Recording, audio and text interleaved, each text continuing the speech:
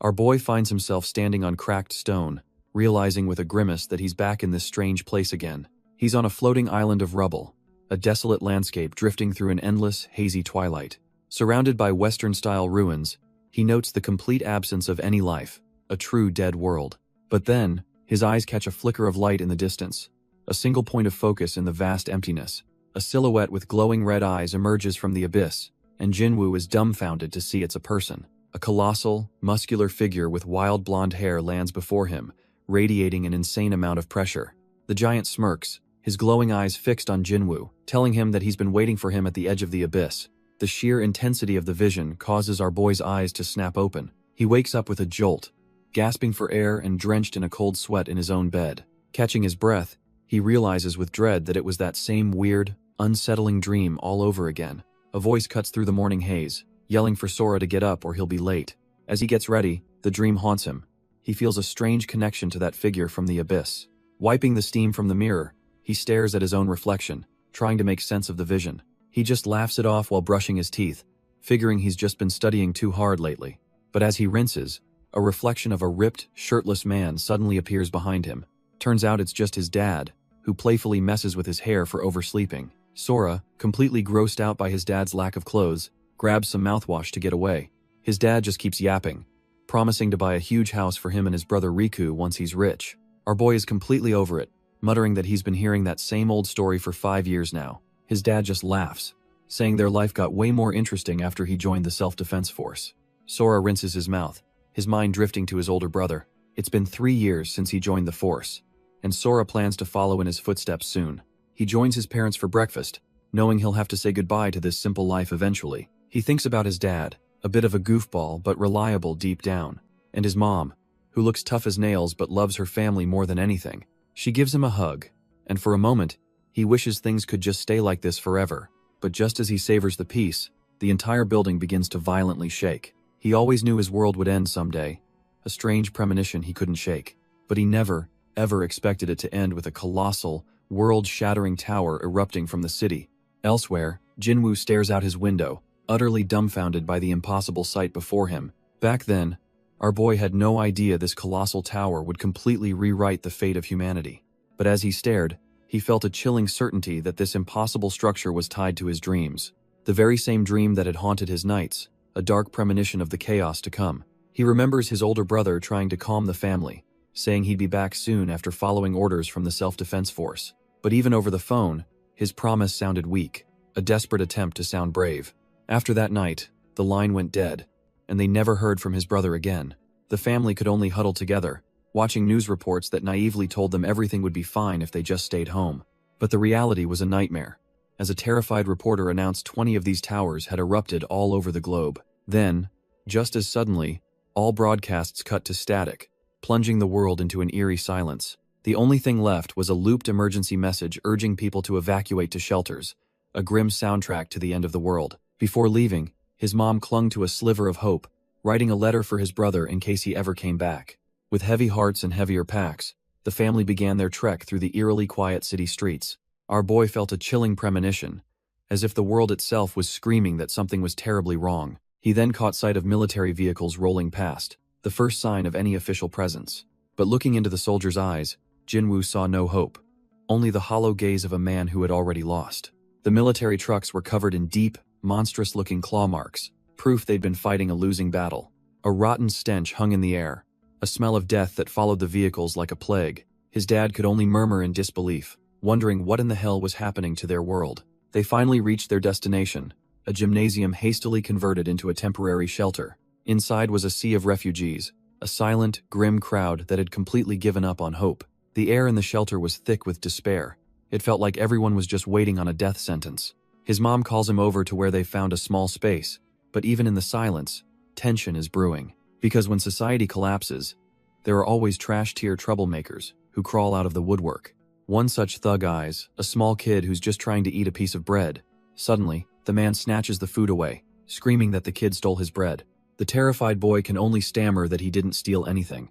But the thug isn't listening, insisting everyone was given one piece and that the kid must have eaten his share. Without warning, he smashes his fist right into the kid's face. The other refugees just watch, too defeated or scared to even think about intervening. The thug just scoffs, holding the kid down with a smug look, clearly enjoying the power trip.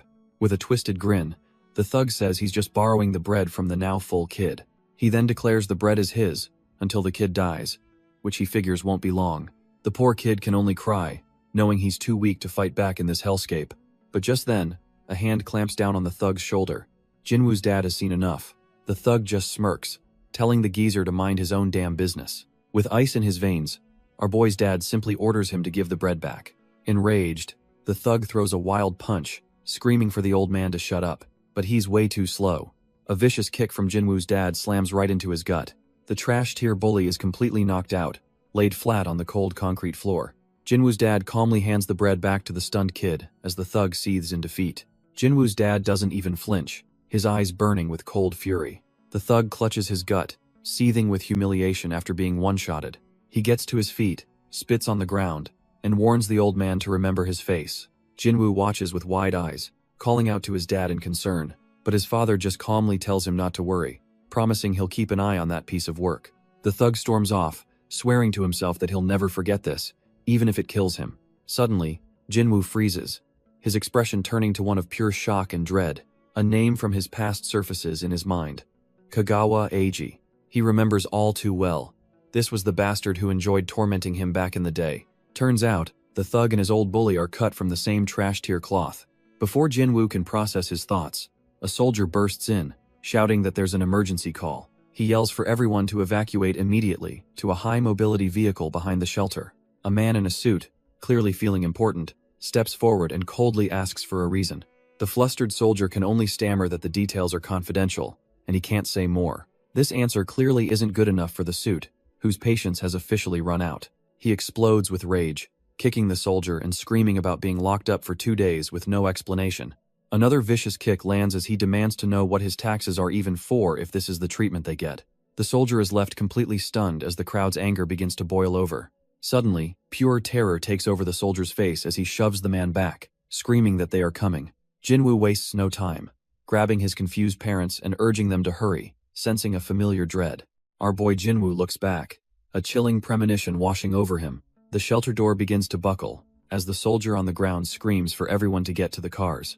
With a massive crash, the door is obliterated, revealing a horde of armored monsters ready for a slaughter. Leading the charge is a hulking, tusked beast whose very presence screams end boss. Jinwoo is completely frozen, his mind struggling to even comprehend what the hell he's looking at. Absolute pandemonium erupts as the refugees scatter, screaming for their lives from the monstrous invaders. In the chaos, Jinwoo hears his parents calling his name, trying to keep him close. But it's a full-blown stampede now, with people trampling each other just to get away. Realizing he's slowing them down, Jinwoo screams for his parents to go on without him. Hes immediately swallowed by the tide of panicked bodies, his hands reaching out as Hes separated from his family. The chaos snaps Jinwoo back to another memory, a desperate evacuation where he tried to save a girl named Sora. But the people already on the truck are screaming that it's full, telling him to get lost. Our boy grits his teeth, realizing he can't make it on with her. He lets go, shouting to Sora that he'll find another truck to get on. He sprints to the next vehicle, only to find it's also packed with grim-faced refugees. Damn it, that one's full too. He's running out of options and time. Spotting the last truck in the convoy, he makes a desperate leap for it. He barely grabs on before 2 other guys start kicking his hands, trying to send him falling. His fingers slip, the rough metal scraping his skin as his grip gives way. But just as Hes about to fall, a stranger's hand grabs his, pulling him up to safety. His savior smirks, mockingly asking if our boy was about to say thank you. Jinwoo's blood runs cold as he looks up, his eyes wide with shock and horror. Turns out, the guy who saved him is none other than Eiji Kagawa, his trash-tier high school bully. With a vicious grin, Eiji shoves him off the truck, telling him to die in his dad's place. Jinwoo hits the ground hard as the other refugees swarm him, kicking him without a second thought. He tries to block the blows, but it's a pointless struggle against the merciless crowd. Curled up on the cold asphalt, his only thought is that he doesn't want to die like this. He desperately cries out in his mind for someone, anyone, to please help him. But then, a pair of glowing, ethereal feet land softly right in front of him. A spectral figure, the same giant from his dream, suddenly appears, shielding him from the mob. Jinwoo is dumbfounded, realizing this is the same being from his dreams. The entity's voice echoes in his mind, promising to wait for him at the end of the abyss. As the vision fades, our boy is left lying on the ground, utterly confused by the cryptic message. Suddenly, he snaps awake, gasping for air and questioning if that entire brutal experience was just a nightmare. But before he can even process where he is, a crude stone hammer comes swinging right for his head. He instinctively throws up an arm to block, his mind reeling from the sudden attack. The attacker is revealed to be a vicious-looking goblin, its eyes glowing with malice. Our boy scrambles backward in pure terror, wondering where his parents are and why he's all alone with these monsters. Looking around, he sees a desolate wasteland and wonders if he's dead, or if this is some kind of hell. The hammer smashes into his shoulder, and the searing pain confirms this is no dream, this is his new, horrifying reality. He connects the dots. This is all because of the monsters that appeared that day. Our boy scrambles backward, desperately wondering why he's the only one being targeted. The goblin lunges forward, a blur of green skin and malice, ready to tear him apart. As he runs for his life, his mind flashes back to the day the world ended, when that colossal tower pierced the sky. He remembers the face of the scumbag who threw him from the truck and the mysterious stranger who saved him. The memories collide with his current nightmare, the chaos, the monsters, and the overwhelming terror. But this time, fear is replaced by a burning rage as a strange power awakens within his eyes. With a primal scream, he pivots and unleashes a devastating punch, channeling all his hatred into the blow. He collapses to his knees, bloody and exhausted, but somehow, he actually survived the encounter. Looking at the corpse, he realizes it looks just like a video game monster, complete with strange runes on its chest. But as he tries to catch his breath, he realizes he's surrounded by the claws of other dead monsters. Suddenly, a strange, shimmering purple crystal begins to materialize from the goblin's corpse. Our boy can only stare, completely dumbfounded by this impossible sight. It looks like some kind of mana stone, sticking right out of the monster's chest where the runes used to be. Before he can even react, the crystal pulls itself free and hovers ominously in the air right in front of him. The damn thing suddenly shoots forward like a bullet, heading straight for his chest. It phases directly into his body, and he grits his teeth, expecting the worst. But instead of pain, he feels the gash on his face miraculously heal in an instant. A wave of purple energy washes over him, and he realizes he feels stronger, much stronger than before. A crazy thought hits him as he picks up a weapon. If he kills monsters, can he level up just like in a game? With a new sense of purpose, our boy decides to scout the island to make sure he's not about to get jumped. He surveys the desolate ruins, a landscape of pure destruction as far as the eye can see. After a full sweep of the area, he comes to a grim conclusion. Turns out, that goblin was the only monster here. The rest of the island is completely empty. His eyes then lock onto the only feature that stands out. A floating island with a staircase leading down into the clouds, his only possible way out. Using the monster's hammer like a pickaxe, he carefully makes his way down the cliffside. He reaches the start of the path, a set of floating stairs leading into a foggy abyss. A cold sweat runs down his back. Every instinct is screaming that this is a trap. But with no other choice, he takes a deep breath and starts his descent down the treacherous path. His mind flashes to video games, thinking this is the perfect spot for an ambush. But he knows damn well there's no respawn button if he falls. He admits to himself he's too terrified to test if this is all just some twisted game. After what feels like an eternity, he finally makes it to solid ground, realizing the stairs led to a massive structure. Our boy cautiously peeks around the corner, hammer held tight, ready for anything. He moves deeper into the stone corridor, his senses on high alert in the oppressive darkness. Suddenly, a torch on the wall bursts into flame, lighting up the path ahead. The light reveals a massive chamber with a single, ominous stone tablet standing in the center. He touches the strain. The letters are alien. Their meaning floods directly into his mind. The inscription reveals he's in the abyss and must gather all the fragments of the inscriber to earn his freedom. A grin spreads across his face as he realizes there's a clear path forward, a way to escape this nightmare. With his objective set, our boy is fired up and ready to take on this challenge head-on.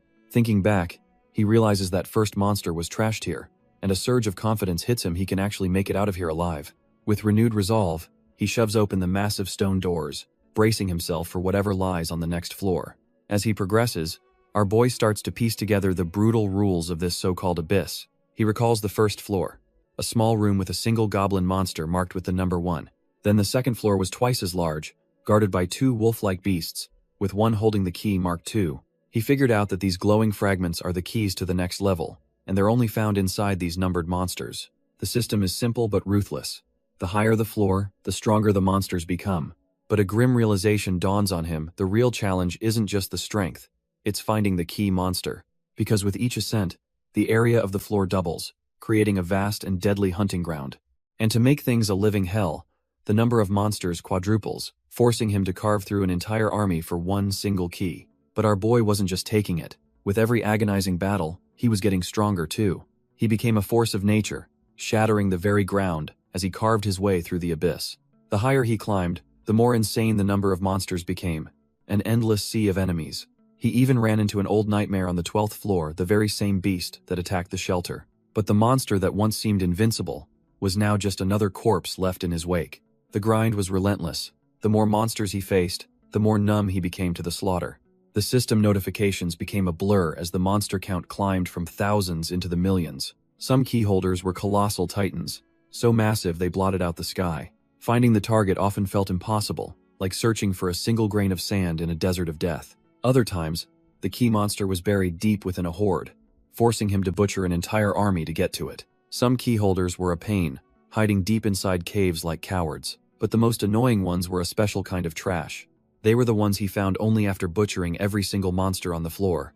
But no matter the trick, the result was always the same. He'd find the target and utterly annihilate it without a second thought. He just kept moving forward, one bloody floor at a time, and on the 42nd floor of the abyss, he was greeted by over 2 trillion monsters, a literal ocean of death stretching as far as the eye could see.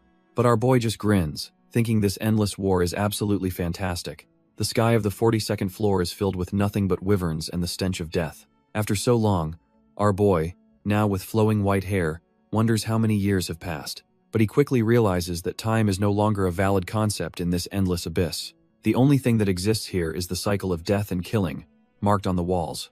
Yet, his eyes aren't filled with despair, but with an ice-cold, unbreakable will. A new challenger steps up, a massive brute with an axe, ready to try its luck. For Jinwoo, this is just another Tuesday. There's the monster's death, and then there's him, the one doing the killing, utterly unfazed by the giant looming over him. The wall, already covered in countless tally marks, gets another fresh coat of blood, and in a flash of pure power, the brute is instantly annihilated, its head exploding into gore. The force of his last kill sends a shockwave through the desolate wasteland. Our boy stands over yet another mangled corpse, barely even registering the new coat of blood. Has been at this for so long, has completely lost track of how many he's killed. It doesn't matter. Hell, just walk over to the wall and carve another tally mark. But he's not just marking a kill this time, he's searching for a specific spot among the endless scratches. He raises his arms, believing it's finally time to find the key he's been looking for. As if summoned by his words, the entire ground begins to shake and explode upwards. A colossal, insectoid beast of pure nightmare erupts from beneath the ruins. It makes a flashy entrance, but Jinwoo just stands there, completely unimpressed by its size. With his eye glowing a menacing purple, he stares down the monster, wondering if this is the key he's been waiting for. The colossal beast brings its massive claw down, aiming to crush our boy in a single strike. But Jinwoo effortlessly dodges the attack, not even breaking a sweat. He reflects that no matter how strong his opponents seem, the outcome is always the same. These monsters that think they're his equal are just deluding themselves. In a flash, a whole swarm of them lies dead on the ground, all taken out with a single hit. Yet, this overwhelming victory brings him no joy. This isn't what he's looking for. He's become so powerful that just getting stronger has become completely meaningless. Clenching his fist in frustration, he desperately wonders where it is. He screams into the sky, demanding the key to the 42nd floor to finally reveal itself. As another endless horde of monsters fills the sky, he realizes he's just so sick of this cycle. The story rewinds to the beginning, when 20 mysterious towers suddenly appeared across the globe. Humanity was completely unprepared for what was about to happen. From these towers, hordes of monsters swarmed out, devastating the world's cities. This cataclysmic event would forever be known as Judgment Day, but some of the survivors awakened to a mysterious system, gaining incredible combat power. These newly awakened were humanity's last hope against the endless tide of monsters. They formed guilds, fought back, and slowly began to rebuild a shattered world. And then were snapped back to our boy, Jinwoo, desperately fleeing from a vicious horned beast. Turns out, it's not just monsters on his tail. Other awakened are hunting him down, demanding he reveal his stats. But they're left dumbfounded as Jinwoo stops, revealing he was using an advanced scroll to summon something truly terrifying. Suddenly, our boy hears something and wonders if that was actually human speech. In the distance, a massive pillar of light erupts, and he can't believe his eyes. Is that an exit? A spark of hope ignites within him. A way out of this hell might actually exist. He stares intently, his mind racing as he confirms that this is his one chance to escape. But this is no simple portal. It's a colossal summoning circle tearing through the fabric of reality. A system warning flashes, stating the abyssal summon can only transfer 2 beings at most. Realizing the catch, his hope instantly turns to cold, hard resolve, his eye glowing a menacing red. A strange pattern appears on his face, as he decides he's not asking for permission to leave. He roars with defiance, vowing that absolutely no one is going to get in his way. Meanwhile, back on Earth, a dark and twisted landscape reveals the other side of this terrifying ritual. A pink-haired woman named Yu Sonozaki is running for her life, completely out of breath. She pushes on through the twisted forest, her high heel snapping as she stumbles. She knows she can't let them keep chasing her, but at only level 19, her options are slim. Suddenly, a gnarled vine shoots out and wraps around her ankle, tripping her up. She's sent flying through the air, crashing hard into the dirt and tangled branches. It's bad. She's completely caught and can barely move. Realizing her escape has failed, the vines tighten around her, controlled by an unseen enemy who calls her a hassle. 2 figures emerge, a druid named Aika and a swordsman, demanding she hand over an advanced transfer scroll. The swordsman, Chuji Shido, sneers that a level 60 scroll is wasted on a newbie, but Aika calmly tells him not to kill her. Dumbfounded, Yu shouts that attacking other hunters is forbidden. It's a direct violation of the rules. A third hunter, a level 38 barbarian named Shaoxi Toshida, just scoffs at her pathetic talk of rules. He slams his massive blade down next to her head, sneering that out here, he is the rules. With his eyes glowing red, he gives her an ultimatum. Hand over the scroll, or he'll break every bone in her body. But Yu isn't about to give up, warning him that he really doesn't want to push her any further. Aika sees the scroll glowing in Yu's hand and panics, shouting that she's about to use a force summon. Shaoxi is furious, his eyes flaring with power as he realizes she's not bluffing. He lunges forward in a blur of motion, determined to rip the scroll from her hands. But his blade just clangs against the ground as Yu dodges. The scroll already activated. Shaoxi stares in disbelief as a brilliant light erupts from the ground. It's a teleportation circle. With a look of pure defiance, Yu declares that if she's going to die, she's taking them all with her. Aika screams in terror, realizing a force summon of this level is uncontrollable. This is the end for all of them. Shaoxi desperately yells for someone to stop her, but he's too late as the ground erupts in a storm of blue lightning. With a furious scream, Yu unleashes all her power, ready to drag everyone down with her. A massive vortex of energy rips open the sky, and a bolt of pure power slams into the ground between them. Even the arrogant Chuji is sweating bullets, muttering to Aika that this energy feels seriously bad news. Ethereal chains, crackling with lightning, descend from the vortex, signaling the arrival of something truly terrifying. A colossal leg slams down from the portal, and the entire group can only stare, dumbfounded at the scale of the summon. But as the smoke clears, the creature is revealed. A system window pops up, identifying it as a measly level 3 Cerberus. The bullies, who were just bracing for death, burst out laughing, mocking the cutie she summoned. Yu is in complete disbelief, wondering why this pathetic creature is what she risked her life to protect, as the others call her a joke. But before the laughter can even die down, the so-called cutie gets its arm ripped clean off, stunning Yu into silence. Turns out, the pathetic mutt wasn't the summon, it was the sacrifice, as our boy Jinwoo emerges from the portal, tearing the beast apart with his bare hands. The bullies are completely dumbfounded, their minds struggling to process that a humanoid monster just appeared. Yu stares in utter disbelief and terror, recognizing the scarred figure standing before her. With glowing eyes and a body covered in scars, Jinwoo takes his first breath of air, muttering that he's finally free. He lets out a primal scream of pure ecstasy, roaring that he's finally escaped that hellhole. A shockwave of pure energy erupts from him, blasting the entire party of arrogant bullies off their feet like they're nothing. Shaoxi is completely paralyzed, realizing the sheer pressure from this guy's laugh is enough to pin him to the ground. Aika is just as terrified, her mind racing as she tries to figure out who in the hell this monster is. Jinwoo now stands before the druid, his presence alone silencing the entire battlefield as he looks down at her. Aika is completely paralyzed by fear, staring up at the scarred giant who just appeared from thin air. His crimson eyes scan the area, a flicker of confusion crossing his face as he tries to get his bearings. He suddenly grabs the druid, his voice raw as he desperately asks if this is Earth, and she can only stammer out a yes.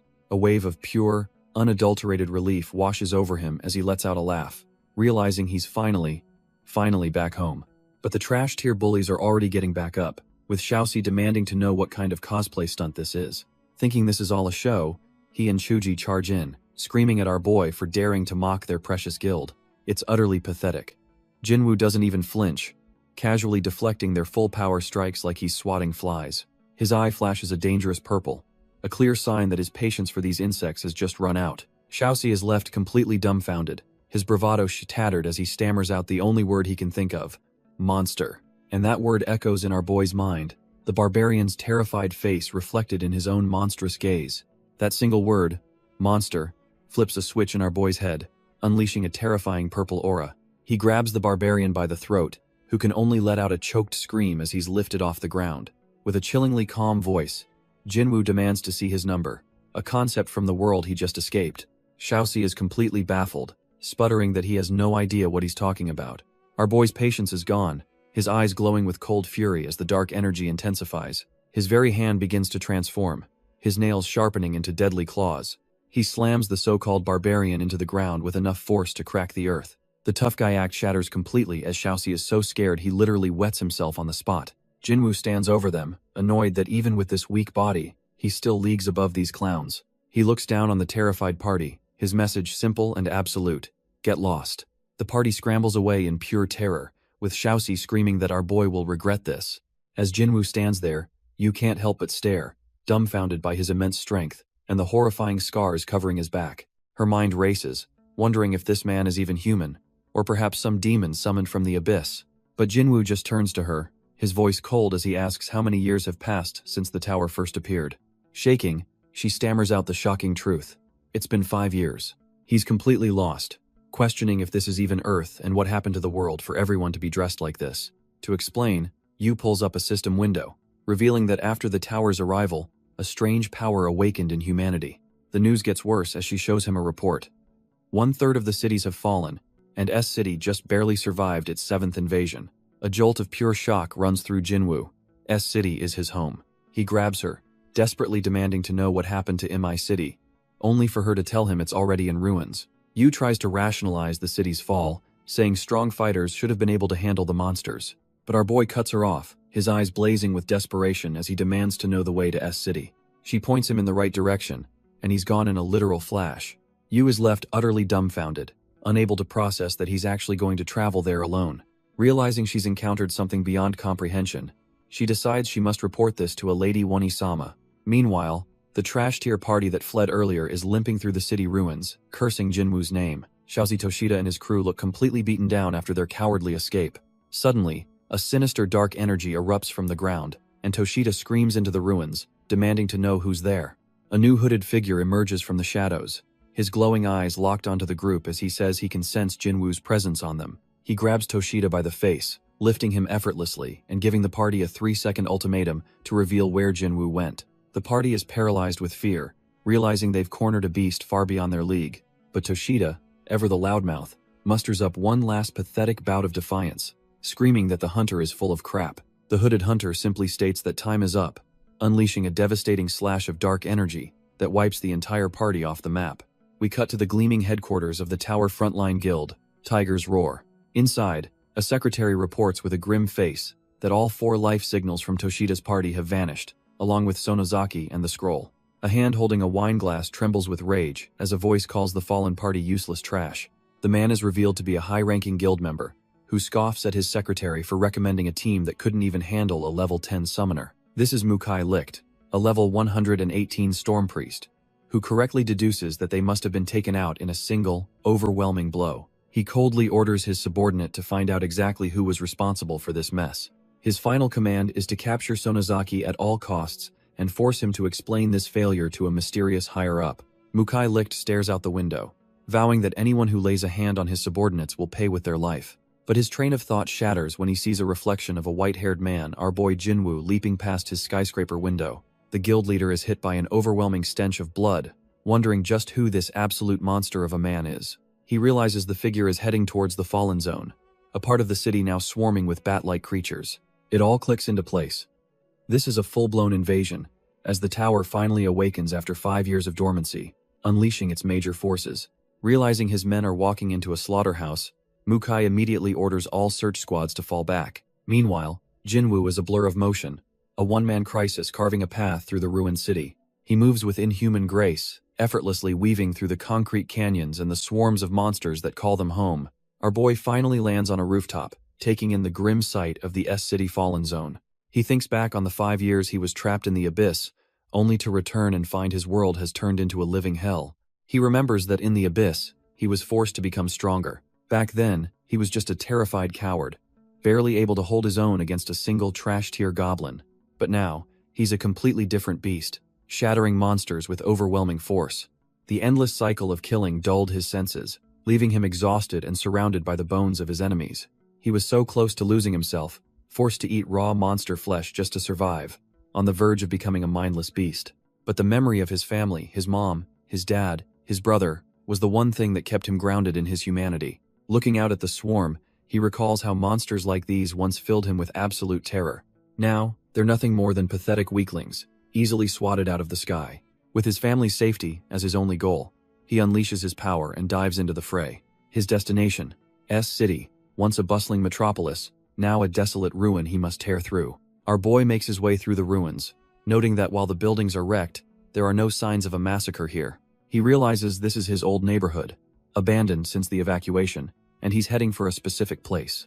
With a heavy heart, he stands before the shattered doorway of his old apartment, whispering that he's finally home. He steps inside, a lonely silhouette against the light, entering the shell of a place that once meant everything. He knew no one would be here, but he had to come back anyway, because this room holds all of his happiest memories. His eyes then fall upon a piece of paper left on a desk, and he cautiously approaches, wondering what it could be. He picks up the letter and reads it, his world stopping as he learns his family refuses to believe he's dead and set up his room for his return. Overwhelmed, he realizes they risk their lives coming back to this hellscape, all because they never lost faith in him.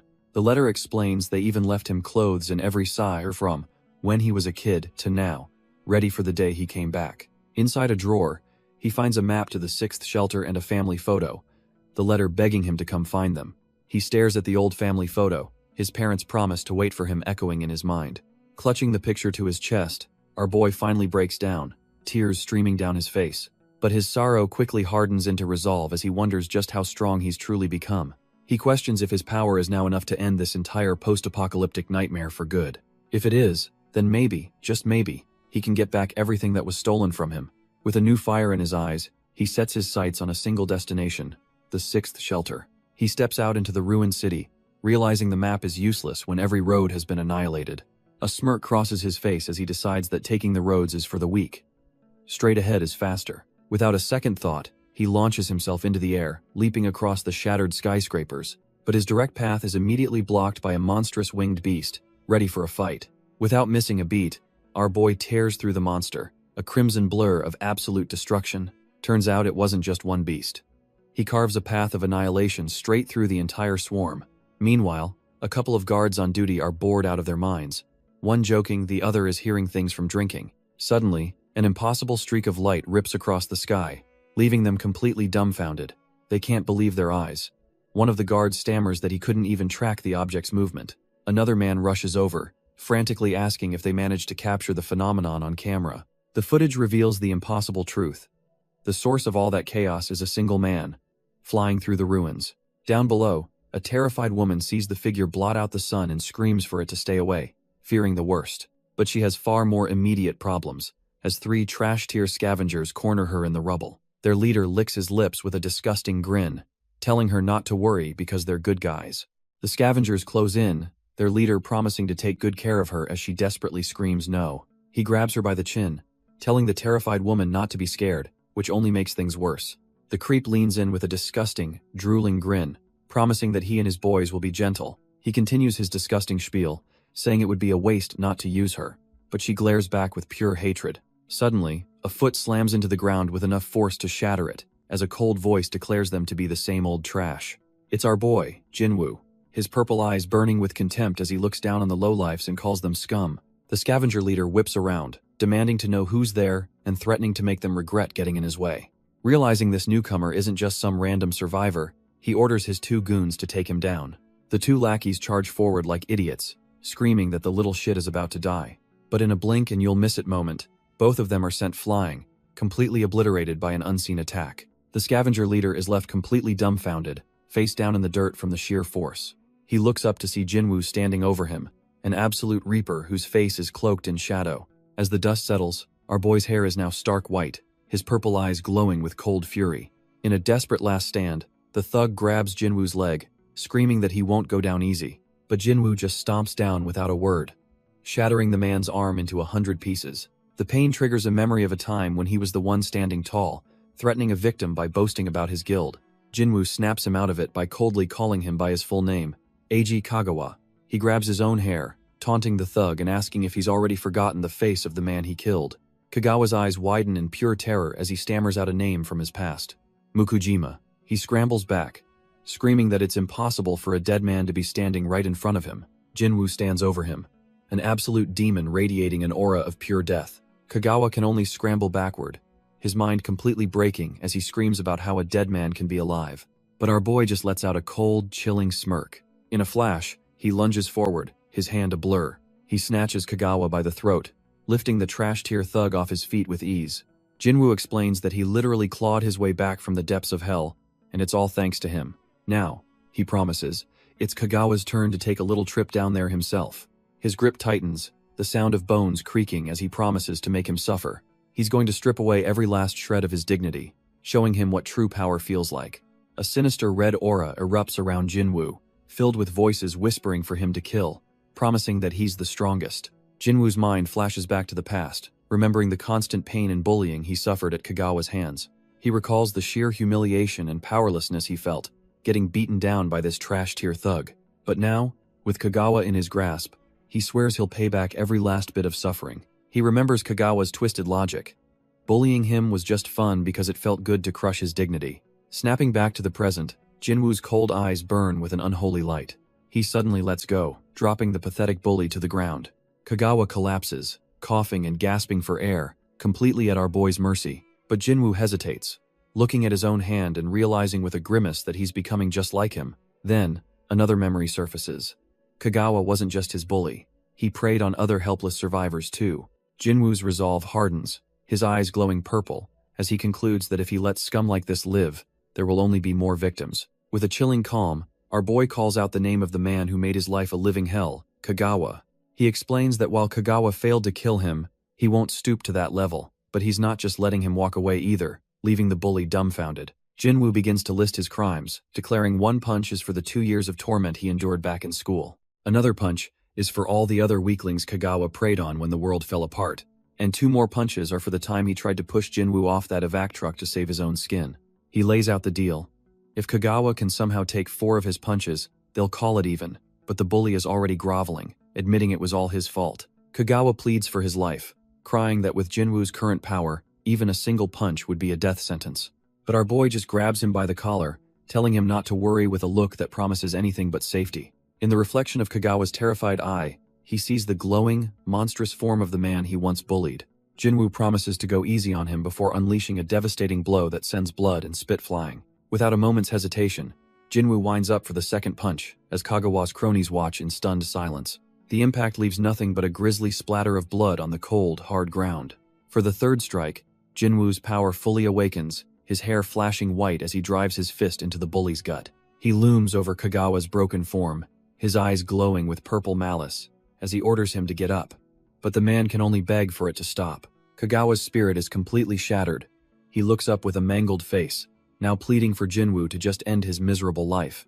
But our boy isn't done yet, delivering the 4th and final promised punch right to his face. The blow is so monstrously powerful it shatters the very earth beneath them, sending debris flying everywhere.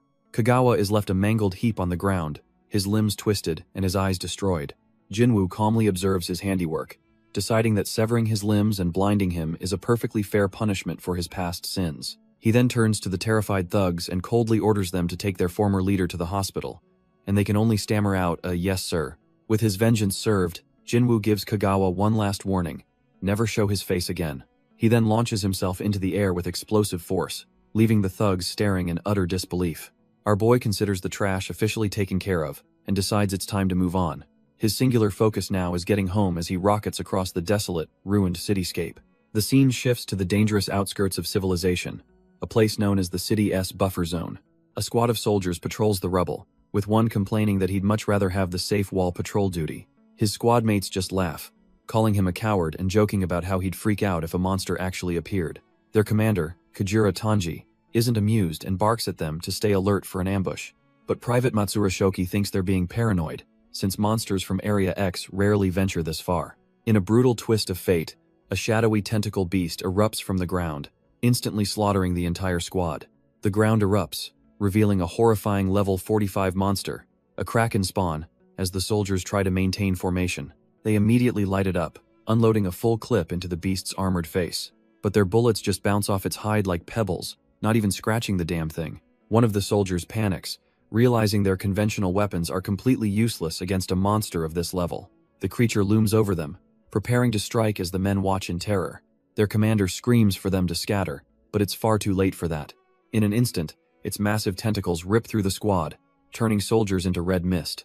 A lone survivor watches in abject horror as his comrade is brutally torn apart. Standing amidst the carnage, he's filled with rage, cursing the monster that just slaughtered his entire team. With nothing left to lose, he lets out a final war cry and charges forward on a suicide run.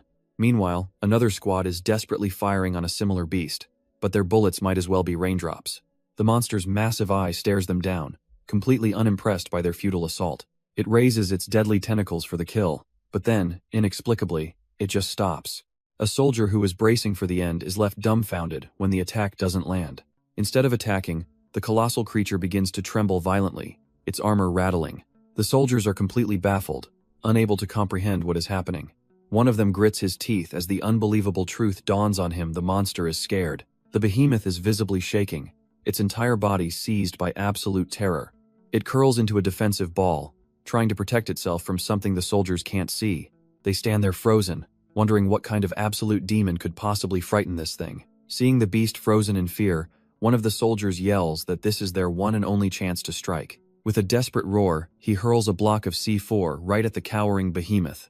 The resulting explosion is absolutely massive, engulfing the entire street in a storm of fire and shrapnel.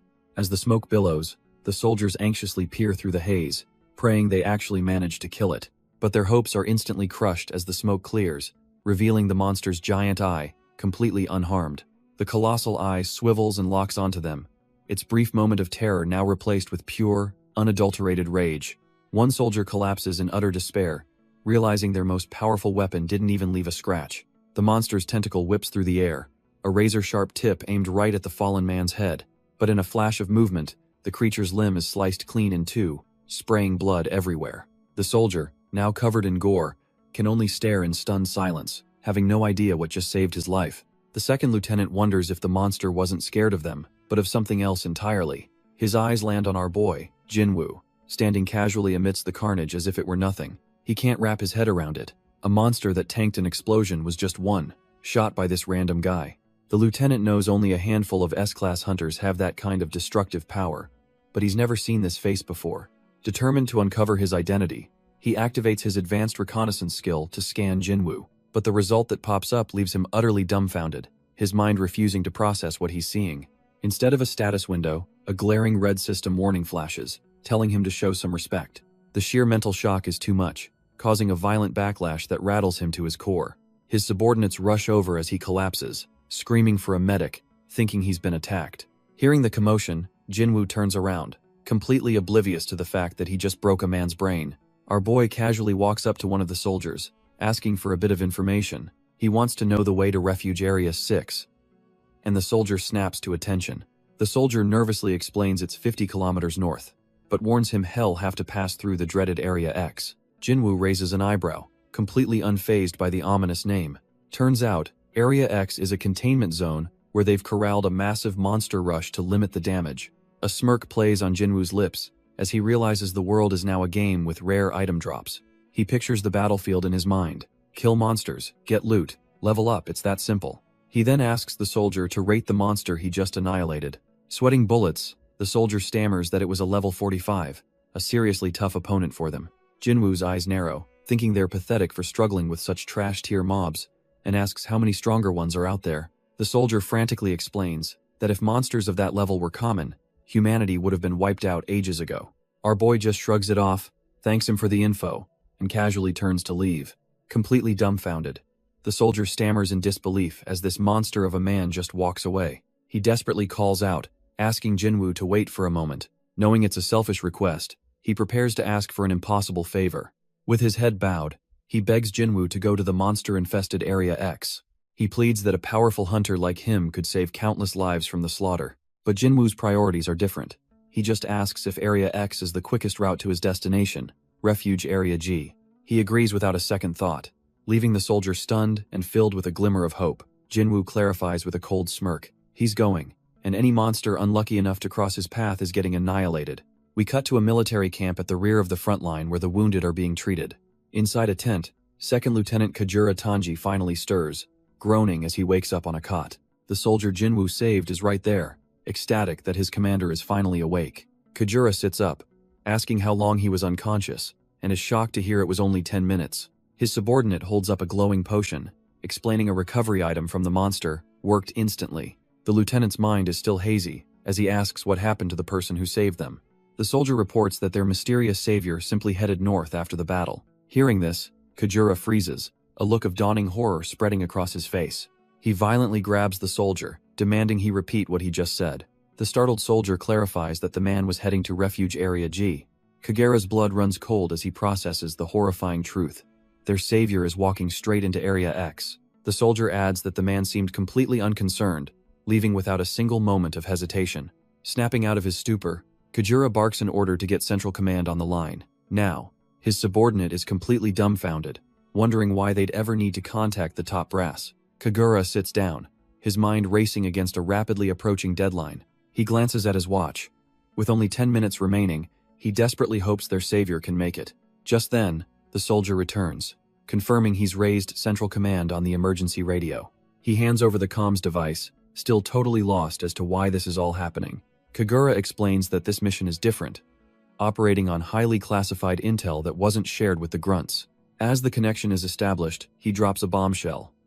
Area X isn't a defensive line, it's the base for the entire operation. Over the comms, Kagura reveals the horrifying truth. This entire sector is a designated bombing zone. The call routes to the high-tech Central Command, a hub of frantic military activity.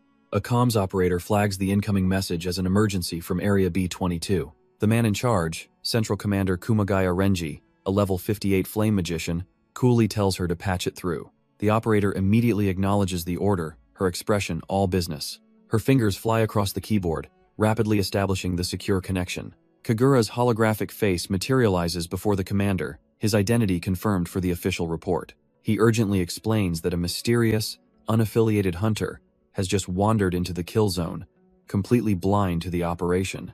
But the commander is less than impressed, leaning back and asking if Kajura is simply calling to report his own failure. Kagura is struck dumb, sweating profusely as he tries to stammer out a denial. Kagura quickly clarifies he wanted to use the emergency broadcast to warn the man about the impending bombing. He pleads with his superior, insisting the hunter is strong and they can't just let him die out there. The mention of a hunter finally gets a flicker of interest from the command center. Commander Kumagaya leans back, bored, and asks for the guy's level, as if it's the only thing that matters. With a bead of sweat, Kagura is forced to admit the hunter's level is completely unknown. The commander lets out a dry laugh, utterly dumbfounded by his subordinate's incompetence. He mocks Kajura for wanting to issue a system-wide alert for some rule-breaking, unidentifiable trash. His aide chimes in, coldly stating the hunter will probably be dead before they could even send the message. Kumagaya just smirks, sarcastically noting that Kajura may lack brains, but he sure has a talent for comedy. He dismisses the entire report, telling his aide that Kagurua is clearly still lacking in training.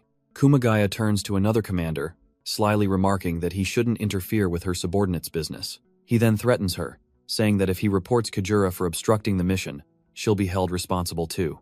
But this is Tonosaki Mi, the Western commander, and she's not impressed, calling him a fool for trying to sabotage his own side.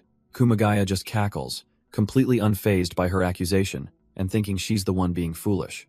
Tonosaki is internally fuming. Kajura, a man she personally mentored, is risking it all for some unknown individual. Elsewhere, a high-ranking general watches the feed, wondering just how powerful this hunter must be to make Kagura defy orders. On the ground, Kajura stands resolute with his men, his decision made, and his fate sealed. Back at command, Tonosaki takes a moment, contemplating the impossible situation her subordinate has put her in. She finally opens a channel to Kajura, stating she assumes he isn't trying to sabotage the entire operation, but she lays down the law. On the receiving end of the threat, Kajura looks tense but ready to drop a bombshell explanation. Tonosaki turns to Kumagaya, asking if he finds any of this acceptable, but he just looks utterly disgusted. The central commander can barely contain his rage, furious that some grunt is derailing his grand plan. He leans into the mic, demanding Kagura provide a reason for this mutiny that they can actually accept. Kagura doesn't hesitate, reporting that the hunter single-handedly one-shotted a level 45 Kraken spawn. The entire command center goes silent as Tonosaki is left absolutely dumbfounded by the news. She realizes this means his power surpasses an A-rank hunter, wondering if he's a secret S-ranker. But Kumagaya scoffs, stating all S-ranks are on other missions, and his aide confirms no signals are detected. Tonosaki presses Kagura, asking why his scouting skill hasn't revealed the man's level yet. Kagura sweats, admitting the most terrifying part. He couldn't see the hunter's level at all. Tonosaki can't believe what she's hearing. An unreadable level is unheard of. Kagura explains that when he tried to use his scouting skill, the sheer amount of information fried his brain and knocked him unconscious. The central commander, Kumagaya, grimly concludes that this means the hunter is, at the very least, level 100. The entire command center sits in tense silence, the weight of this revelation hanging in the air. Kumagaya taps his finger, acknowledging the hunter's extraordinary strength but knowing a decision has to be made. He declares that they can't just halt the entire operation for the sake of one unknown variable, no matter how powerful. The Eastern commander, Yuasa Nobuo, chimes in, agreeing that as soldiers, they can't abandon their duty over uncertainty. Yuasa pulls up a map, reminding everyone this operation involves 4 corps and hundreds of thousands of troops. The original plan was simple. Soldiers stationed around the bombing zone would advance and mop up the scattered monsters. But he points out the fatal flaw: if they broadcast an emergency alert for our boy, the sound will just lure every monster in the region straight to him. Yuasa lays out the cold, hard truth. Broadcasting an alert would turn our boy into a monster magnet, causing the entire sector to collapse. The cost would be catastrophic, with hundreds of thousands of soldiers losing their lives in the ensuing chaos. The central commander, Kumagaya, makes the gut-wrenching decision, whispering an apology as he condemns the hunter to save his army. Back on the ground, Second Lieutenant Kagura breaks into a cold sweat, utterly dumbfounded by the command he's hearing. The hologram of his superior, Western Commander Tonosaki Mi, remains silent, her face a mask of grim determination. She finally speaks, her voice laced with ice, confirming that the decision to abandon the hunter has been made. Tonosaki flatly rejects any notion of a rescue, declaring they can't waste the efforts of an entire army for just one person. Kagura is left speechless, as his superior delivers the final, brutal verdict. The call abruptly ends, leaving him with nothing but his horrifying new orders. He turns to his men with a chilling smile, ready to relay the command to leave our boy for dead. His hand tightens, trembling with a mix of rage and disbelief at the trash-tier order he just received. One of his subordinates, Matsura, tries to reason with him, insisting they've already done everything they could. But Kagura isn't listening. He's already facing down a senior field commander who's just arrived on the scene. The old-timer just scoffs, callously reminding him that the bigger picture is all that matters in war. In that moment, something snaps in Kagura's eyes. He's not leaving a man behind, no matter the cost. Without a word, he lunges forward, his eyes locked on the jeep keys hanging from the commander's belt. He snatches the keys in a flash, leaving the senior officer utterly dumbfounded by his insubordination. The field commander can only sputter in shock as Kagura makes a break for it. He screams for Kagura to get back, warning that the bombing will start any second. But our boy just yells back that there are still 6 minutes left. Kagura slams the jeep door, his face a mask of pure determination. He knows he can still make it in time. The field commander is absolutely losing it, threatening Kagura with a court-martial as he speeds off. But it's too late. The other soldiers can only watch as the jeep disappears into the ruined city streets. One of the men asks the commander if they should try to bring him back by force. But surprisingly, the old man just adjusts his cap and tells them to stand down. He says Kagura made his own decision and is prepared to face whatever comes next. Meanwhile, Kagura floors it, his mind screaming that he's going to make it, no matter what. He grits his teeth, a man on a mission, racing against the clock for a single soldier's life. But what Kagura and his squad didn't know was that this was no ordinary rescue mission. The man they were ordered to abandon was destined to face down literal demon lords. Turns out, the trash-tier soldier they left for dead was about to become humanity's last hope. Speeding through the ruins, Kagura is getting seriously frustrated, realizing he can't find any trace of Jinwoo's path. He scans the horizon, dumbfounded, wondering where on earth the kid could have possibly disappeared to. A quick glance at the dash confirms he's on the fastest possible route, which only deepens the mystery. The horrifying thought hits him. If he can't catch up, does that mean Jinwoo is moving faster than a damn car? As he barrels forward, he knows he's about to enter the infamous Area X, a place no one goes to willingly. A desperate idea forms in his mind. If he uses the loudspeaker, Jinwoo would definitely be able to hear him, but he grits his teeth, knowing it's a suicide mission. Every monster in the area will come running too. Screw it, he decides, slamming his hand down to grab the mic. Saving his soldier is all that matters now. He takes a deep breath, steeling his resolve for the chaos he's about to unleash on himself. With that, his lone jeep plunges headfirst into the desolate, monster-infested heart of the ruined city. Clutching the mic, Kajura is crushed by the thought that he's completely unfit to be a soldier. But he shoves the doubt aside, his face twisting with grim determination. He screams into the loudspeaker, trying to jog Jinwoo's memory by reminding him he's the soldier he once saved. He then drops the real bombshell. This entire area is scheduled for a bombing run, and he needs to evacuate now. The warning echoes across the ruined city, finally reaching our boy as he stands over a field of slaughtered monsters. Jinwoo is dumbfounded, wondering why they'd resort to bombing when there are clearly no hunters in the area. From his perspective, the monsters here are a complete joke and pose zero threat. A fighter jet roaring overhead snaps him back to reality. He might be strong, but he's not sure he can survive a direct hit from a missile. He realizes that Soldier risked everything to warn him, and he can't just let the man die for his trouble. Meanwhile, Kajura waits anxiously in his jeep, wondering if his suicidal message even got through. Just as Kajura feared, his broadcast acted as a dinner bell for every monster in the area. With the bombing run just seconds away, a massive beast stomps down right behind him. He realizes in horror that he's attracted every monster around, turning his escape route into a death trap. With no time to waste, he grips the steering wheel, knowing he has to get out of there immediately. He slams his foot on the gas, pushing the jeep to its absolute limit. But even as he flees for his life, his only thought is whether Jinwoo is still out there somewhere. Suddenly, a wyvern dives from the sky, aiming to turn his jeep into a metal coffin. Just as it's about to strike, a calm knock on his window makes him jump out of his skin. It's our boy, Jinwoo, looking completely unfazed as he keeps pace with the speeding vehicle. He leans in, cutting right to the chase and asking what Kajura meant by a bombing. Kajura's blood runs cold as he sees the clock on his dashboard ticking down the last second. The moment it hits 5 p.m., he knows they're out of time. On cue, the sky fills with fighter jets unleashing a terrifying barrage of missiles. The entire city erupts in a storm of fire and explosions, with our boy right in the blast zone. The ground shatters and heaves as the shockwave tears through the streets, threatening to flip the jeep. But Jinwoo refuses to be thrown, digging his feet deep into the crumbling asphalt for a solid grip. He stomps down with inhuman force, creating his own foothold amidst the chaos. In a mind-blowing feat of strength, he rips a massive slab of concrete from the ground to shield them. Meanwhile, back at command, the tactical map confirms that the entire buffer zone has been successfully carpet-bombed. A comms operator coolly reports that the bombing is complete, having no idea 2 people just survived it. The central commander, Kumagaya Renji, orders his team to send in the drones and confirm the monster extermination. But the initial report is baffling. The drones detect no signs of life, leaving the operator wondering where the monsters went. Suddenly, another operator starts sweating bullets, realizing the horrifying truth. The monsters are still right there in the bombing zone. He screams out in pure terror that the monsters at the epicenter of the blast are completely unscathed. Kumagaya Renji shoots up from his seat, absolutely refusing to believe that their ultimate attack was a total failure. The Western commander, Tonosaki Mi, immediately demands they pull up the live drone footage to see what's going on.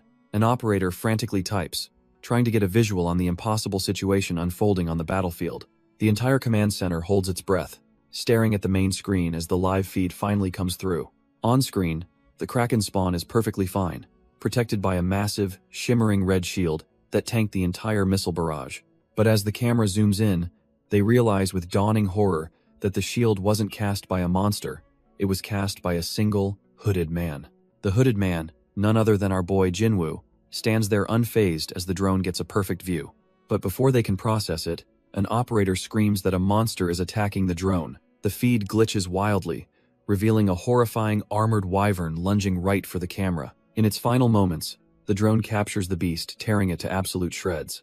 Back at command, the screen goes dead as an operator confirms they've lost all communication. The Western commander, Tonosaki Mi, is stone-faced, realizing this attack feels completely different from anything they've faced before. Then it hits her with a wave of dread. These things are smart enough to know they're being watched. The Eastern commander, Yuasa Nobuo, can only stare in grim silence, the sheer hopelessness of their situation dawning on him. Breaking the tension, he finally shouts the only order that makes sense. Evacuate every last soldier from the garrison area, now. Tonosaki Mi immediately amends the order, yelling for a full military retreat to protect the walls at all costs. But a frantic operator throws a wrench in the plan, reporting that the monsters aren't even heading for the walls. The entire command staff is left utterly dumbfounded, their retreat strategy now completely useless. If they aren't attacking the main defense, Tonosaki demands to know where the hell they're going. The operator quickly pulls up their trajectory on the main screen, confirming they're all converging on Area B-22. A cold realization washes over Tonosaki. That's the exact location where that mysterious hunter disappeared. She immediately orders all remaining drones to that area. She needs to see what could possibly stop the monster's advance. Back in the ruined city, an eerie silence suddenly descends as the sounds of battle cease. A lone soldier on the ground peeks out from behind his shield, completely bewildered as to why the bombing just stopped. The soldier can't believe his luck, screaming to the heavens that he somehow managed to survive. He's laughing hysterically with relief, as our boy Jinwoo calmly stands amidst the ruins. But Jinwoo cuts the celebration short, warning him that the monsters are still alive and heading straight for them. His eyes glint with a sharp focus, sensing the imminent danger that the soldier is completely oblivious to. Suddenly, Jinwoo tackles the soldier, yelling at him to get down, as something hurtles towards them from above. A military drone smashes into the ground right where he was standing, leaving the soldier utterly speechless. The soldier is horrified, realizing the monsters must have attacked the drone, a level of strategy they've never encountered. Jinwoo tells him to save the surprise for later, because there's a much bigger problem. He points towards the horizon where a literal army of monsters is stampeding their way, telling him the only thing to do now is run. The soldier scrambles back, his face a mask of pure terror at the unbelievable sight before him. It's an entire army of high-level monsters, led by a colossal, cloaked figure that clocks in at a ridiculous level 90. His voice cracks as he realizes this is the strongest monster rush they've ever encountered, and its leader is off the charts. All hope drains from his face as he remembers the bombing didn't even scratch them. He's utterly convinced they're done for. While the soldier mutters about their impending doom, Jinwoo calmly points out that if bombs don't work on them, they won't work on him either. A savage grin spreads across Jinwoo's face, his eyes flaring purple as he declares, "Hell, just have to beat the leader to death himself." He yells at the dumbfounded soldier to hide in a car before launching himself straight into the heart of the enemy horde. In a blur of purple energy, our boy becomes a whirlwind of death, tearing a bloody path through the trash-tier mobs. The colossal leader finally takes notice, its single eye glowing with malevolent light as it prepares to crush this insect. With terrifying speed, the monster brings its massive arm down like a hammer, aiming to obliterate Jinwoo in one devastating strike. The colossal fist descends, but Jinwoo just smirks, completely unfazed by the incoming doom. The monster leader is dumbfounded, unable to believe this tiny insect isn't even flinching. In a flash, our boy sidesteps the world-ending blow like it's a gentle breeze. He uses the shockwave to propel himself high into the air, soaring right over the beast's head. The monster's single eye widens in shock, realizing it just fell for the oldest trick in the book. Jinwoo cocks back his fist mid-air, channeling an insane amount of purple energy for the finishing blow. His punch lands with a devastating impact, shattering the monster's thick skull plating. He lands on the giant's shoulder as its head crumbles away, the titan finally starting to fall. But just as he thinks it's over, he senses a new presence and looks up, his battle instinct screaming. Standing before him is a new challenger, a masked commander with flowing white hair, radiating pure menace. Our boy is stunned. This new enemy completely bypassed his senses, appearing out of thin air. But it's not the masked man who speaks, it's a new, hooded figure with glowing eyes, muttering about an abyss seed. Before anyone can react, sinister black tendrils erupt from the ground around him. The source is a pulsating orb of dark energy, which the hooded mage holds with a twisted grin. These tendrils burrow into the corpse of the giant Jinwoo just defeated, absorbing its essence as the mage declares he's finally found it. A monstrous shadow looms behind him as he glares at Jinwoo, announcing he's found his true target. The mage points accusingly at our boy, calling him a thief and demanding he return what he stole. Jinwoo is completely lost, having absolutely no idea what this lunatic is rambling on about. The mage clarifies his crime, taking advantage of another's strength, a sin he's here to punish. He unleashes hell, screaming that Jinwoo will pay with his life, as a forest of shadow spikes erupts from the ground. But the shadow spikes shatter harmlessly against our boy's body. He effortlessly catches one of the shadow spears, completely unimpressed by the attack. With a cold glare, he thinks to himself that an assault of this level is just pathetic. He leaps high into the air, declaring that this trash-tier magic could never kill him. Jinwoo hurtles towards the mage, ready to end this farce with a single strike. The mage is dumbfounded, completely caught off guard by Jinwoo's overwhelming speed and power. Suddenly, his attention snaps to the sky, spotting a small drone observing the battle from above. He realizes he's not being watched by Odin's crow, but by a cheap counterfeit made by humans. Jinwoo, mid-air, calls out to the distracted mage, demanding to know if he truly wants to kill him. He roars for the lunatic to stop messing around and come at him seriously if he's got the guts. Done with the games, Jinwoo plunges his spear straight down, aiming to obliterate the distracted mage. The spear makes contact, but instead of a solid hit, the mage's form dissolves into pure shadow. Our boy lands on his feet, dumbfounded, as his enemy has completely vanished from sight. The mage reforms a safe distance away, seething about the unpleasant feeling of being monitored by lowly humans. He glares up at the sky, disgusted by the low-level creation that dared to spy on him. The sheer audacity of it all makes him sick, and he clenches his fist in absolute rage. On his command, a wyvern streaks through the air, instantly smashing the drone into a million pieces. He then gives a chilling order to his flying minions: get rid of all the guards in the area. His monster horde immediately swarms towards a nearby high-rise building. Inside, the drone operator curses his luck as his feed cuts out, realizing he's just been discovered. The operator steels himself, knowing he has to finish his mission despite the overwhelming danger. He realizes the entire monster horde changed course because of one man, our boy, Jinwoo. He's completely dumbfounded that a single hunter would jump in alone to stop such an army. With a new sense of urgency, he knows he has to report this unbelievable variable to the commander. He tries to make a break for it, but the entire room suddenly shakes violently. Before he can even react, a monster's massive appendage smashes through the wall, and he knows he's been found. From the ground, Jinwoo watches as the swarm of monsters begins to scale the skyscraper. The hooded mage just laughs, ordering his minions to slaughter every last one of the guards.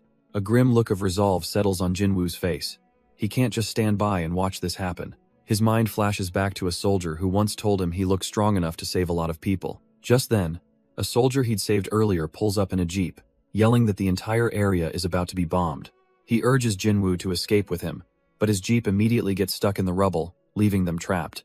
Our boy, however, has a completely different plan in mind, a grim look of determination on his face. He decides to ignore the small fry and go straight for the big boss, leaping towards the colossal cloaked monster. He knows he has to end this quickly to save as many people as he can from the impending slaughter.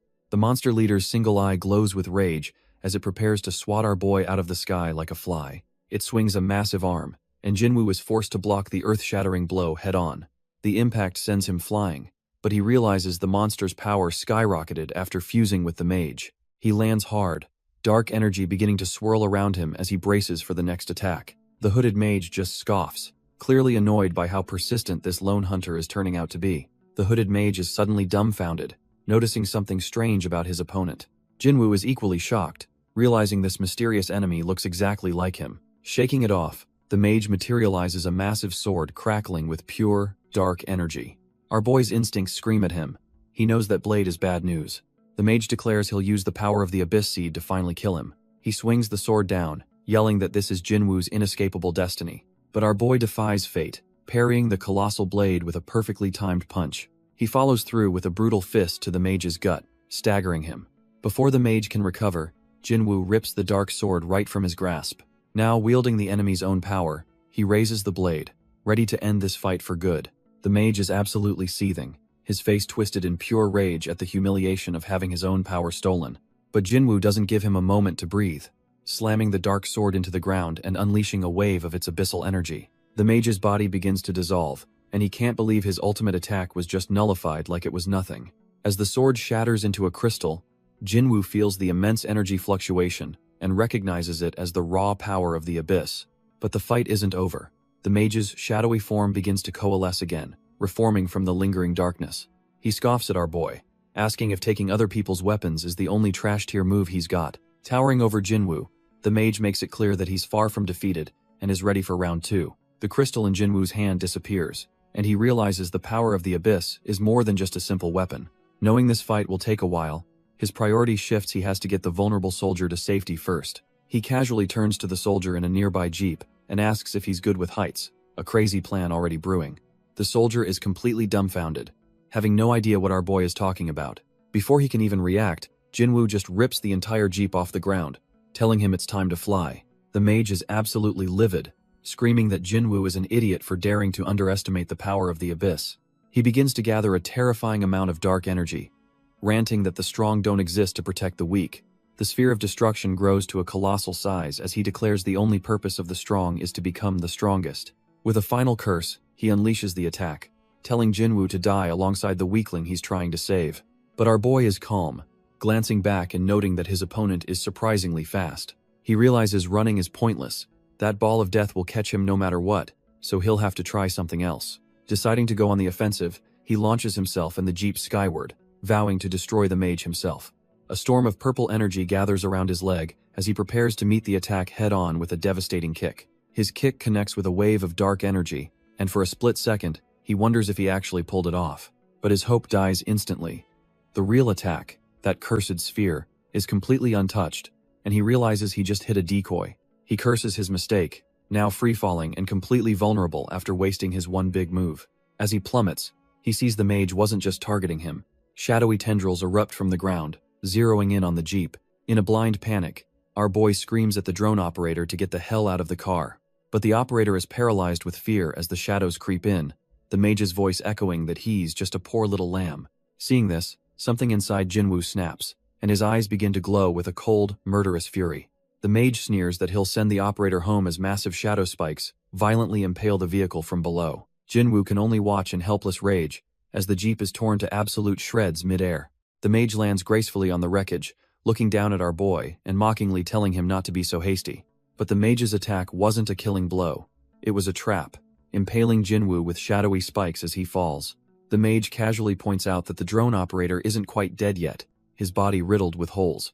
With a twisted laugh, he uses necromancy to puppet the operator's corpse, forcing a grotesque smile onto its face. He declares this is Jinwoo's destiny, to watch everyone he cares for perish because of the abyss seed inside him. Seething with a rage he hasn't felt in years, Jinwoo can only grit his teeth and glare at the monster. The mage's words trigger a flashback, asking if our boy also enjoys trampling on the dignity of others, just like his old bully. He then gathers dark energy into a menacing crystal, cackling as if he and Jinwoo are cut from the same cloth. With a shout, he unleashes his ultimate move, a devastating obsidian storm. Hundreds of razor-sharp shards shred through Jinwoo's body, and in that moment of agony, he understands something. The sheer scale of the attack is overwhelming, a maelstrom of dark power that seems utterly impossible to survive. As the dark shards rip through him, Jinwoo's mind is crystal clear. He thinks that trash like this mage makes him absolutely sick to his stomach. The obsidian storm continues its onslaught, sending a military jeep spiraling through the air. But despite the agony, a fire of pure defiance burns in our boy's eyes. The jeep finally crashes, brutally killing the soldiers inside, just as the mage predicted. With a sickening grin, one of the dead soldiers is reanimated, its eyes glowing with malice. The corpse grabs Jinwoo from behind, and all he can do is apologize for dragging them into his cursed fate. Thrown to the ground, he's taunted by the other puppet, reminding him this is all his fault. Jinwoo glares past the puppets, his eyes locking onto the true monster responsible for this nightmare. Seeing his toy isn't broken yet, the mage draws a wicked blade and lunges in for the final blow. The mage pins Jinwoo down, declaring any resistance is completely useless. He scoffs that a rookie who can't even handle the abyss power has no chance of defeating him. But before he can even finish his arrogant monologue, his eyes widen in utter disbelief. An unbelievable shockwave erupts from below, sending the mage hurtling through the air. He smashes into the ruined street, completely blindsided by this sudden turn of events. Our boy rises from the crater he just made, coldly stating that the mage isn't even a worthy opponent. The mage staggers to his feet, his mind reeling, how could this possibly be happening? He touches his own cheek, dumbfounded that a mere human actually managed to damage him. Jinwoo blitzes forward, letting him know that unlike monsters, humans have the capacity to grow. The mage's face twists in panic, finally realizing he has made a very, very bad mistake. With a single punch to the ground, Jinwoo unleashes the exact same dark technique he just witnessed. The mage is completely stunned, questioning how our boy could control the abyss's power after seeing it just once. He tries to make a run for it, but Jinwoo's voice booms out, asking where he thinks he's going. Our boy leaps into the air, his eyes glowing with purple energy, ready to finish this fight. The mage summons a colossal shadow beast to intercept the attack, admitting Jinwoo is tougher than he thought. But Jinwoo just scoffs, telling him running is pointless, as he carves straight through the shadowy defense. His attack slices the massive construct in half, sending a shockwave that obliterates a nearby building. As the mage desperately tries to summon the same technique again, Jinwoo sees right through his plan. He instantly pinpoints the weak spot, the core inside the main body of the shadow creature. With a final, determined cry, he launches himself forward, ready to crush the core and end this once and for all. The mage can only watch in disbelief as Jinwoo plunges straight into the heart of his shadow beast. In the next instant, a blinding flash of light erupts from the core, signaling its absolute destruction. The colossal shadow construct doesn't stand a chance, disintegrating into a storm of fiery embers. Our boy emerges from the explosion without a scratch, his mission to destroy the core a roaring success. With his eyes glowing ominously, he already knows who his next target is. He lands gracefully before the dumbfounded mage, letting him know that his turn is up.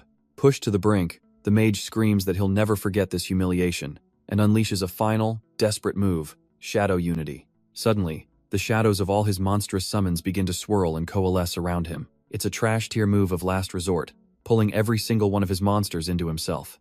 The ground cracks and shatters as he becomes a vortex of pure, chaotic energy, ready to self-destruct. Jinwoo braces himself as the chaotic shadow energy slams into him from all sides. But with his glowing eyes fixed forward, he weathers the storm, refusing to be consumed. Suddenly, the entire vortex just vanishes, leaving nothing but an eerie silence over the ruined city. Our boy is dumbfounded for a second, realizing that trash-tier mage used such a massive technique just to escape. He kicks the empty cloak left on the ground, annoyed that his own clothes are now in tatters. Reaching into his pocket, he pulls out a photo, relieved that the picture of his mom and dad is still safe. He then spots the body of the drone operator, thinking sadly that this soldier's family must be waiting for him. With a heavy heart, Jinwoo gently takes the dog tags from the fallen man's neck. He gives the soldier a proper burial, covering his body with earth and rubble. Clutching the tags, he makes a quiet promise to take this fallen warrior home. But Jinwoo knows that Mage isn't done. He absorbed way too much power to just flee. The creep's parting words echo in his mind, a threat to everyone he loves, and suddenly it all clicks. That abyss seed, he mentioned his real target must be the evacuation center. With a surge of adrenaline, our boy launches himself through the rubble, knowing he has to get back now. Meanwhile, a military drone cuts through the sky, scanning the devastated landscape. It zips through the ruins, clearly on a specific search pattern. We see it's under the command of Western Commander Tonosaki Mi, who orders her squads to stay sharp. Her soldiers move cautiously through the debris, securing the perimeter. One of the soldiers reports in a panic, stammering that the monsters in the area have all vanished. Standing atop the ruins, she calmly replies that she can see it too, her eyes fixed on the strange sight. Her face twists in disbelief as she realizes every single monster was wiped out. The battlefield is a graveyard of colossal beasts, a testament to an unbelievable battle. Snapping back to reality, she orders her men to find any surviving drones to get some intel. She remembers Lieutenant Kagura's report of a powerful hunter, wondering if one person did all this. Suddenly, one of her soldiers shouts, having found something important. He's located a drone with its storage device completely intact, ready to extract the footage. Tonosaki takes the device, eager to finally see what the hell happened here. The playback shows Private Matsura, and right next to him, the mysterious hunter from the report. Elsewhere, another patrol squad cautiously approaches a bizarre, crystal-like object in the ruins. As one soldier gets closer, he's hit by a wave of overwhelming purple energy, leaving him dumbfounded. Turns out, the crystal was a treasure trove, dropping a magic-enhancing potion, a royal dagger, and a mysterious, unidentifiable box. His squadmate calls down from a ridge, asking what he found, but the soldier's panicked face says it all. The squad leader rushes in, accusing him of lying as the soldier desperately tries to conceal the high-tier loot. In an instant, the soldier is on the ground, and his greedy squad leader is already eyeing the spoils. The leader smirks, realizing the monster they were hunting must have been a boss to drop such rare items. He then lays down a thinly veiled threat, reminding them it's a crime to take unit items for personal use. The soldier who found the items clutches them tightly, his face a mix of defiance and fear. But now a third soldier's greed is piqued, and he asks how they're going to split the valuable dagger and box. The squad leader tries to play it cool, telling them to calm down and that he just wants one of the items for himself. But the third soldier isn't buying it, shouting that the box could hold legendary items and he's not backing down. The squad leader grabs his subordinate by the collar, hissing that rookies like him don't get to make demands. In the blink of an eye, the other soldiers are dead, and the leader laughs maniacally, finally alone with his prize. His eyes glow red with pure avarice as he marvels at his new treasure, the golem's relic. Elsewhere, our boy Jinwoo finally reaches his destination, gazing down at the fortified walls of Shelter 6. He scans the perimeter, noting the armed guards and heavy turrets that line the top of the wall. Looking down at the entrance, he sees people moving freely and realizes there's no active raid happening.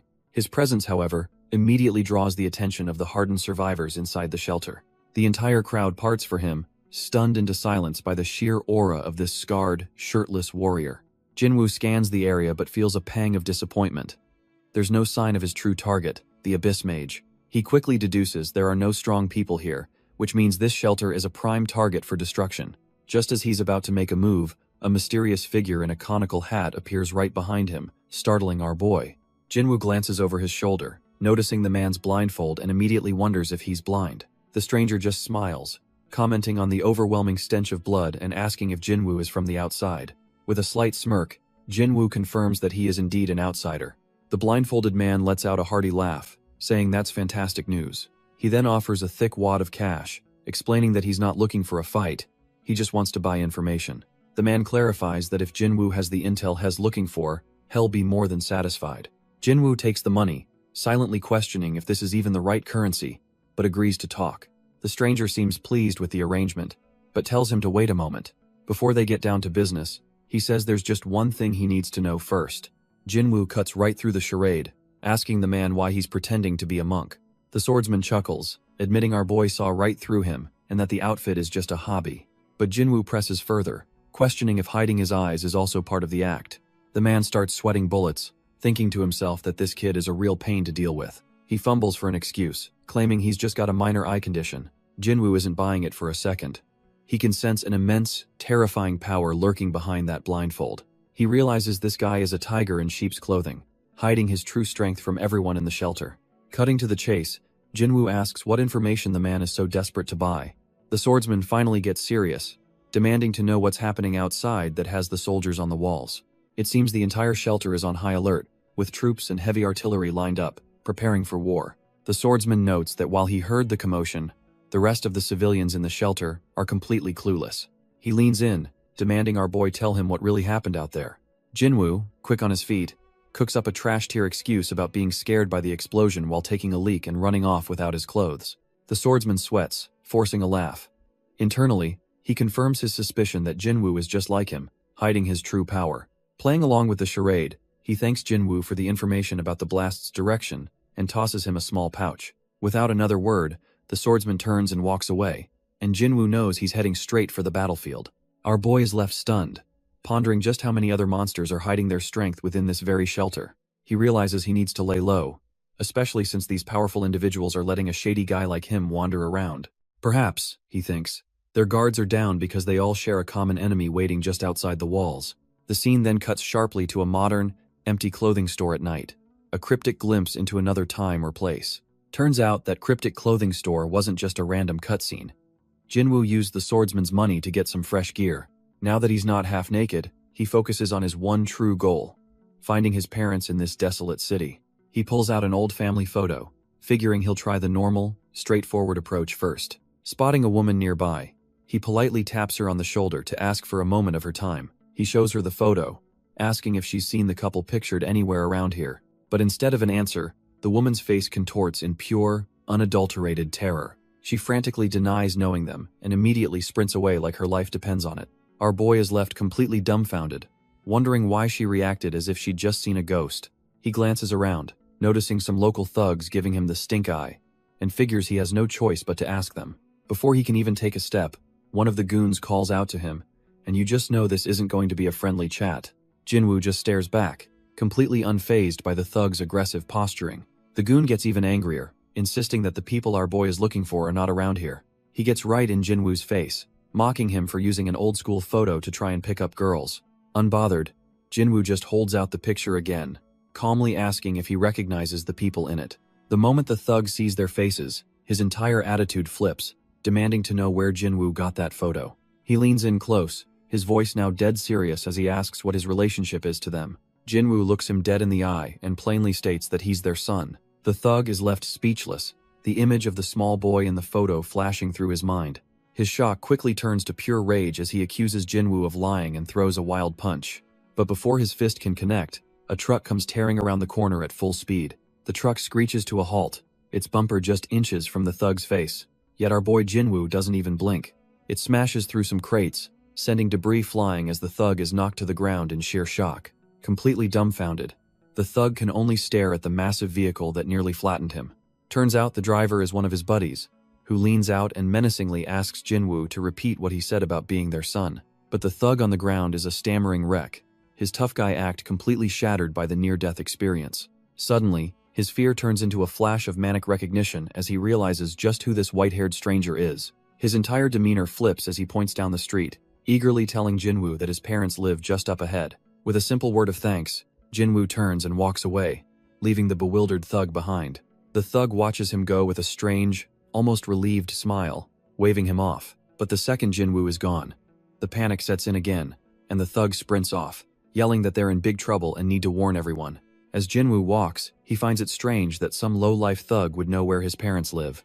He flashes back, remembering his dad was always a kind man, a pillar of the community. His mom was cut from the same cloth, a gentle soul who would be considered a loser in this new, brutal world. But our boy clenches his fist, filled with a new resolve. Now that he's back, they'll be safe. He finally arrives at the address, a quiet street that feels strangely familiar. The place is a traditional-style house, and he's a bit dumbfounded that his parents would live here. He figures that with the population decimated, there are probably plenty of empty houses for the taking. Just as he raises his hand to knock, he freezes, a smile creeping onto his face as he recognizes his dad's voice inside. The door slides open, and his father is standing right there, welcoming him back with open arms. But Jinwoo's smile instantly vanishes as he realizes his dad wasn't talking to him at all. The man's face contorts in anger and confusion, demanding to know who this stranger is in his house. Our boy grabs him, not to fight, but to desperately get a single word out. Sora. He looks the man dead in the eye and reveals the shocking truth: he is Sora. The revelation hits the man like a truck, leaving him completely speechless and dumbfounded. The two now sit in a tense silence, the air thick with unspoken questions. A woman, his mother, enters with tea, apologizing for the wait and breaking the awkward standoff. She asks why they're so quiet, and Sora's dad admits it's hard to accept this stranger as his son who looks and feels like a totally different person. Suddenly, his dad's expression shifts to a sly grin, declaring he knows exactly what Sora needs right now. Sora eyes him suspiciously, wondering what kind of trick he's trying to pull. His dad leans in close, whispering that it's a secret test. If Sora can't answer, hell no, he's an imposter. Turns out, the dad is secretly ordering his subordinate to arrest Sora at the first sign of suspicion. The hooded subordinate lurking in the shadows confirms the order, ready to pounce. Sora notices the guard but isn't worried. In fact, he thinks the tight security is reassuring. He turns back to his dad, ready for this so-called test to begin. With a sly grin, Sora warns the subordinate that he's about to hear some top-secret intel he shouldn't. He then reveals his dad used to attend the housewives' support group for cooking lessons every week. Sora's dad is completely dumbfounded, wondering how in the world he could know that secret. The subordinate is just as confused, picturing his tough-as-nails boss learning to cook. But Sora's not done, adding that his dad also secretly took ballet classes behind everyone's back. The poor subordinate's mind shatters, envisioning his commander gracefully leaping in a tutu.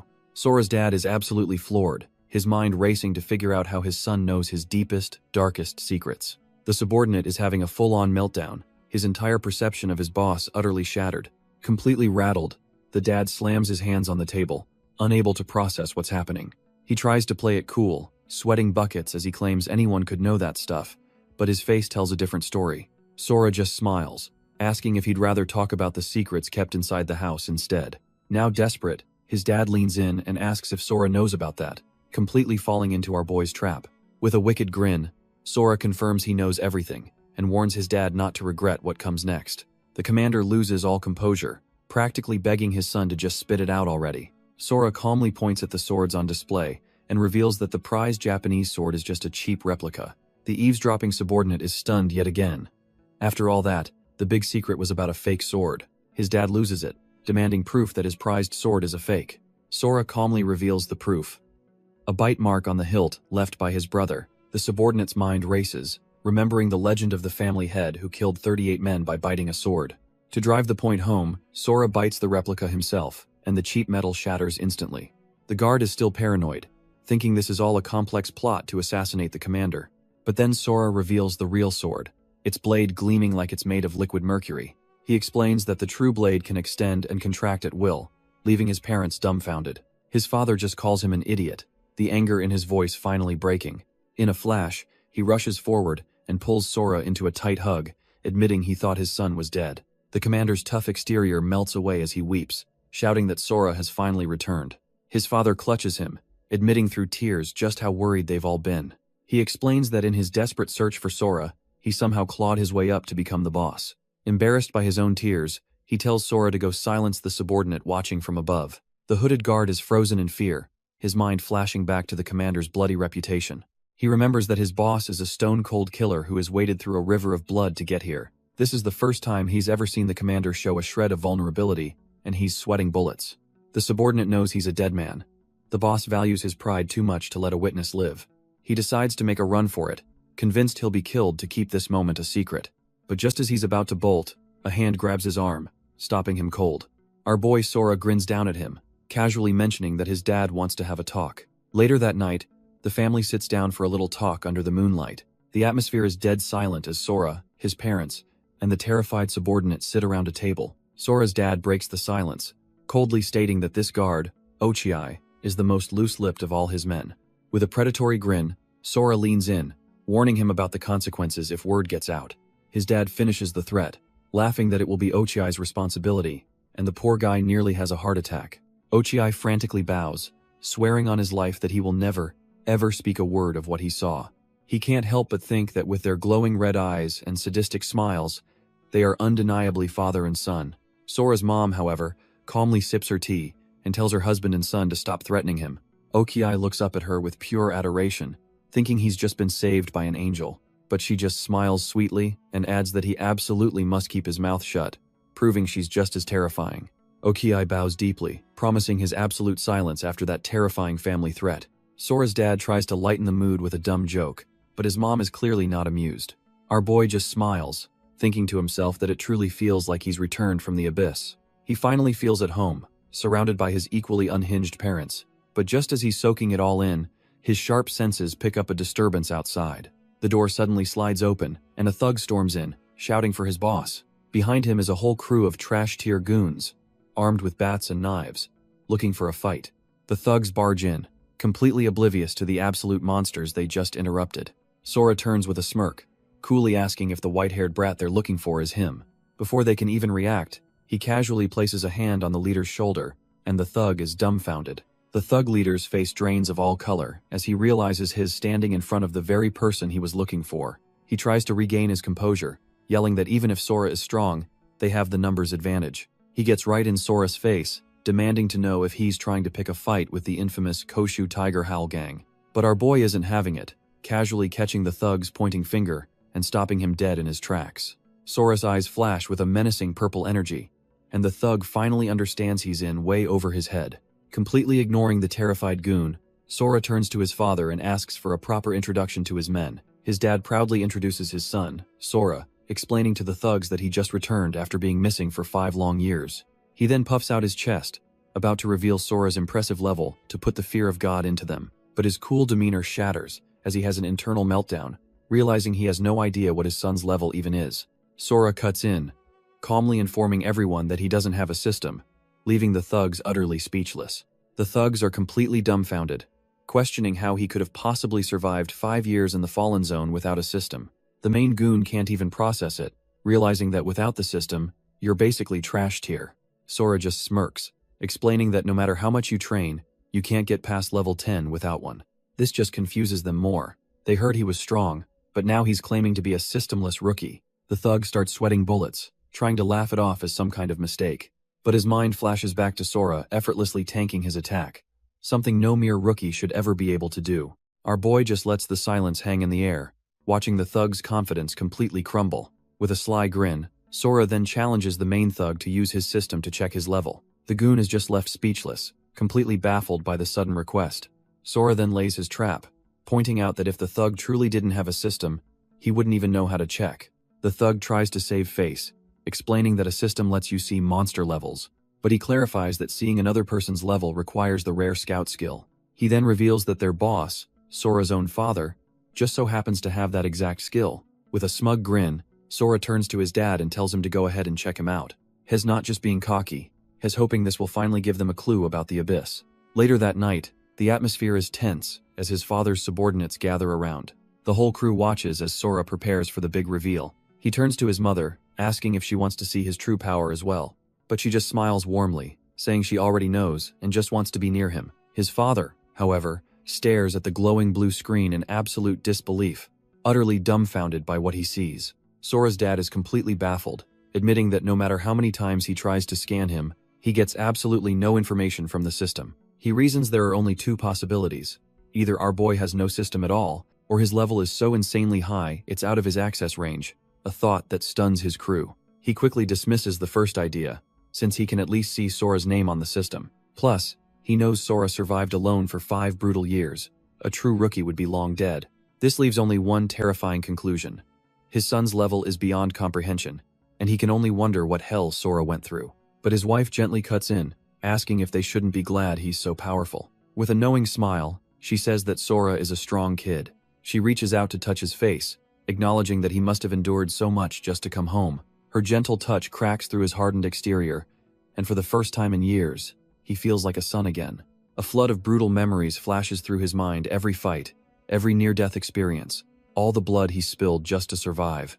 A single tear, glowing with the remnants of his power, finally escapes, carrying the weight of 5 years of hell. He pulls his mother into a tight embrace, trying to convince her and himself that he's fine now that he's finally home. But seeing her son like this, she breaks down completely, unable to hold back her tears of sorrow and relief. Even his stoic father, watching from the side, can't help but get choked up by the raw emotion of the reunion. Realizing this is a private moment, he quickly starts ushering his dumbfounded crew out of the room. He tells his men to clear out, deciding this is a moment for family, not for business. After sliding the door shut, his expression immediately hardens, shifting from a loving father back to a concerned commander. He turns to his men and asks about another team that went out hours ago and still hasn't reported back. After things calm down, Sora finally asks the question weighing on his mind. What happened to his big brother? A sudden dread grips him as he imagines the worst possible answer after 5 years apart. His mom, however, calmly reassures him that his brother is fine. He's just busy serving in the military. She shows him a photo of a hardened soldier, explaining he's been fighting on the front lines to avenge Sora.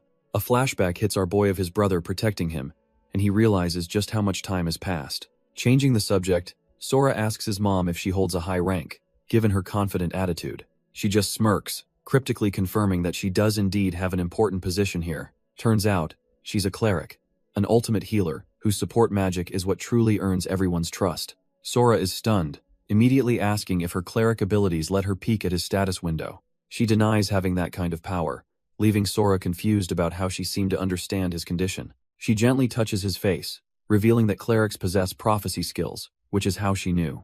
With a warm smile, she tells him she always believed he would come back to her one day, leaving Sora speechless. Later that night, a quiet sound echoes through the traditional-style building where they're staying. Sora's dad, ever vigilant, slides open a door and sternly asks who's out there. It's his vice captain, a beast of a man with a nasty scar, who has just returned from a mission. The man, Iwashima Jiru, is formally welcomed back by the entire crew, but he looks dead serious. Sora's dad notices his grim expression and immediately asks him why he looks so troubled. One of his men leans in to whisper the results of a secret investigation they were running. Turns out, the vice captain's hunch was spot on. The rival Tiger Roar Guild is in bed with the military. The report details how they were scammed, with some pencil pusher nitpicking their monster corpses and cutting their pay while reporting the full value to his superiors. And the worst part? All those skimmed points went straight into the pockets of the rival Tiger Roar Guild. Sora's dad is left dumbfounded, struggling to believe they'd pull such a blatant stunt. He realizes this is a serious power move, and if they let it slide, the whole town's future is at risk. He puts on a calm face, telling his vice captain to eat and rest first, but the anger is boiling underneath. The facade drops as he declares he's going to Tiger Roar to settle things, his energy blade materializing in his hand. With his eyes glowing, he promises to show them exactly why the Union Guild doesn't play nice. But from the shadows, our boy, his new enhanced senses connect the dots. His old bullies, Kagawa and his crew, are all part of this guild. With his mom looking on worriedly, Sora gets a sinking feeling about his dad's idea of a talk. Just as they're about to leave, Sora slides the door open, crashing the party and stunning his dad's crew. With a chilling calm, Sora announces that he's coming with them. One of his dad's crew members smirks, thinking this is the perfect chance to see what the boss kid is really made of. The vice captain and the others are just completely dumbfounded by this sudden turn of events. Sora's mom stands behind him with a quiet, knowing smile, seemingly unfazed by the whole situation. His dad proudly introduces Sora, boasting that his son survived 5 years alone in the Fallen Zone, which immediately makes the crew wonder what insane level he must be. With a confident grin, his dad prepares to drop an absolute bombshell on them. He reveals that Sora doesn't even have a system, leaving the entire room in stunned silence. The vice captain is floored, thinking that surviving even 3 days in that hellhole without a system is a miracle, let alone 5 years. He figures that even with peak physical abilities, Sora would be a total liability in a real fight without any job skills. Trying to be diplomatic, the vice captain tells his boss that, while it's great, Sora is back, maybe the kid should sit this one out. His dad reluctantly agrees with the vice captain, telling Sora to just stay home with his mother for now. Mom quickly chimes in, trying to ease the tension by saying they still need to show him around the new house. But our boy knows exactly what's up.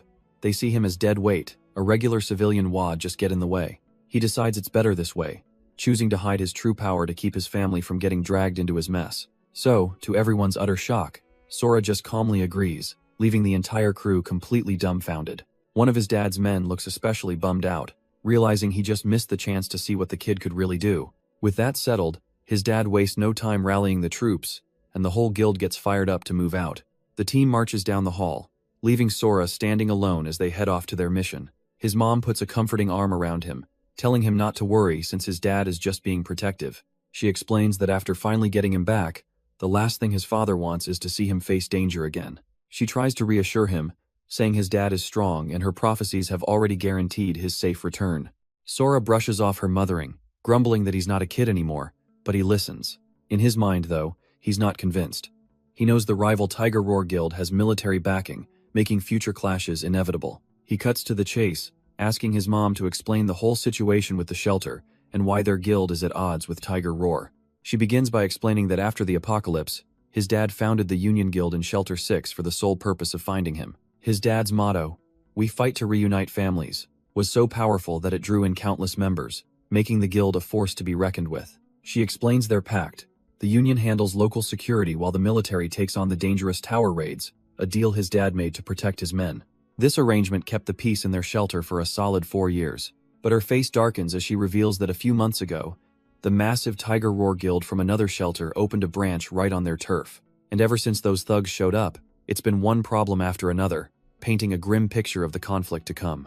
Our boy cuts right to the chase, demanding to know why the military isn't stepping in to handle these Tiger Roar thugs. His mom explains that the military is stretched thin.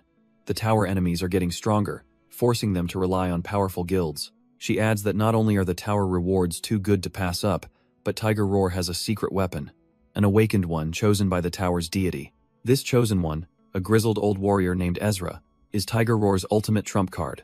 Sora is completely dumbfounded, having never even heard of a tower's deity before. She clarifies that the tower's ruler is so powerful, they're basically a god, and passing their trial makes you an Ezra, blessed with their power. These chosen ones act as the god's agents in the outside world, and its guardians within the tower itself. The grim reality is that Tiger Roar has more of these god-tier warriors than anyone, which is how they absorb surrounding guilds so fast. With a heavy heart, she admits their guild is the only one without an Ezra, which is why things have been so rough. Sora can only listen, a dark expression on his face as he realizes just how bad their situation truly is. Sora cuts right to the chase, asking his mom why the supposedly beloved Union Guild acts like a bunch of gangsters. She just gives him a sly look, admitting with a smile that the Yakuza aesthetic is simply her personal taste. Our boy is left utterly speechless by her answer as she just giggles to herself. Changing the subject, she says all that really matters is that everyone is full of life and fighting spirit. She then starts pushing him along, telling him he must be exhausted and should go take a bath. She even cheekily offers to wash his back, making a flustered Sora yell that he can do it himself. As she leaves him in his room, she muses to herself that he's all grown up now. The second he's alone, Sora's playful demeanor vanishes, replaced by a cold focus as his energy begins to flare. He confirms that she's gone, seemingly using a skill to ensure his privacy is absolute. Staring out the window, he finally lets the weight of the situation sink in, realizing he's walked into something far more serious than he imagined. He decides he can't just sit on his hands while he's still worried about his dad. Without a second thought, our boy launches himself out of the high-rise window into the night. Turns out his privacy wasn't so absolute. As his mom watches him streak across the sky, she just sighs with a knowing smile, musing that she told him to rest, but kids are just a handful. Meanwhile, his dad is already on the move, leading his crew to confront the Tiger Roar Guild head-on. Sora lands on a rooftop, realizing the pitch-black city actually works in his favor, making it easier to spot his target. His eyes narrow as he instantly locks onto a familiar energy signature in the distance. At that exact moment, the hooded Abyss Mage stumbles, suddenly hit by a dizzy spell out of nowhere. Hess completely baffled, thinking that ever since being enhanced by an abyss fragment, he hasn't even caught a cold. Then it clicks, the abyss seed inside him is reacting, and he's not about to let whatever is calling to it get away. Suddenly, a voice echoes in Sora's mind, and he immediately recognizes who it belongs to. Hess confused though, because he can't sense the mage's physical presence anywhere nearby. But the voice confirms that his target is definitely holed up in Shelter 6. Just as he figures it out, another wave of intense dizziness washes over our boy. The sinister voice tells the abyss seed inside him that it's not getting away this time. It continues, explaining that his very soul is the target. The voice then declares his soul has been marked, and a ghostly illusion of the mage appears right next to him. Without a second thought, Sora throws a punch right through the taunting apparition. He realizes it was just an illusion, as the mage's voice vows the abyss seed won't escape. As the illusion fades, Sora finally understands the nature of this power. It's a soul marking. The mage's voice echoes in his mind again, its glitchy face promising the abyss seed won't escape. Suddenly, a blinding light appears and a familiar voice shouts at him. It looks just like his dad, asking what he's doing out so late. Sora panics, thinking the loud voice drew real attention, and instinctively tells the figure to get down. But before he can react further, the figure vanishes in a flash of light. Dumbfounded, our boy leaps across the rooftops, wondering how he could have just disappeared. He lands on the empty street below, completely alone. The mage's illusion reappears, confirming his suspicion that vision of his dad was just another mind game. A thought clicks in Sora's head as he looks at a light source. He wonders if that's what's triggering these damn hallucinations. Standing on a rooftop under the moon, he decides he's had enough of being a puppet and resolves to test his theory. So he finds a lone street lamp and waits, using himself as bait to see what this soul marking will throw at him next. After some quick experiments, our boy figures he's finally got the gist of this annoying curse. He's deduced that after just 7 seconds in darkness, the soul marking activates and hits him with a nasty wave of dizziness. On top of that, he realizes that if he panics, the marking itself seems to change and react to his fear. Suddenly, the ghostly illusion of the mage appears, whispering that Sora's soul is already his property. The worst part is, only Sora can see him, making him look like a total lunatic to a random woman passing by. He finds that stepping back into the light causes a high-pitched screeching to ring in his head. But after a few moments, the illusion and the marking just fade away, leaving him completely alone again. It all clicks into place. The sunlight and the lights back at the shelter must have suppressed the curse's effects earlier. He tries to brush it off as a simple annoyance, but the illusion reappears, muttering about something called an abyss seed. Sora knows the mage can still track him, and the phantom confirms it, grabbing him and vowing he'll never get away. Sora realizes he can't let his guard down for a second, knowing that trash-tier mage could ambush him at any moment. The phantom's taunts fade, but our boy's priority is clear. He has to find his dad and the others. As the curse continues to mess with his head, he starts yelling at nothing, leaving a poor woman on the street utterly dumbfounded. Suddenly, a sleek white car screeches to a halt, and a group of men in sharp suits step out, heading right for him. Before he can react, the car's headlights pin him in place as the men silently surround him. They take him somewhere dark, and he immediately confirms his theory. The phantom doesn't show up when there's light. With a moment to think, his mom's warning echoes in his mind. If the military abandons the Union Guild, his dad is in grave danger. He recalls the fighters at the shelter and realizes the army, now allied with the Tiger Roar Guild, would never just sit back and do nothing. It all clicks into place with chilling certainty. They're trying to crush his father's guild once and for all. A dark aura explodes from him as he makes a vow. He'll protect his family, even if it means killing every last one of his enemies. Just then, one of the men stops, signaling they've arrived at their destination. Sora's mind races, wondering if the peaceful days he once knew are truly gone for good. He's led into an alley where a massive crowd of suits has gathered, clearly a tense standoff. Peeking from behind a pillar, our boy confirms they're here for the main event. He can't help but wonder how his dad plans to negotiate his way out of this mess. A memory surfaces of his father's words. Violence is always the last resort. He recalls his younger self absorbing that lesson, understanding it was a serious promise. Even now, Sora knows his dad is a man of his word and won't fight unless he's pushed to the absolute limit. But as he watches, his eyes widen. Something is about to go down. A couple of trash-tier goons turn to him, grinning, and tell him to get back because the show's about to start. The thugs whisper that it's been ages since their boss, Sora's dad, last drew his legendary sword. The last time he unsheathed it, he supposedly carved a 20-meter scar into his enemy. With eyes glowing a menacing red, Sora's dad roars out the name of his opponent. He unleashes a single, devastating slash, and the thugs realize the real show has just begun. A wave of pure energy erupts from the blade, tearing through the concrete alleyway. Sora's dad flies forward with terrifying speed, his face a mask of pure, unadulterated rage. The enemy leader, Iwashima Jiru, can only watch as the attack closes in on him and his crew. One of the thugs is left completely speechless, his mind unable to process the sheer power on display. The entire building behind Iwashima is cleaved in two, a testament to the unbelievable force of the attack. With the demonstration over, Sora's dad calmly sheathes his blade as if he just swatted a fly. Just as Sora is about to move, one of his father's men puts a hand on his shoulder to stop him. Our boy is completely bewildered, asking if the boss has always been this quick to throw down. The subordinate just smirks, revealing that their leader is infamous for his short temper. Sora is confused, recalling his father's old lessons about violence only being a last resort. The crewman explains that was the old philosophy, back when they naively trusted the military to keep order. They eventually realized the military couldn't care less about hunter skirmishes as long as no one important died, so they adopted a new, brutal creed. If you can win by fighting, talking is a waste of time. Their strategy is simple: end the fight with a single, overwhelming blow, then negotiations can begin. Sora watches his father, realizing this isn't just a mindless rampage. There's a cold logic to it. He's left to wonder if he's been wrong this whole time, if having that much power means you can do whatever you want. Sora's mind races, recalling the words of a blind swordsman he once met, questioning if there's another way. Unbeknownst to him, that very same man is perched atop a skyscraper, watching over the city like a silent guardian. He surveys the chaotic buffer zone, a wasteland teeming with monsters and patrolled by military helicopters. This is Shuzenji Yukio, a level 75 Arhat, and nothing escapes his notice. Activating his clairvoyance, his eyes glow as he peers into a distant battleground. His vision lands on the corpse of the level 90 monster Sora defeated, noting it was ripped apart by pure force. He recalls a time when he was just a level 45 monk, learning that there are always bigger fish in the sea. His attention then shifts to the current chaos, the destruction caused by Sora's father and his guild.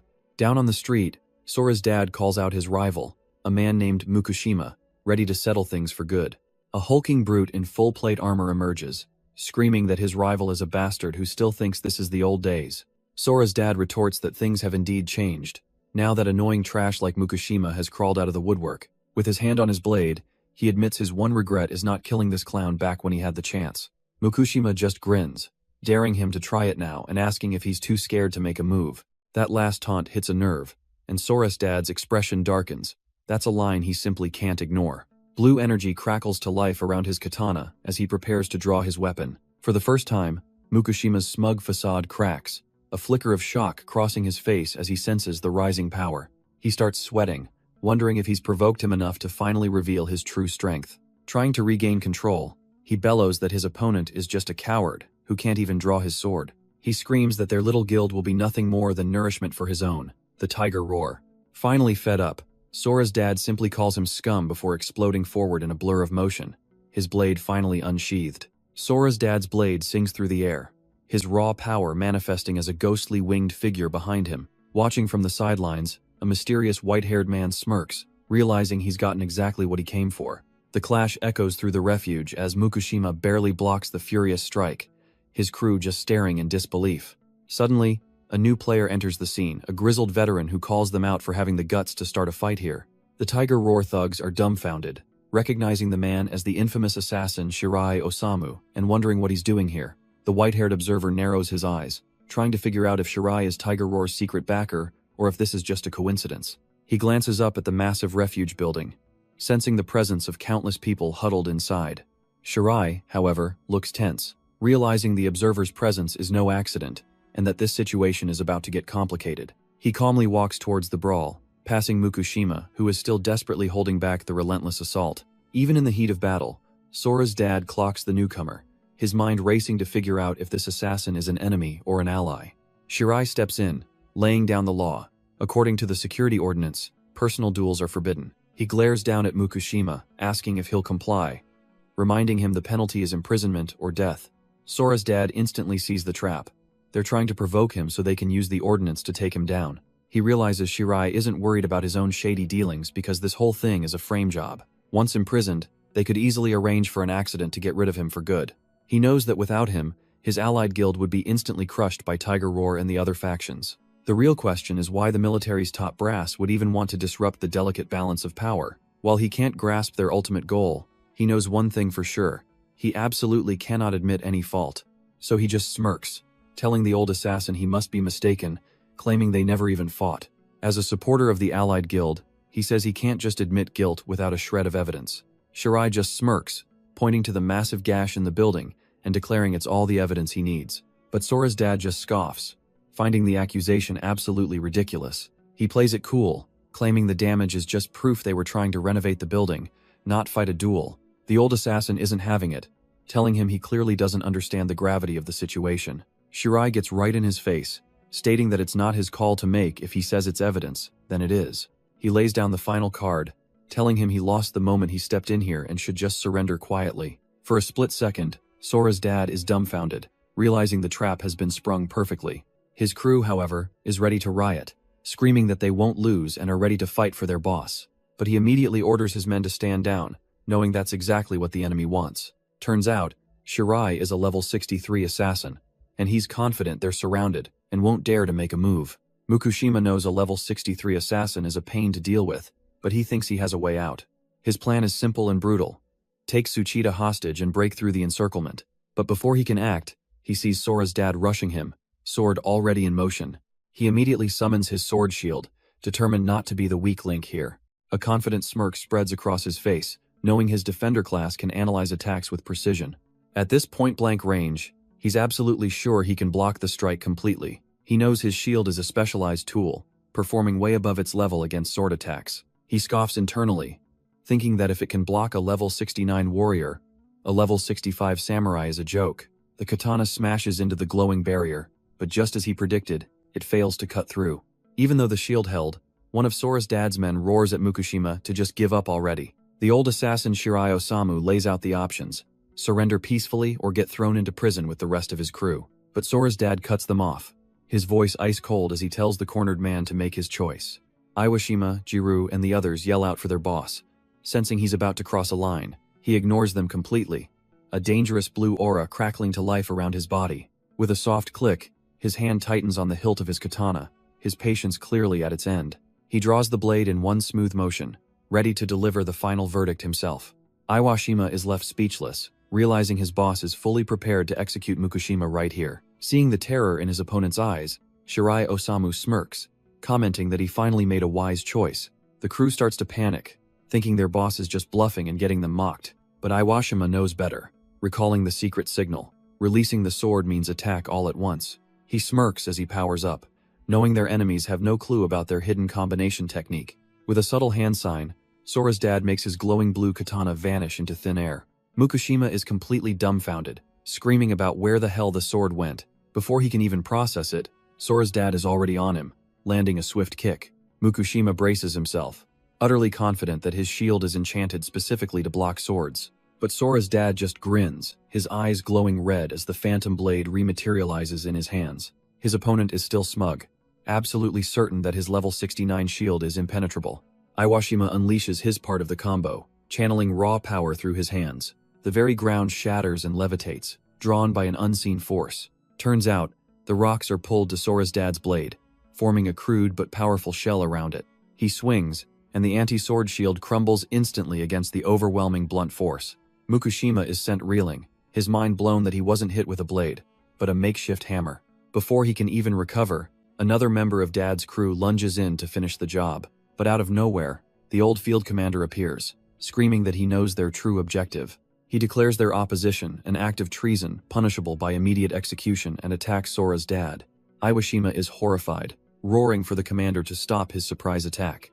But Iwashima is faster, erupting a cage of jagged rock pillars to intercept the commander's cheap shot. The field commander is stunned as his attack shatters harmlessly against the impromptu prison. Seizing the chaos, Mukushima rallies his boys, screaming for them to take down Dad's crew while they're distracted. The commander, furious at the defiance, orders his own soldiers to open fire on everyone. In response, Iwashima activates his true power, a crimson aura flaring around him. A massive wall of earth rips from the ground, effortlessly shielding the crew from the hail of bullets. Sora's dad just smirks, realizing all he needs to do is stop their leader's movements, and this whole thing is over. He moves in a flash, and Mukushima is utterly dumbfounded to see a hand right in his face again. Ignoring the gunfire and chaos, Dad blitzes straight for his target, ready to end this farce once and for all. But just as Dad is about to land the final blow, he's thrown back by an unseen force, utterly confused by what just happened. Turns out, the assassin Shirai Osamu was playing 4D chess this whole time, revealing it was all part of his grand plan. He explains that Iwashima's stone prison and Dad's attack were a coordinated setup to leave a magic mark on Mukushima. That mark fulfilled the conditions for his assassin skill, Shadow Trance, instantly trapping the brute in a cage of dark energy.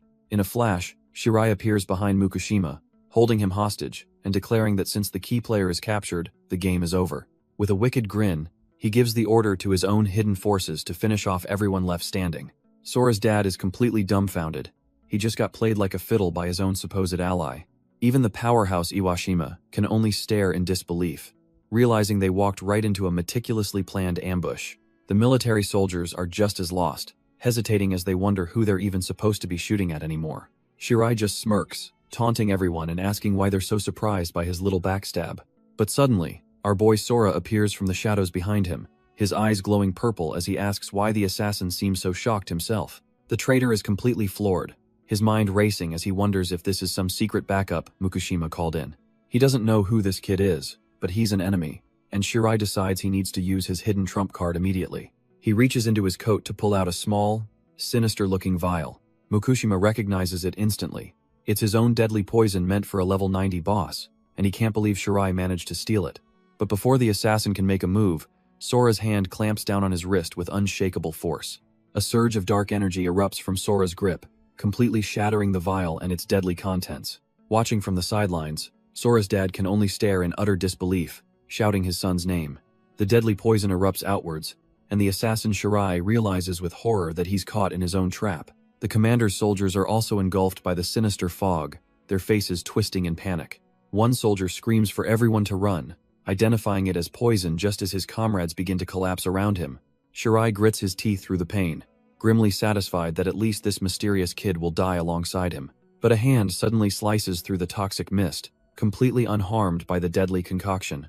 Our boy Sora emerges from the poison cloud without a single scratch and immediately snatches the assassin by the throat.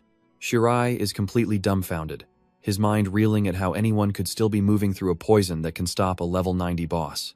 The field commander watches from a distance, a horrifying realization dawning on him. As Sora stands over the fallen men under the pale moonlight, the commander concludes he's not looking at a human, but a monster. With his eyes glowing ominously, our boy casually holds one of the assassin's daggers in his teeth, like a predator toying with its food. He then spits the blade out, showing utter contempt for the trash-tier weapons that were meant to kill him. The daggers clatter uselessly to the ground, a perfect symbol of the assassin's complete and utter failure. Sora looks down at the paralyzed soldiers and coldly asks where they think they're going, making it clear no one is leaving. The field commander is speechless, sweat pouring down his face as he processes the absolute monster in front of him. He knows every player has 5 core stats, and poison resistance is tied directly to constitution. To withstand that toxin, this kid's constitution stat must be on par with a level 100 player, an impossible thought. Sora turns his attention to the commander and tells him to order his men to lower their weapons. The commander grits his teeth, trapped between his duty and the overwhelming power of this unknown entity.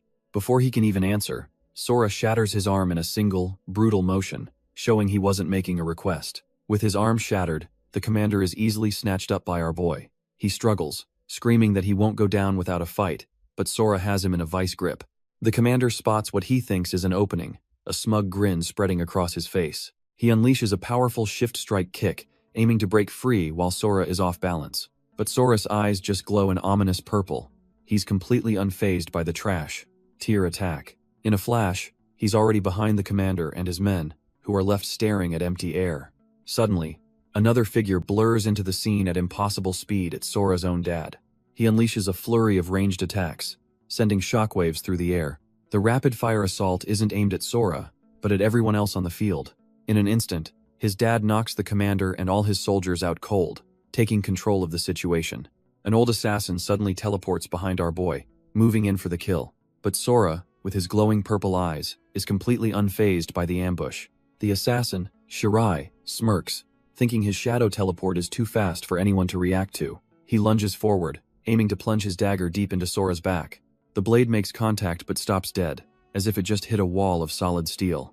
Shirai is completely dumbfounded, realizing Sora's body is as hard as iron.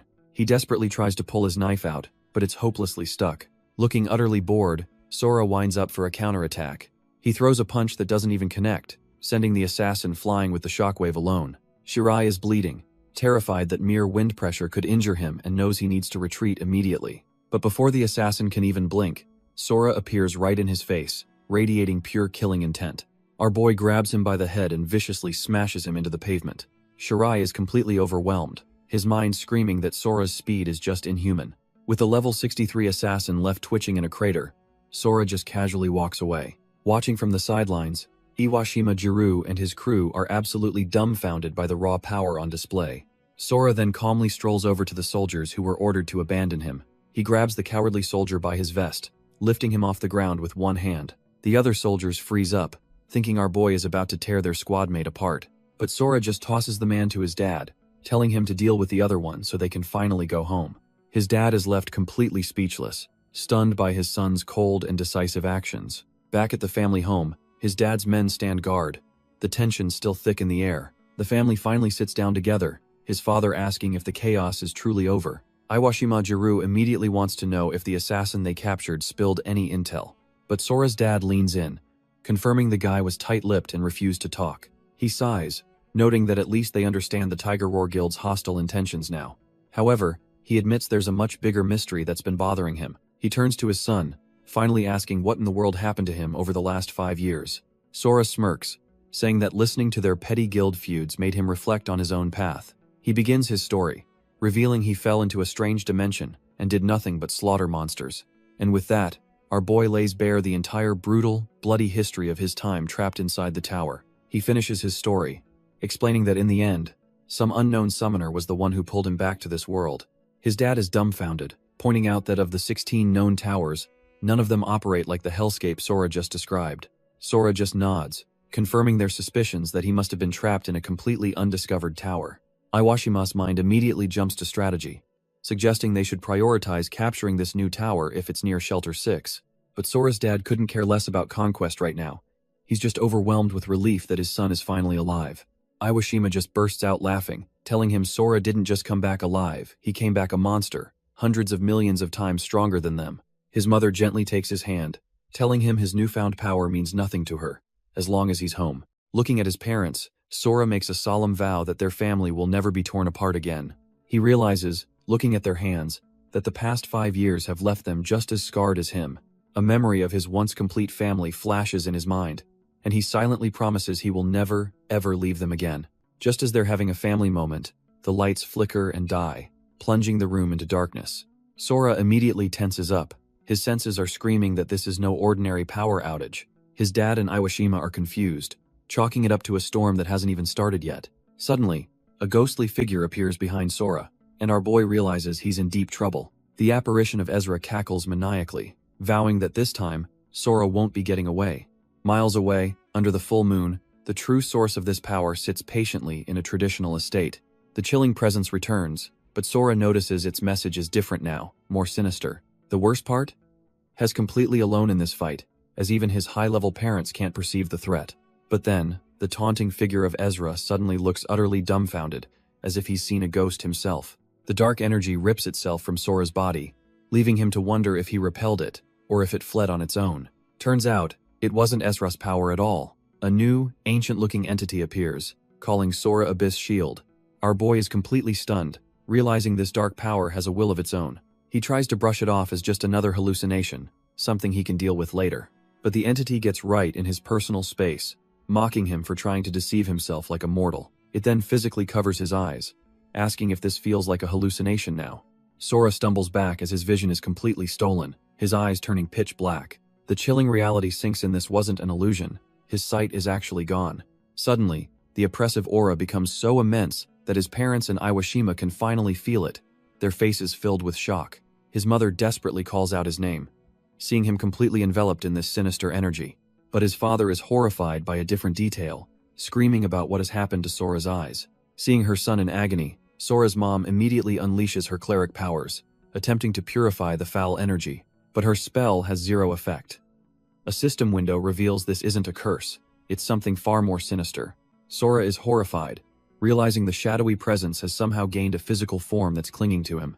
His first thought isn't for himself, But for his family, he knows he has to get this thing away from them, now. Without a second to waste, he shoves his own parents aside with brutal force to create some distance. He bursts out of the room, leaving his family sprawled on the ground, completely dumbfounded by his actions. The entity finally reveals its true form, a smug grin on its face as it mockingly asks if our boy is scared. Back inside, his dad is in a panic, yelling about an enemy that he and his wife can't even see. Blinded but furious, Sora lunges forward and grabs the creature, demanding to know why this despicable thing is haunting him. The entity just laughs, introducing himself as Fogaru, a dark god from the noble Asa tribe, revealing he's not alone. Fogaru drops a bombshell, revealing that Sora's power comes from a black crystal he absorbed in the abyss, a crystal containing Fogarus' own dark power. He warns that by escaping, Sora has become a target for the agents of God, and his only choice is to return to the tower or face certain death. Our boy's mind races, connecting these so-called agents of God to the Asura his mother had warned him about before. Back in the living room, his dad is itching to draw his blade and cut down the unseen threat, but his mom desperately holds him back. Fogaru just scoffs, mocking Sora and questioning if he really thinks he can take on a Shinmei, one of the divine beings. He continues his taunts, sneering that a few pathetic Asura gathering together won't be able to accomplish anything against what's coming. The god then furiously explains that he's only this weak because the Asa tribe's power vanished after Ragnarok. Yet even in this state, he easily stole Sora's sight. Sora, however, is completely unfazed, coldly demanding to know why he should believe a single word from this spectral parasite. This defiance just sends Fogaru into a fit of maniacal laughter, clearly amused by our boy's stubbornness. His laughter finally subsides as he delivers a final, chilling threat. Sora will regret his disbelief when a rain of blood falls upon this land. Sora stands in silence, the dark curse clinging to his eyes as the god's words echo in his mind. He's torn. There's no reason to trust this parasite, but if there's even a sliver of truth, he has to act. In a flash, our boy lunges forward and grabs the spectral god by the throat. Done with all the talking, a brilliant golden light erupts from his hand, a power completely opposite to the darkness infecting him. Fogaru lets out a blood-curdling scream as the holy energy incinerates his curse. The smoky tendrils vanish from Sora's face, and he realizes with a jolt that his vision is back. His dad is completely floored, watching as Sora overpowers a being they couldn't even see. With his sight restored, Sora looks down and calmly tells the entity that he believes it's warning. But his dad isn't listening to the god. Hez shouting the name Shuzenji with a massive grin. Sora whips his head around, dumbfounded that his father somehow knows the blindfolded hunter. Sora's mind clicks. He recognizes the newcomer as the mysterious monk from the town entrance.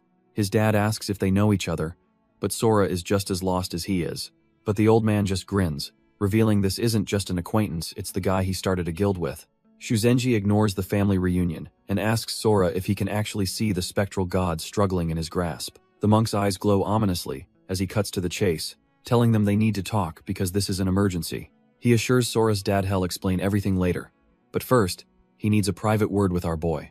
As night falls, the two of them finally get a moment alone to discuss the world-ending stakes. Sitting across from each other, Sora asks him to spill the beans about this emergency. Shuzenji explains that while he isn't a divine being himself, his unique insight lets him perceive their power. He reveals he once sealed a king with a forbidden art, but says Sora's power is the same type, only infinitely stronger. Shuzenji cuts straight to the point, saying there's no time to analyze Sora's power because several divine beings have already gathered in this town. As ominous lightning flashes outside, he reveals the horrifying truth. They're all here, and they're gunning for Sora's power. He warns our boy that while the spectral god Fogaru was telling the truth, returning to the abyss is a death sentence with the monsters lurking in the tower. The monk lays out his plan. Fogaru is trying to trick Sora to steal his power, so his only option is to enlist in the army for protection. Sora is completely dumbfounded, asking if he means the same army that just tried to blow him to smithereens with a bomb. The monk just smirks, admitting the army is a mess but explains they have a cooperative relationship with the Asura, so they won't dare touch him. Our boy is still skeptical, pointing out that Fogaru is an Asura, just like his dad. But Shuzenji insists there's an unwritten rule preventing them from harming civilians. His own power begins to flare as he reveals his trump card. He is a Reikon, an existence on par with the Asura, and his presence alone will keep them at bay. Meanwhile, across town at the headquarters of the rival Tiger Roar Guild, a very different kind of meeting is underway. Inside, a level 105 powerhouse named Hiro Ryusei complains that deploying 4 Ad Asura for some nobody without a system is a pointless mission. A subordinate reports to his superior, explaining their target is just Mukushima's missing son who got lucky. The superior, A level 106 Hades Asura named Shiraya dismisses the target as trash that Hiro can handle alone. Hiro absolutely loses his mind at being ordered to clean up some trash, but before he can start a fight, a firm hand grabs his shoulder, stopping him in his tracks. It's Duju Rim, a level 106 Athena Asura, whose cold stare is more than enough to shut him up. Just then, another powerhouse, a level 107 Hermes Asura named Iwagaya, announces he's joining the operation. The others are dumbfounded, questioning why their boss would join such a low-level mission. The boss, Mukai Licht, clarifies that this is a direct order from Zeus. Mukushima Sora must be eliminated. Shiraya adds that since Sora's parents and their alliance rejected their proposal, they're now on the hit list too. With his eyes glowing with power, Mukai Licht, the level 118 Zeus Asura, declares they will eliminate them all.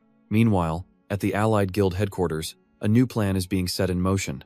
Shuzenji Yukio tells Sora's family to go meet Mii Tonosaki from the command center. He reassures them with a sly grin that she's an old acquaintance who will surely protect them. He also tasks them with checking on a curse practitioner whose power could neutralize even Tiger Roar. Sora's mom tells him not to worry, smirking as she says the alliance has its own reasons for staying. Our boy Sora just nods, accepting the mission without a single question. 15 minutes later, Yukio sits alone outside the guild, as if waiting for something. Suddenly, the leaves rustle as an unseen force approaches at high speed. Yukio's senses flare up behind his blindfold. He knows the enemy has arrived. In a flash, dark, sinister energy tears through the courtyard, signaling the start of the assault. A tide of pure, dark malice floods the courtyard, rushing straight for the Union Guild's entrance. But Yukio was ready, instantly throwing up his golden bell barrier to shield himself from the surprise attack.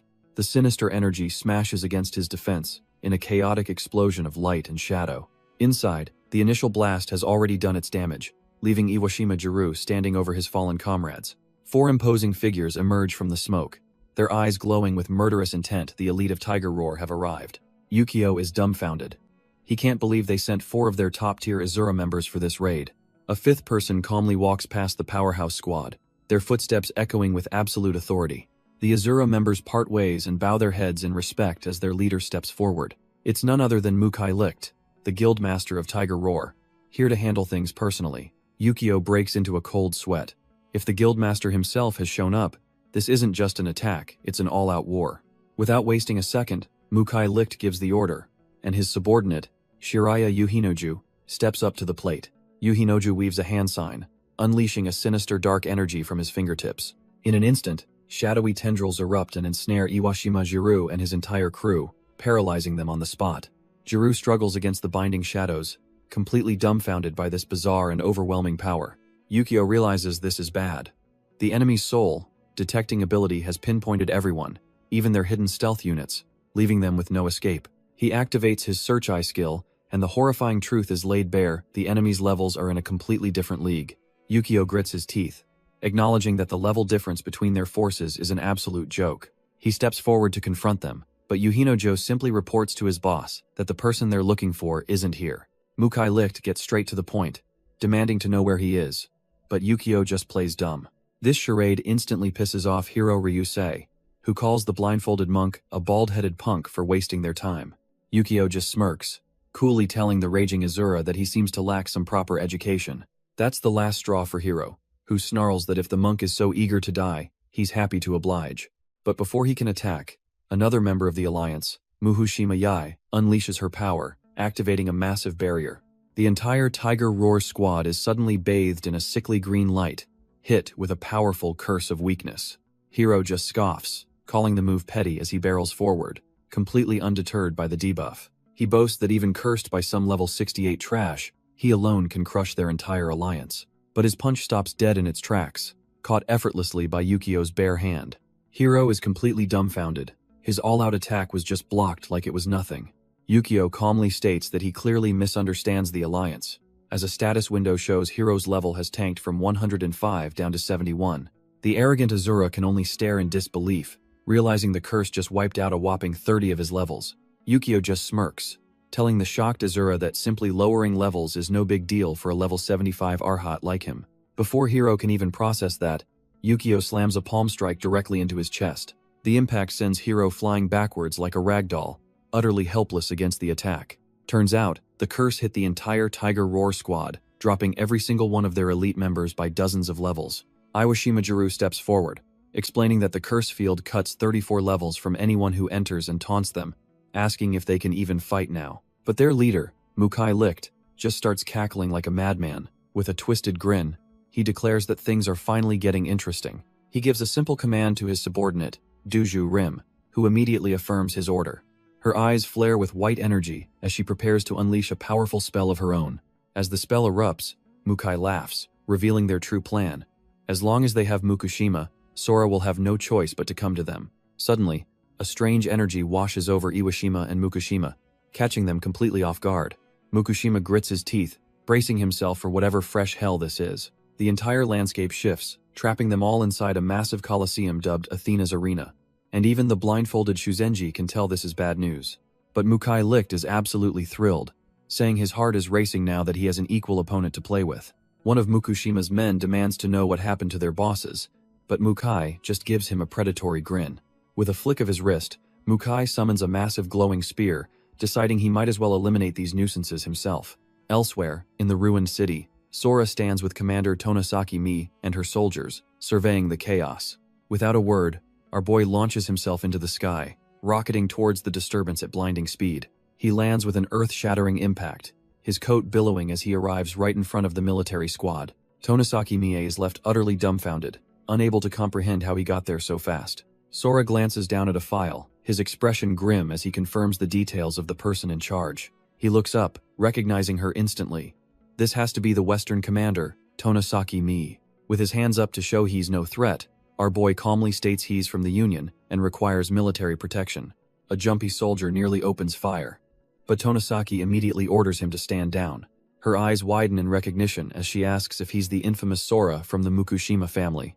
Now that they're acquainted, she cuts right to the chase, telling him she has something she needs to ask. Meanwhile, back in the pocket dimension, the colossal arena looms over its new occupants. Sora's parents and Iwashima are on edge, trying to make sense of where they've been teleported. Without warning, a massive spear slams into the ground right before them, a clear message from their opponent. All at once, the braziers lining the arena ignite, signaling the start of this twisted death game. From the enemy side, Duju Rim closes her eyes and begins to pray. She calls upon her gods, asking them to bear witness to the battle about to unfold.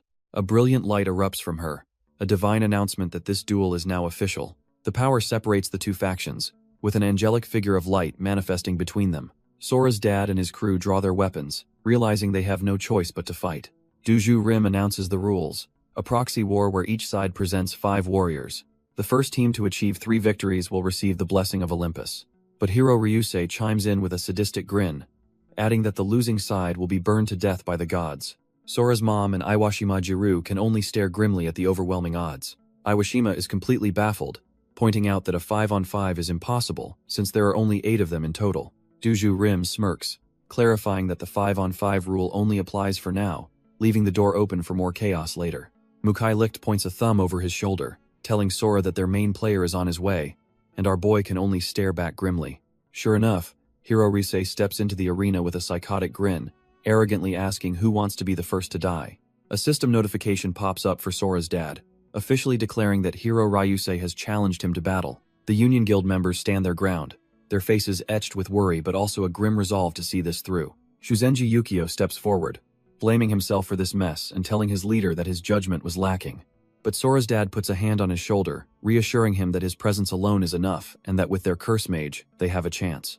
Iwashima chimes in, agreeing that since the older sister isn't a fighter, the rest of them just need to secure 3 wins. Sora's dad gives Shuzenji a reassuring pat, a silent promise that they'll face this impossible challenge together. Shuzenji's expression hardens as he warns his leader that their first opponent, the Ars Asura, is known to be the most ferocious of them all. He explains that after becoming an Asura, this guy single-handedly destroyed a guild that had 3 Asuras of its own. But even knowing that, Shuzenji reveals with a calm expression that he has a strategy. He steps forward, telling his comrades to leave the first match to him. With a surge of energy, he makes his way into the barren arena. Shuzenji now stands before Hiro Ryusei, the stage set for a battle of titans. With a slight bow, he politely asks if his opponent would grant him a bout. Hiro's eye flares with red light. He's clearly not here for pleasantries. A golden, ethereal figure appears in the sky, declaring that both parties should take their positions and begin the battle. Hiro just scoffs, his body already crackling with an immense, untamed power. Without a second's hesitation, he launches himself forward like a cannonball, closing the distance in an instant. Screaming that he's done with the chatter, Hiro unleashes a devastating downward strike. He follows up instantly with a brutal punch that slams right into Shuzenji's guard. Before Shuzenji can even recover, a vicious kick sends him flying across the arena. From the sidelines, Sora's dad watches the two warriors move like blurs within the barrier. Hiro relentlessly pursues, mocking Shuzenji and asking if running is all he can do. But our boy Shuzenji isn't just running. He calmly catches Hiro's fist mid-strike, stopping him cold. Seeing this, Sora's dad cracks a confident smirk, clearly impressed by the sudden turn of events. Absolutely livid that his attack was caught, Hiro's aura explodes with raw, untamed power. Shuzenji's eyes widen in shock. He can feel the sheer killing intent pouring off his opponent. Unfazed, he readies his own stance, his hands glowing as he prepares to get serious. The sheer force of Hiro's aura erupts, blasting Shuzenji backwards across the arena. Before the dust even settles, Hiro is already rocketing forward, closing the distance in an instant. From the stands, Shiraya notes Shuzenji's cautious retreat, but Duju knows Hiro's attacks are anything but lenient. Sora's dad watches with a grimace as Shuzenji stumbles, his hand now bleeding from blocking that last strike. But Hiro just flashes a terrifying, inhuman grin, clearly enjoying the one-sided beatdown. He unveils his trump card, his arm transforming with jagged spikes as he unleashes the Fang of Cadmos. Shuzenji's blood runs cold. He recognizes the power of Ar's pet snake, a deadly close-range ability. With a twisted smile, Hiro declares that the real fight is just getting started. A devastating strike slams into the ground, narrowly missing Shuzenji but showing off insane destructive power. Hiro lunges again, screaming that his pet snake Cadmos isn't even at full power yet. Hiro doesn't give him a moment to breathe, unleashing a relentless barrage of strikes. The monstrous Fang of Cadmos whips forward, aiming to tear right through Shuzenji's defenses. Shuzenji barely gets his arm up in time, the sheer force of the blow making him curse his predicament. He's thrown back, completely baffled by how much faster Hiro has suddenly become. With his eyes glowing, Shuzenji hardens his body, desperately trying to withstand the crushing bite of the Dragon Fang. But the raw power is just too much, sending him skidding helplessly across the arena floor. A cold dread washes over him as he realizes the horrible truth of the situation. It wasn't that Hiro got faster, it's that he's gotten slower, his status crippled by the dragon's poison. Hiro just grins, revealing his ability absorbs blood to restore stamina and enhance his power. He scoffs, asking if that's all Shuzenji has, as a strange new energy erupts from his back. From the sidelines, Iwashima activates his search eye, realizing the power gap is only getting worse as he worries for his comrade.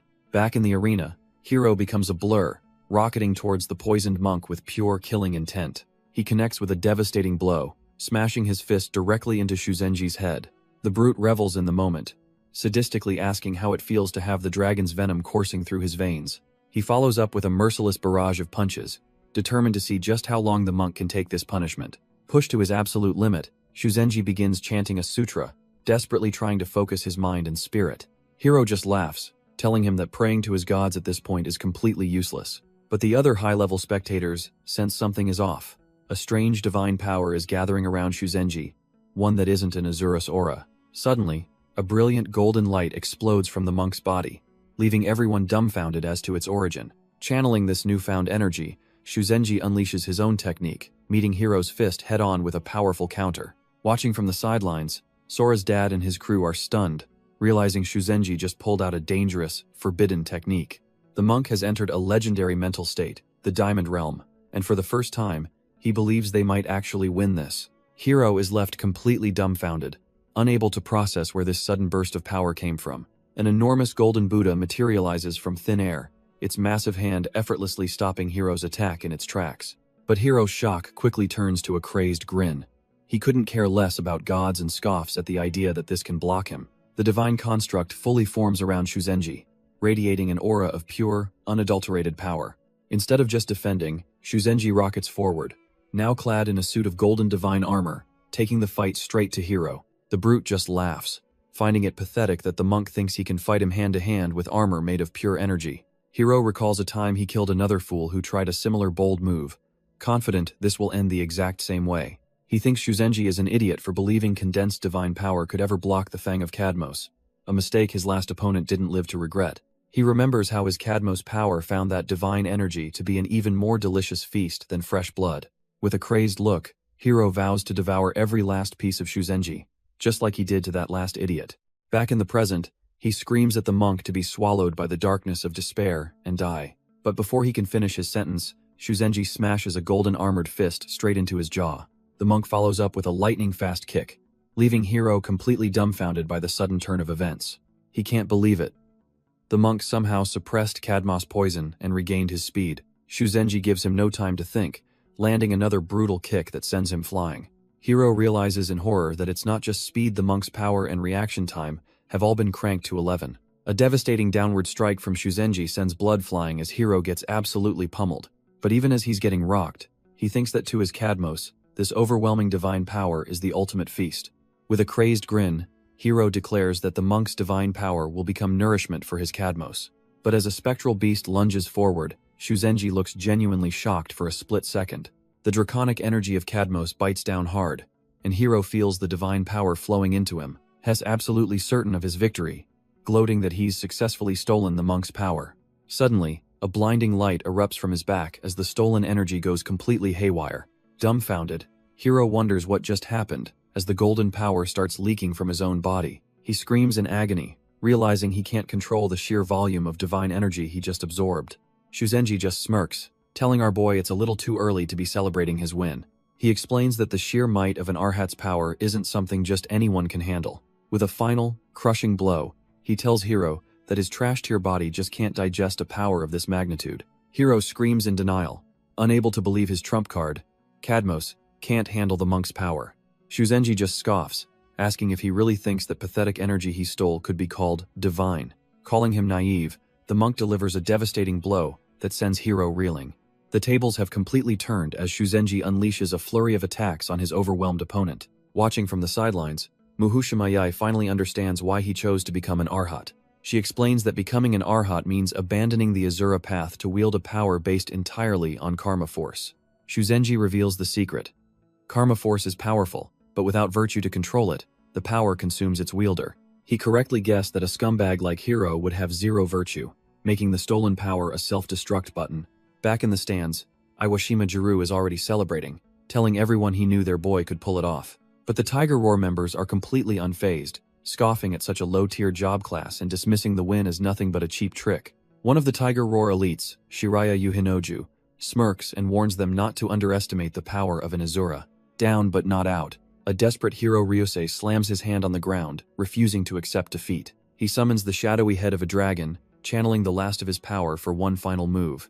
Hiro mocks the monk, asking if he's already run out of divine energy to even keep his form manifested. With his eyes glowing a furious red, he decides to bet everything on a single, suicidal attack. Screaming for his opponent to face him, Hiro merges with the dragon spirit, forming a grotesque living armor.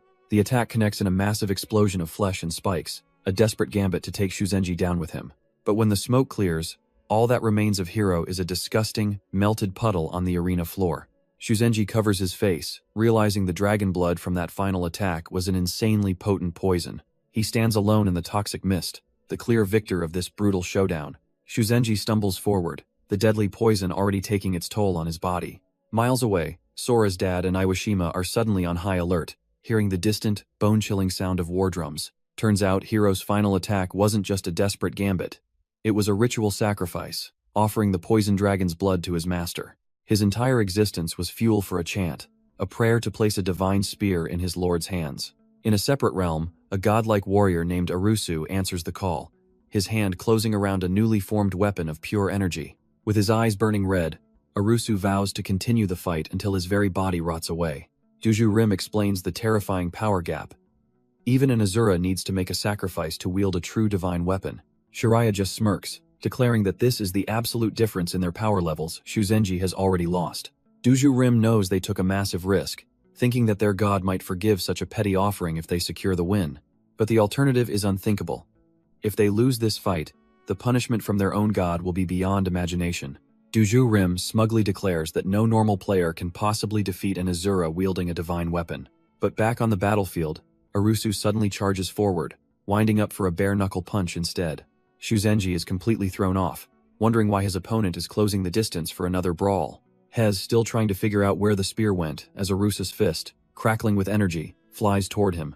The god warrior unleashes a beam of pure force, and Shuzenji, knocked to the ground, desperately hopes it won't reach. But the blast slams right into him, sending a shockwave of pain through his body. With a sadistic grin, Arusu gives a single command for the energy he just implanted to explode. Shuzenji is instantly engulfed in a massive detonation, realizing this is a seriously bad situation. He staggers but remains standing, thankful his robe absorbed the blast, but now he's worried about that dragon blood poison. A system notification delivers even worse news. Arusa's blood is corrosive, and it just permanently reduced his robe's defense by 50%. Barely recovered, Shuzenji sees the god warrior Arusu charging in for another round of pain. Arusu closes the distance in a flash, but it's a feint as he prepares a different kind of attack. Instead of a fist, a bloody spike erupts from Arusu's back, skewering Shuzenji completely off guard. The old man is dumbfounded.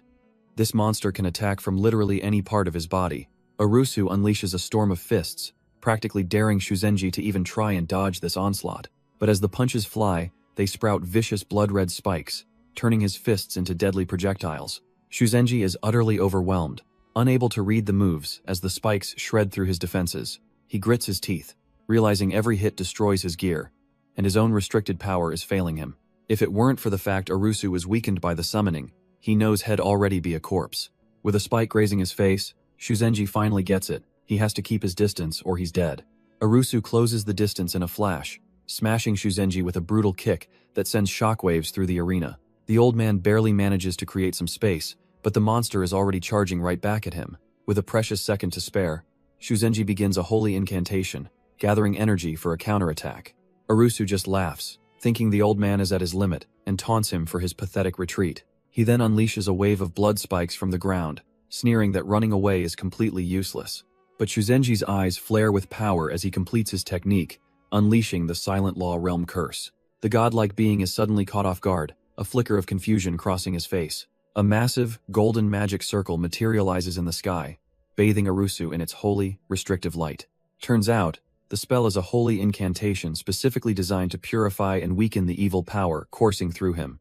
Arusu is dumbfounded, realizing the old man's entire plan was to seal his movements and win from a distance. Arusu just scoffs, calling the old man's plan naive, as he effortlessly shatters the holy seal with a surge of bloodlust. From the sidelines, Iwashima Jiru panics, realizing Shuzenji is now completely defenseless. In an instant, a flurry of blood spikes erupts from the ground, brutally skewering the old Arhat.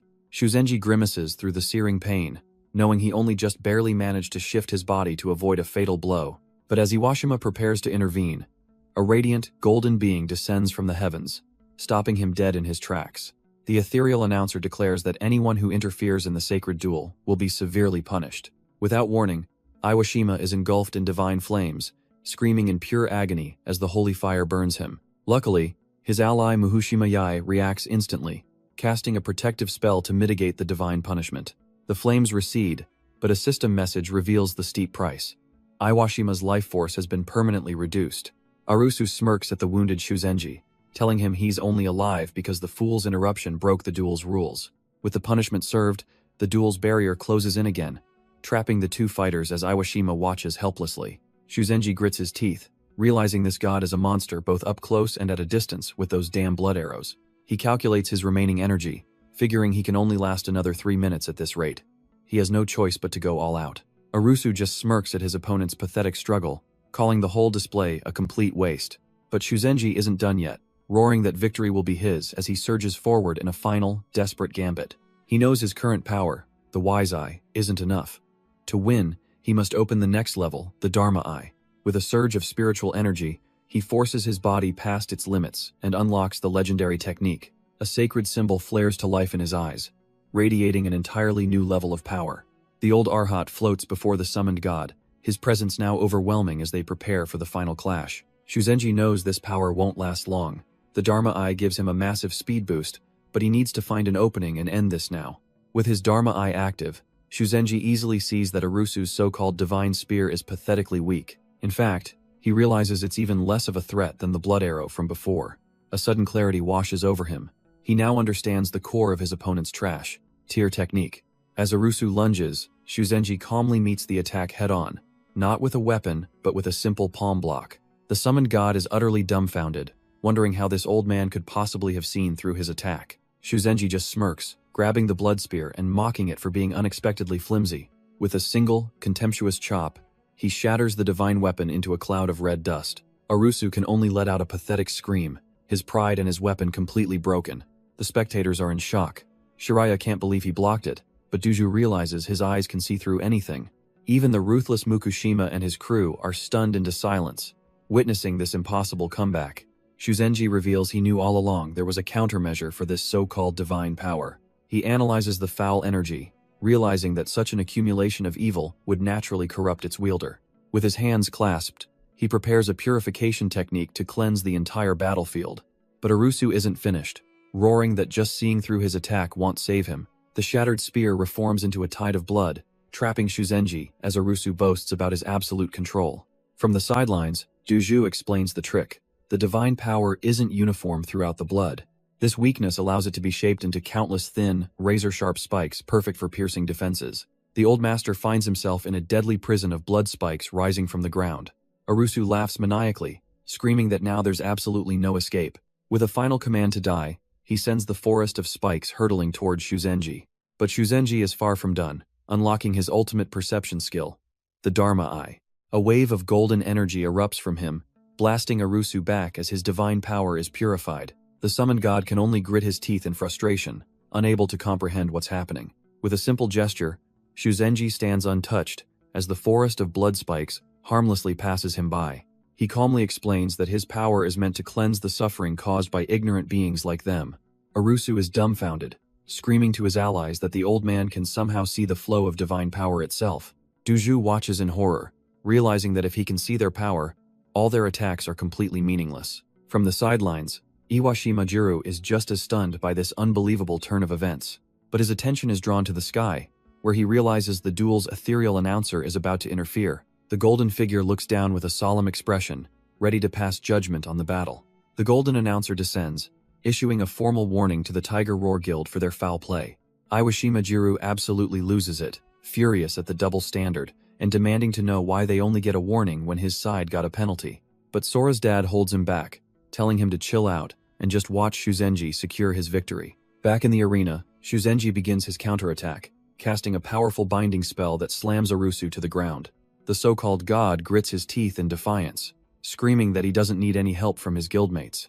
But Shuzenji is taken aback for a moment, sensing the sheer evil radiating from this being. He decides to end this now, unleashing his sacred form, the immovable Wisdom King, a colossal golden avatar of pure power. Arusu can only scream in agony as the divine energy purges the dark power coursing through him. Shuzenji calmly explains that the sutra he's chanting is a prayer to remove obstacles and grant peace to all beings. Turns out, this god-tier technique is just the first, most basic sutra that every monk learns, a truly humiliating way to go down. Shuzenji explains that while it's a basic technique, embodying the immovable king more than doubles his power. The only downside is the 3-0, second cast time, requiring absolute focus. To chant this right on top of an enemy is the ultimate form of disrespect, and Shuzenji is savoring the pure humiliation he's dishing out. But Arusu refuses to be beaten like this, letting out a primal scream as he tears his own arm off. Blood erupts from the wound as he violently breaks free from the divine restraint. His guildmates can only watch in disbelief, with Duju muttering about what a complete idiot he is. Shuzenji is stunned. He can't believe Arusu managed to break the seal and interrupt the sutra. Now, completely unhinged, the so-called god is consumed by pure rage, screaming for death. Shuzenji realizes the horrifying truth. That spell was suppressing the evil dragon's blood, and Arusu just unleashed it all. Arusu unleashes a storm of blood spikes, but Shuzenji just scoffs, thinking a surprise attack is meaningless when he can see it coming. The enraged god screams, bleeding from his eyes as he realizes he only has 15 seconds left to win this. Shuzenji sees the blood, and knows his opponent is already at his absolute limit, burning his own life force away. Despite the relentless assault, Arusu is dumbfounded that he can't even disrupt the monk's focus for a second. With his opponent's rage spent, Shuzenji finally reveals his trump card, manifesting a colossal golden guardian. Watching from the sidelines, Shiraya smirks, beginning a countdown as if the match is already over. Duju and Iwagaya look on with disdain, sighing as the countdown continues, clearly unimpressed by Arusu's performance. Asura calmly explains the profound nature of Shuzenji's power to a grim-faced Iwashima as the final seconds tick away. Our boy Shuzenji enters a state of pure tranquility, believing that like the Enlightened One, everything follows the mind. The Golden Guardian delivers a single, devastating blow, sending the so-called god flying in a shower of his own blood. Arusu's body is torn apart, the so-called god utterly broken by the overwhelming power of the strike. As the dust settles, Shuzenji stands his ground, the force of the final attack echoing around him. He breathes a sigh of relief, realizing he won just moments before his Dharma Eye technique pushed him past his limit. The golden announcer's voice booms across the arena, declaring the first victory for the allied guild. A faint, satisfied smile crosses Shuzenji's face as his guild members erupt in cheers behind him. Back on the Tiger Roar side, Duju Rim effortlessly heals Arusu's mangled body with a swirl of blue energy. Arusu looks up, dumbfounded to find all his wounds have vanished in an instant. But physically healed or not, his spirit is completely crushed, his soul practically leaking out of his body. Duju looks down on him with pure disgust, telling him that at best, he can just try to do better next time. As the announcer's feet begin to materialize once more, Arusu can only kneel in shame, his defeat absolute. Just as Arusu kneels in shame, two golden apparitions materialize before him, ready to pass judgment. The ethereal figures are clearly disgusted, complaining about the disgrace of losing in Athena's hypocrisy-filled arena. Arusu can barely choke out an apology, his spirit completely shattered. But his words are cut short by a furious roar, as one of the figures screams at him for being a loser. They then deliver the final, soul-crushing blow. A message from their father, who is deeply disappointed in him. The two apparitions then argue over who gets the honor of executing him, a truly horrifying turn of events.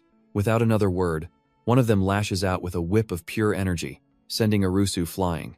The other joins the beatdown, and they mercilessly pummel their own comrade into a bloody mess. Watching from the sidelines, Iwashima Jiru is completely dumbfounded, unable to believe they'd do this to their own Asura. The Golden Executioners stand over Arusu's broken body, calling this brutal end a final mercy from their father before fading away. With their grim task complete, the two Golden Executioners give one last, smug look before vanishing into motes of light. On the ground, the defeated hero Ryusei can only grit his teeth in pure rage, seething with hatred for the blindfolded warrior, Shuzenji. He screams a vow that next time, hell definitely kill him. But Sora's dad just calmly helps Shuzenji up, completely unfazed by the threat. Suddenly, the Tiger Roar Guild's top dogs appear, with Shiraya Yuhinaju sneering that there won't be a next time for a loser like Hiro. A terrifying dark energy begins to swirl around Shiraya's hand as he declares that from this moment on, Hiro is his. He then summons a monstrous scythe from the shadows, proclaiming that Hiro is about to burn in the eternal flames of Hades itself. Sora's dad and Shuzenji watch this escalation, realizing the Tiger Roar Guild is about to make a huge power play right in front of them. Stepping forward with a determined look, Sora's dad tells his exhausted ally to stand back and let him handle this. Just then, the curse mage Muhushima Yai hands him a small, sealed talisman, explaining that the Hades Azura's power is tied to spirits, and this will help. Sora's dad clenches the talisman, a system notification confirming he's received the item, ready to make good use of this unexpected ace up his sleeve. His allies wish him luck, and with a grim nod, Sora's dad steps forward to face his opponent. He stands opposite the Hades Azura, Shiraya Yuhinoju, the tension in the air so thick you could cut it with a knife. Our boy runs through the strategy in his head. A samurai's sword aura is powerful but slow, making close quarters combat the only real option. His plan is simple. First, he'll use Shumpo to close the distance in an instant. Then, he'll use the Renzon technique to parry and counter any incoming attacks, giving his opponent no room to breathe.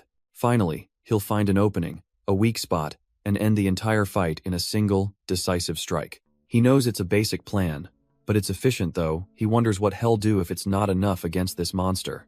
Suddenly, a golden, ethereal being manifests, announcing that both parties must take their positions for combat. The announcer screams for the battle to begin, and Shiraya instantly unleashes a storm of shadow tendrils, roaring for his enemy to die. Sticking to the plan, Sora's dad bursts forward with Shunpo, aiming to slip past the attack and analyze his foe's moves. His blade cuts clean through the shadow assault, neutralizing the attack in a flash of light. Shiraya is completely dumbfounded, unable to believe his opening move was just swatted aside. He sneers, asking if being a one-trick pony is all a samurai is good for. But Sora's dad is already moving, unleashing a devastating slash with his Renzon technique. To his utter shock, his blade connects with nothing but empty air. He realizes in horror that he just sliced through a worthless shadow clone. Suddenly, the real threat emerges as a pack of shadow beasts materializes to swarm him. With the tables turned, Shiraya swings his massive scythe, unleashing a vortex of dark energy. The raw power of the attack sends Sora's dad flying backwards, completely defenseless. Before he can even hit the ground, Shiraya is already on top of him, ready to land the final blow. Shiraya just smirks, his eyes glowing with power, as he asks if that's really all he's got. He swings his massive scythe down, aiming to finish the fight in one clean strike. But Sora's dad finds himself surrounded by intangible shadow beasts, as Shiraya explains that his attacks are useless against them. Suddenly, he hears the real voice from behind, and realizes he's been completely outplayed. The real Shiraya brings his weapon down in a devastating arc, catching him totally off guard. He laughs maniacally, calling Sora's dad a useless beast who should just give up. As if to rub salt in the wound, dozens of shadow clones appear, telling him the vengeful spirits are infinite. The clones all mock him, saying a samurai who can't even find his real opponent is a complete joke. But it seems they pushed him too far. A strange, dark energy begins to form over his face. In a flash, he enters a new stance, his eyes now covered by a dark mask as his blade ignites with a terrifying aura. Shiraya's clones swarm in, thinking they can crush Sora's dad before his new sword aura even settles. But they were dead wrong. He becomes a whirlwind of purple light, effortlessly carving through the shadow army. Each swing of his blade doesn't just cut the clones, it completely obliterates their dark energy. Watching from the sidelines, Duju Rim remarks that this is the vast power difference between an Asura and a normal human. Her teammate Hiro scoffs, calling it a lucky break, but she reminds him that a mere samurai becoming a guildmaster is unheard of. Suddenly, her analytical gaze shifts, and she's left completely dumbfounded by something else on the battlefield. It's Sora's mom, standing there with an unnerving calm, as if this whole high-level brawl is just a walk in the park. Duju realizes this makes no sense. The cleric should be a weak link, so her confidence means she's hiding a trump card. Back in the fight, the dad's blade purifies the last remnants of shadow magic with a brilliant flash. He lands in a solid stance, his new power fully under control, ready to face the real Shiraya. Shiraya smirks, unimpressed by the light show and wondering if this is some new, desperate move. But from the sidelines, Dujo Rim sees the truth and screams out a desperate warning for him to watch out. Shiraya barely has time to register her cry, his focus still locked on the empty space where his opponent was. In a flash, Sora's dad uses leap assassination, appearing directly behind the Hades Asura like a ghost. Shiraya is completely dumbfounded, caught in a chokehold before he can even process what just happened. This whole situation brings back memories of when the 6th Refuge was first established by the military and players. Back then, they found a mine teeming with monsters, which they designated as their first major exploration base. At first, the mission was a cakewalk, with the teams easily mowing down trash-tier goblinoid monsters near the entrance. But their confidence led them to push deeper, marching into the dark, unknown depths of the mine itself. And it was there, in the darkness, that everything changed and the true nightmare began for them all. The sheer variety, number, and rank of the monsters they encountered were completely off the charts. They had stumbled into a hidden nest, a full-blown monster ecosystem thriving in the darkness. Deep inside, the expedition ran straight into the final boss, a horrifying, level 80 spider monster. Humanity at the time stood no chance, and the team was forced into a desperate, chaotic retreat. But one man, Mukushima Shoya, made the ultimate sacrifice play, luring the beast away to let everyone escape. He charged headfirst into a suicidal battle, and for 3 long days, nobody knew what became of him. Then, a pitiful scream from the spider monster itself echoed from the deepest part of the cave. In response to the boss's death, the entire mine began to violently collapse in on itself. A much younger Mukushima Yai could only scream his name, believing he was buried alive.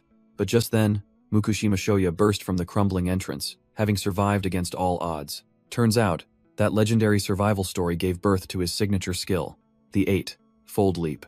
It's a terrifying technique that lets him chain up to 8 dashes, getting exponentially faster with each one. Mukushima recalls using it 3 times just to escape a monster.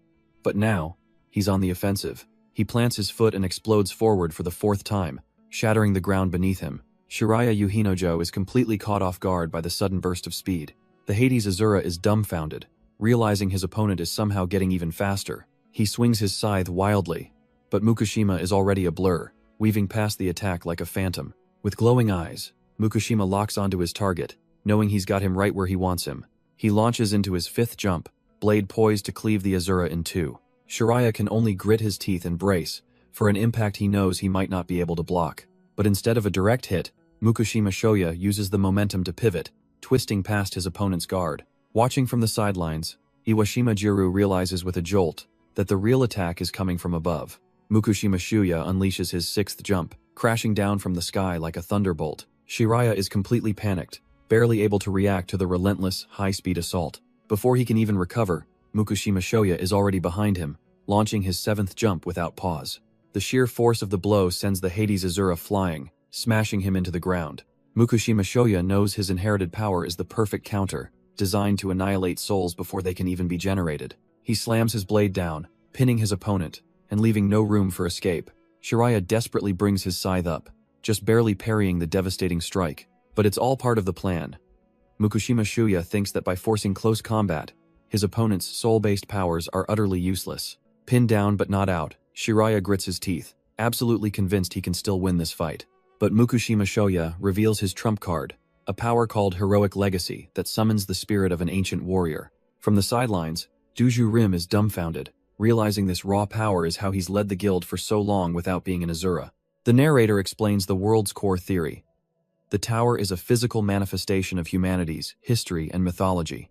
If the gods who choose the Asura represent mythology, then it's the legendary heroes of old who represent history. While becoming an Asura is a constant struggle for a god's favor, inheriting a hero's power is a fated, once-in-a-lifetime encounter. Shiraya can only curse his opponent's insane luck, as he's forced to defend against the spectral warrior's might. He gets cocky, mocking Mukushima for thinking a simple blade could ever challenge a reaper's scythe in a close-quarters brawl. Mukushima remains unfazed, acknowledging the scythe's terrifying power but seeing a clear path to victory. Shiraya unleashes a massive swing, confident that his weapon's superior reach gives him the ultimate advantage. But Shiraya quickly realizes a divine artifact isn't something a mere human can handle so easily. Mukushima's entire plan hinges on this fact. Forcing a close-range fight will create a massive opening. Just as he predicted, the scythe's wide arc leaves Shiraya completely exposed. Mukushima smirks, mocking him for having a god-tier weapon with trash-tier skills to match. The cold reality hits Shiraya like a truck. He's been completely played. With the opening he created, Mukushima drives a powerful blow straight into the Reaper's gut.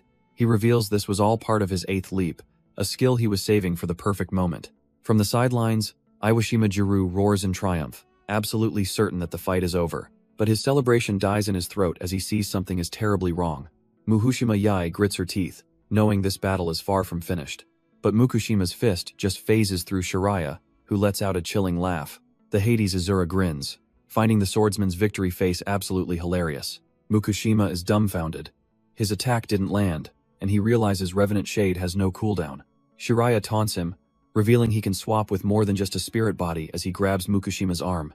A surge of dark, corrupting energy flows directly from the Reaper's hand into his opponent. A wave of pure dread washes over Mukushima as he realizes he's fallen into a deadly trap. The force of the blast sends him stumbling backward, completely caught off guard. A system window pops up, informing him he's been branded with the mark of Hades. He curses himself for letting his guard down, realizing Shiraya's spirit form nullified the physical blow. Shiraya explains the terrifying curse. Get marked 4 times, and his soul becomes an eternal slave. With a wicked grin, Shiraya promises he won't give him another chance to land a clean hit. Mukushima stares at the mark on his chest, the chilling words echoing in his mind 4 marks, and he becomes a mindless wraith. He's caught in a death trap. Getting close means another mark, but staying back means getting swarmed by spirits. The pressure is immense as he realizes what a pain this opponent is. Damn it, his best skill, the eightfold step, is still on cooldown when he needs it most. Someone calls his name from the sidelines, but he can only focus on the monster in front of him.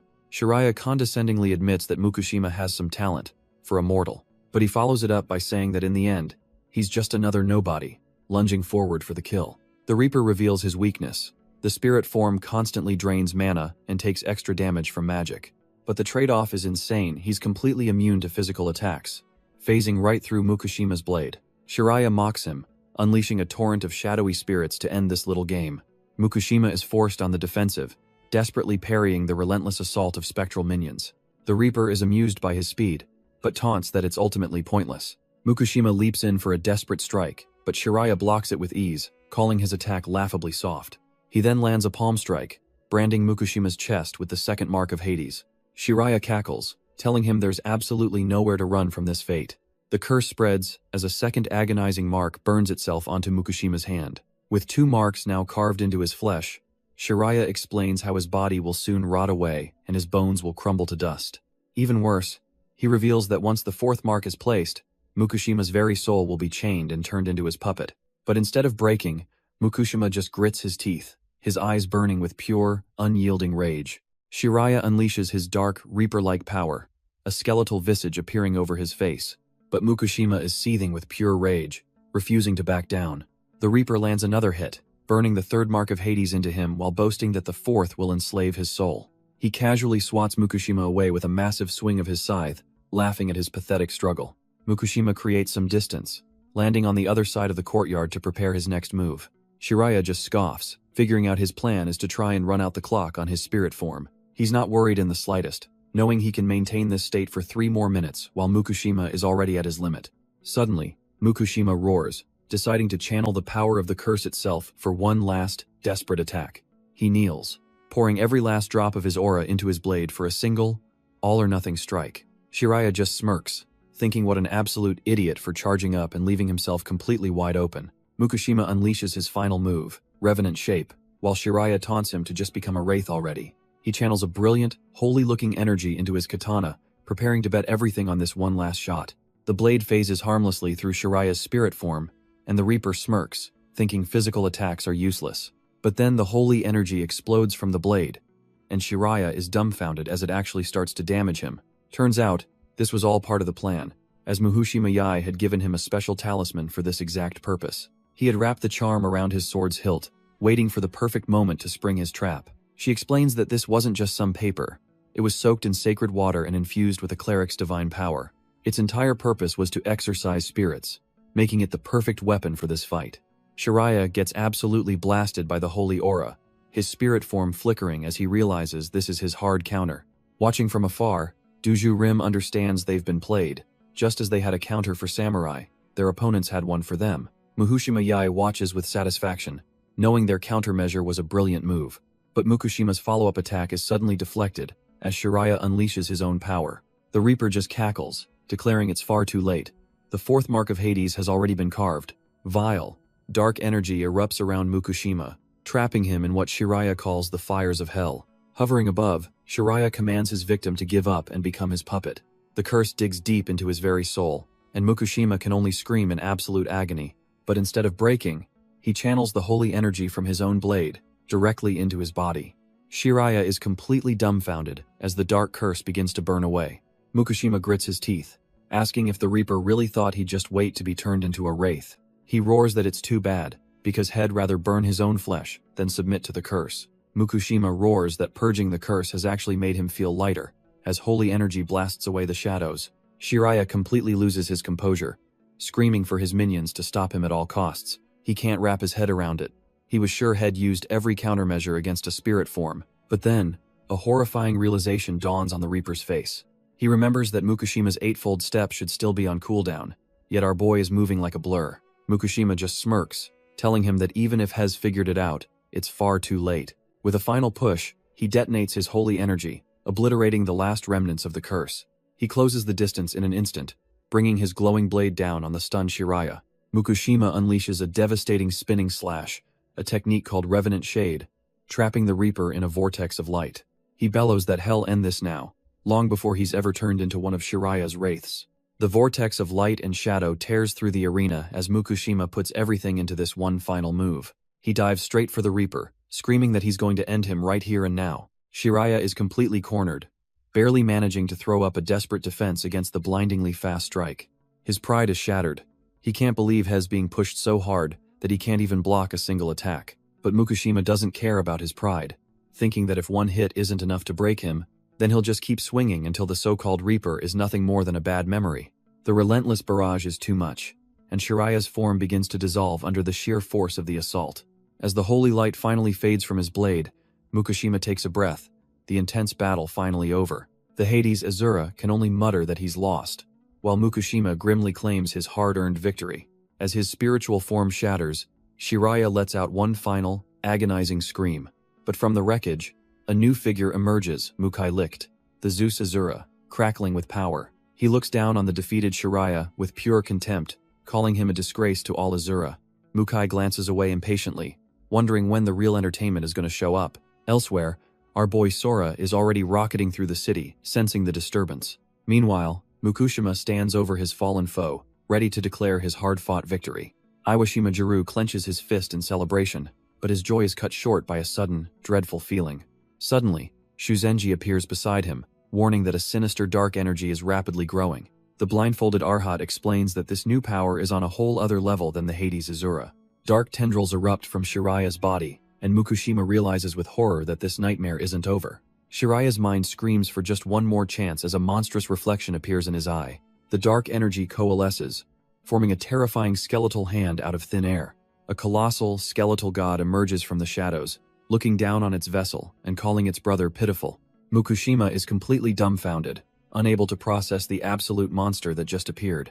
On the ground, Shiraya begs for another chance as the skeletal entity's claws close in on him, but the new being just grabs his head, sneering that cheap tricks could never win a real battle. It lectures him that power is everything as it begins to crush his skull with ease. With a bloody pop, the entity declares that everyone here, friend and foe alike, will die today. Mukushima is paralyzed with fear, finally understanding that this is the true, horrifying form of the Hades Asura. Even from a distance, the other guild leaders are speechless, wondering what kind of monster they're witnessing. From the sidelines, the Zeus, Asura, Mukai Licht, just smirks, thinking the real show is finally starting. The colossal Hades entity looms over the battlefield, its sheer presence suffocating everyone below. It coldly reveals its first kill after awakening was its own brother, absorbing him to gain more power. Since that day, it's slaughtered countless victims, turning each one into a mindless puppet in its army of souls. Mukushima Shoya steels himself, knowing that the monster has now declared that his fate will be the same. He desperately raises his sword to block a torrent of shadowy spirits crashing down on him. Suddenly, Hez, horrified to find Hades' mark branded on his forehead, a curse that should have vanished with Shiraya. To make matters worse, he realizes his ultimate movement skill, Eightfold Step, is still on cooldown. With his back against the wall, he grits his teeth, wondering if he's completely out of options. But just as despair sinks in, a strange and unfamiliar power begins to surge from deep within him. This new power sends him spiraling into a memory of a past battle, one where he faced this colossal spider monster. Back then, he was completely out of gas, his attack getting swatted away like nothing. The beast let out a horrifying shriek as one of his men screamed for their master, utterly terrified. He was sent flying, tumbling helplessly into the darkness below. But even as he hit the ground, defeat was the last thing on his mind. He forced himself up, swearing he wouldn't fall until every last one of his comrades had safely retreated.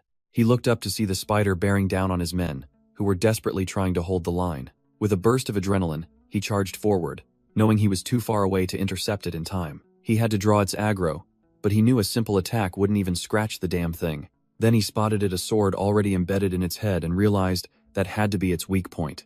With no other option, Mukushima Shuya hurls his own katana, aiming to use it to drive the other sword deeper. It's a perfect hit!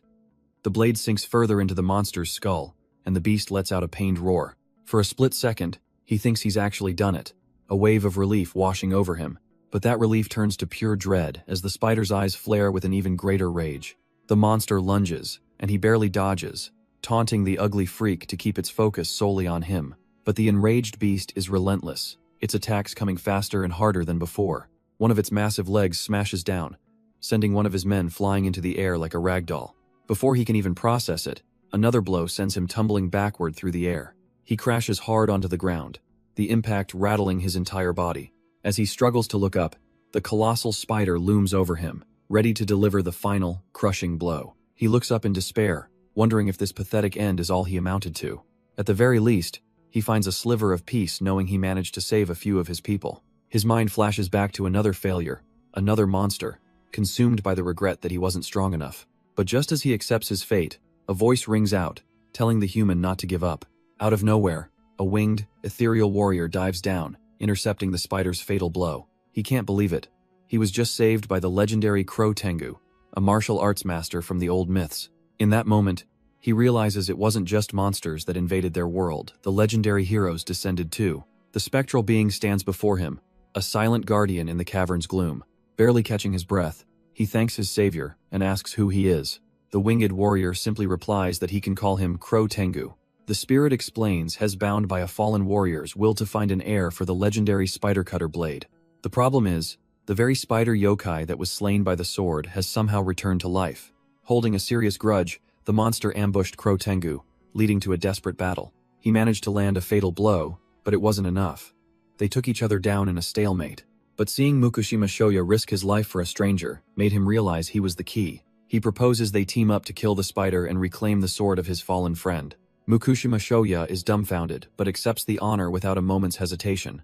From then on, the legendary Crow Tengu stayed by his side, training him personally. He poured everything into mastering the heroic legacy his new master was passing down. But in the end, he admits with regret that he just didn't have the talent to see it through. He admits he couldn't inherit everything the legendary warrior had to offer.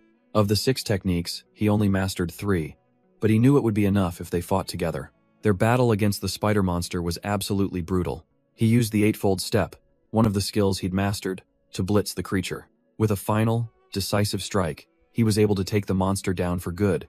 Afterwards, Crow Tengu entrusted him with the legendary blades, including Spider Cutter. But Mukushima Shoya made a promise to pass the sword to a more worthy successor if he ever found one. Back in the present, he roars, unleashing the very power he inherited as lightning crackles around him. He becomes a whirlwind of death, cutting through the horde of armored monsters.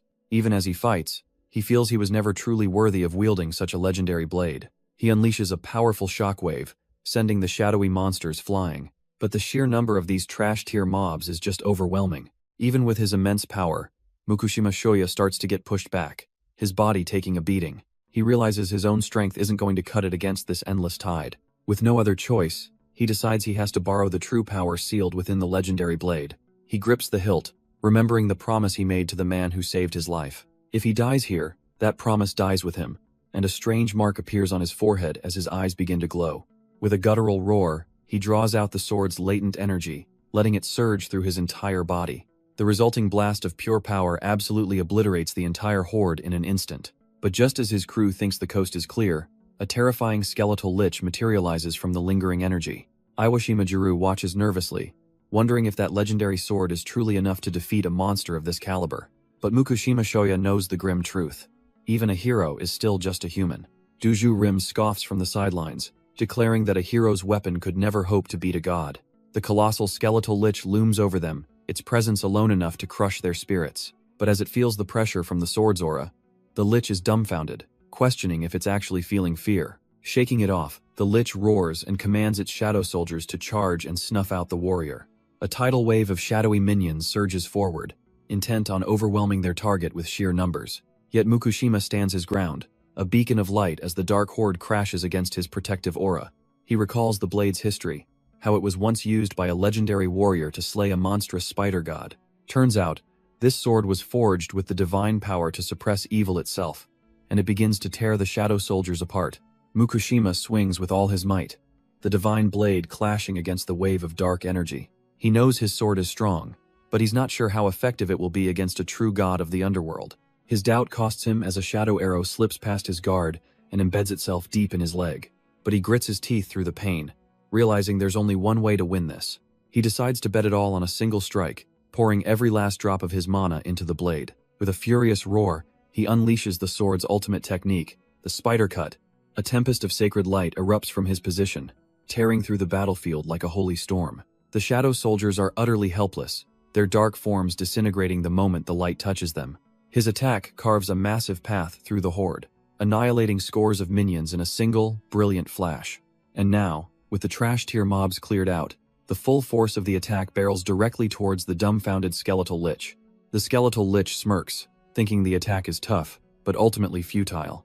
It conjures a massive dark magic circle, a shield of pure demonic energy, to block the incoming light. The lich's defense holds strong, and it taunts the swordsman, telling him he's no match for its power. It pours more energy into the barrier, determined to snuff out this last glimmer of hope. The monster roars, questioning how a mere hero's weapon could possibly break through its absolute defense.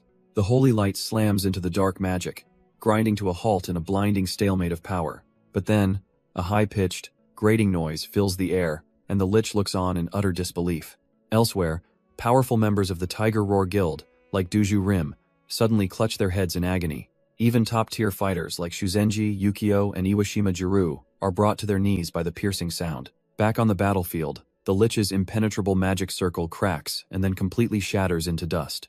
The lich is absolutely dumbfounded, as its ultimate defense crumbles into nothing. It's sent reeling back, unable to comprehend how its magic was so easily shattered.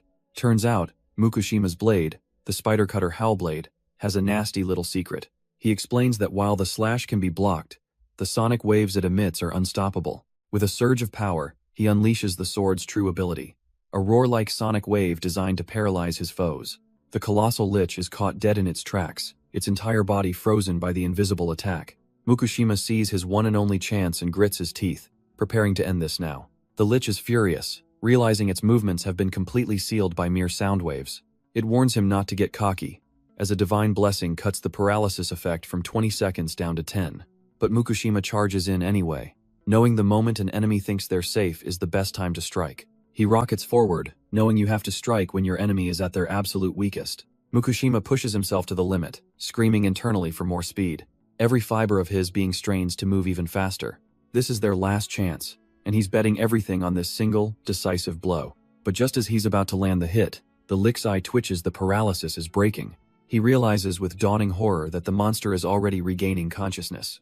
Cursing his luck, he puts everything he has left into this final, desperate charge. For a split second, he wonders if he's even going to make it in time. The lich lets out a defiant roar, refusing to be taken down by a mere mortal. And just like that, his all-or-nothing attack is stopped cold, caught between the monster's teeth, leaving him completely dumbfounded. Mukushima grits his teeth, realizing with absolute certainty that they're not going to make it. The colossal form of Hades looms over him, declaring that the fight is already over. A torrent of dark energy erupts from the god form, engulfing Mukushima in pure agony. He's sent flying by a massive skeletal fist, completely powerless against the overwhelming force. Lying broken in the monster's palm, all he can hear is its triumphant, echoing laughter. Hades gloats, absolutely certain that its victory is sealed. As its grip tightens, it begins applying the mark of Hades, intending to turn him into an undead puppet. But suddenly, the god form pauses, sensing an unexpected interference. Turns out, the cavalry has arrived. Shuzenji, Iwashima, and Muhushima Yai are charging in to save their ally. Muhushima Yai steals her resolve, knowing she can't just stand by and watch this happen. But just as they're about to charge, a brilliant golden figure materializes, blocking their path. The entity declares that no one is permitted to interfere in this sacred battle. A pulse of energy radiates from her as she prepares to enforce the tower's rules. Iwashima is dumbfounded, demanding to know who the hell she is, but it's clear she's not here to talk. Elsewhere, the Tiger Roar members, Duju Rim and Iwagaya Haichi, are rocked by a sudden, violent tremor. Duju Rim is in disbelief, realizing someone is attacking the barrier from the outside, a feat that should be impossible. The sky itself answers her question, boiling with dark clouds and crackling with immense power. A colossal bolt of pure energy slams down from the heavens, striking the golden announcer head-on. The system's guardian reels back, its perfect form glitching and distorting under the raw force. Its face begins to crack like glass, shattering into nothingness from an attack it was never designed to withstand. Duju Rim is completely floored, screaming that the barrier has been breached by their own boss's lightning. Her companion points to the sky, confirming her worst fears as the source of the attack becomes visible. Descending from the heavens are Sora and his father, arriving just in the nick of time with a storm of electricity. The sight of the lightning spear attack leaves Duju Rim dumbfounded. That's a move only their leader should possess. But the skeletal lich isn't phased, throwing up a Diamond Veil magic shield to block the incoming assault. On the ground, the Alliance scrambles, with one of the dad's subordinates yelling for everyone to protect their master and trust in Sora. Our boy knows a simple blast won't cut it, concentrating the raw, crackling energy into a single, overwhelming point. He unleashes the attack, a spear of pure power that shatters the lich's defenses and slams into its skull. The lich roars in fury, taunting them that breaking through the barrier was a pointless, trash-tier move. It then reveals its ultimate trump card. Sora's own father, now trapped and controlled by dark energy, is nothing more than its puppet. Sora stands defiantly atop the crumbling pillar, staring down the monster that dares to use his family against him. But his dad, with a final act of will, roars and stomps the ground, deciding to turn himself into a launch pad. Our boy yells out his thanks, knowing this is the one shot his old man can give him. Using his father's power, he shoots forward like a human cannonball, right as the lich swings its massive hand to intercept. The skeletal monster is left completely dumbfounded, unable to comprehend this insane father-son tag team. Before it can even process the move, Sora smashes a supercharged fist directly into its skull. The lich reels back, screaming not just from the impact, but because it feels its very power being drained from its arm. In a blind rage, it slams its other colossal fist down on the battlefield, aiming to crush the Alliance members below. On the ground, His father's loyal crew can only watch in absolute horror at the overwhelming display of power. But the reason for the Lich's panic becomes clear. Sora has latched onto its arm, his absorption skill already tearing it apart from the inside. With his father slung over his shoulder, Sora declares that as long as he's here, he won't let a single person die on his watch. The Lich roars in absolute fury, but Sora just glares back, calling the monster a bastard for what it's done. He looks at his old man, amazed that he managed to hold out for so long against this overwhelming power. But our boy quickly realizes this skeleton is just a distraction. The real problem is someone else. His eyes lock onto the figure outside the barrier, the one casually firing off devastating lightning attacks. It's Mukai Licht, the strongest person he's met since leaving the Abyss, who remarks that Sora has finally returned. But Sora is left completely dumbfounded when the lightning strikes him and does absolutely no damage. In fact, he finds he can not only touch the energy, but wield it as his own. He wonders how it's even possible to handle this god's power so easily, as if it was always meant for him. A massive surge of lightning erupts from Sora as he vents the power he just absorbed. But he knows this isn't the time to marvel at his own strength. His allies are still protecting his injured father. His gaze locks onto the real threat floating in the sky, realizing he has to take out Mukai Licht first. Mukai just smirks, finding the whole situation incredibly amusing as a giant serpent manifests behind him. He calls out to the fighters on the ground, getting everyone's attention with a casual, "Hey, hey, hey." This gets Hiro Ryusei all fired up, who grins and points out that since the barrier is gone, the rules no longer apply. The shirtless brawler immediately calls out to the blindfolded monk, Shuzenji Yukio. With a battle cry, Hiro launches himself at the monk, screaming that it's time for another round. Watching this unfold, Duju Rim wonders why their boss isn't stopping Hiro from running wild. Then it clicks. She realizes Mukai is letting this chaos happen just to gauge our boy's true strength. Seeing the chaos, Dujo Rim decides she can't just sit back and watch this unfold. She whips around, yelling at Iwagaya and asking how long he plans on just being a spectator. Iwagaya just smirks, telling her to worry about herself since an assassin's arrival is perfectly timed. Not done yet, Duju screams at Shiraya, telling him that losing one arm is no excuse to stay out of the fight. Shiraya's monstrous true form snarls back that he doesn't need to be told what to do. The colossal skeletal being, the true form of Hades, glares with pure malice. He vows that no one can escape death as he launches himself directly at Sora. A storm of dark, shadowy energy erupts from the Hades form, hurtling towards our boy. Sora quickly turns to Iwashima, telling the old man he's leaving his dad and the others in his hands. Iwashima accepts the duty without hesitation, smashing the ground to create a protective barrier. A massive earthen wall erupts, shielding Sora's dad, mom, and even Mukushima from the blast. With his family safe, Sora turns to face the storm of death magic head-on, completely unfazed. He smirks, realizing that with everyone protected, he can finally go all out and promises to kill anyone who dares to touch them. Meanwhile, Hiro Ryusei rushes in to finish off Shuzenji, screaming for him to die. But he's left completely dumbfounded as his punches connect with nothing but air. In a flash, Sora appears out of nowhere, declaring the first one is down as he slams a knee into Hiro's gut. Hiro can't even process the insane speed as a monstrous, winged energy construct tears into his flesh. The attack shreds through him relentlessly, a whirlwind of claws and dark power. With one final, brutal kick, Sora sends the mangled body of the Asura flying across the battlefield. Dujo can only watch in absolute horror as her teammate is effortlessly obliterated. Duju is in utter disbelief, thinking that idiot Hiro couldn't even take a single hit. Seeing the other Asura's spirits swarming, Sora coolly tells Shuzenji to handle them. The blind monk acknowledges the order, immediately beginning a chant for his silent Dharma curse. A massive wave of holy energy erupts from his position, instantly neutralizing the shadow spirits. With the small fry taken care of, Sora turns his full, undivided attention to the terrified Duju. She panics, realizing Shiraya's spirit form is getting completely dominated by the monk's technique. In a desperate move, she summons her Valkyrie shield and charges forward with everything she has. But our boy just casually stops the massive shield bash with one hand, completely unimpressed. Her blood runs cold. She knows she's facing a monster she has no hope of defeating. She tries to draw her sword, but Sora is already on her, grabbing her wrist and shutting her down completely. With her defenses shattered, Sora unloads a vicious flurry of blows directly into her face. He doesn't give her a single inch, pummeling her relentlessly with pure, overwhelming force. The rest of her crew gets the same treatment, getting absolutely ragdolled by our boy. Battered and broken, she desperately wonders why her boss hasn't made a move to save them yet. Turns out, the boss, Mukai Licht, is floating high above the battlefield, calling someone below worthless trash. He smugly reminds his real target that they forgot he's still under the curse of weakness. With a wicked grin, he declares that this next strike will be something special. He dedicates the attack to Mukushima's wife before unleashing it, carving a massive crater into the earth. From afar, the blind monk Shuzenji feels the terrifying wave of divine energy.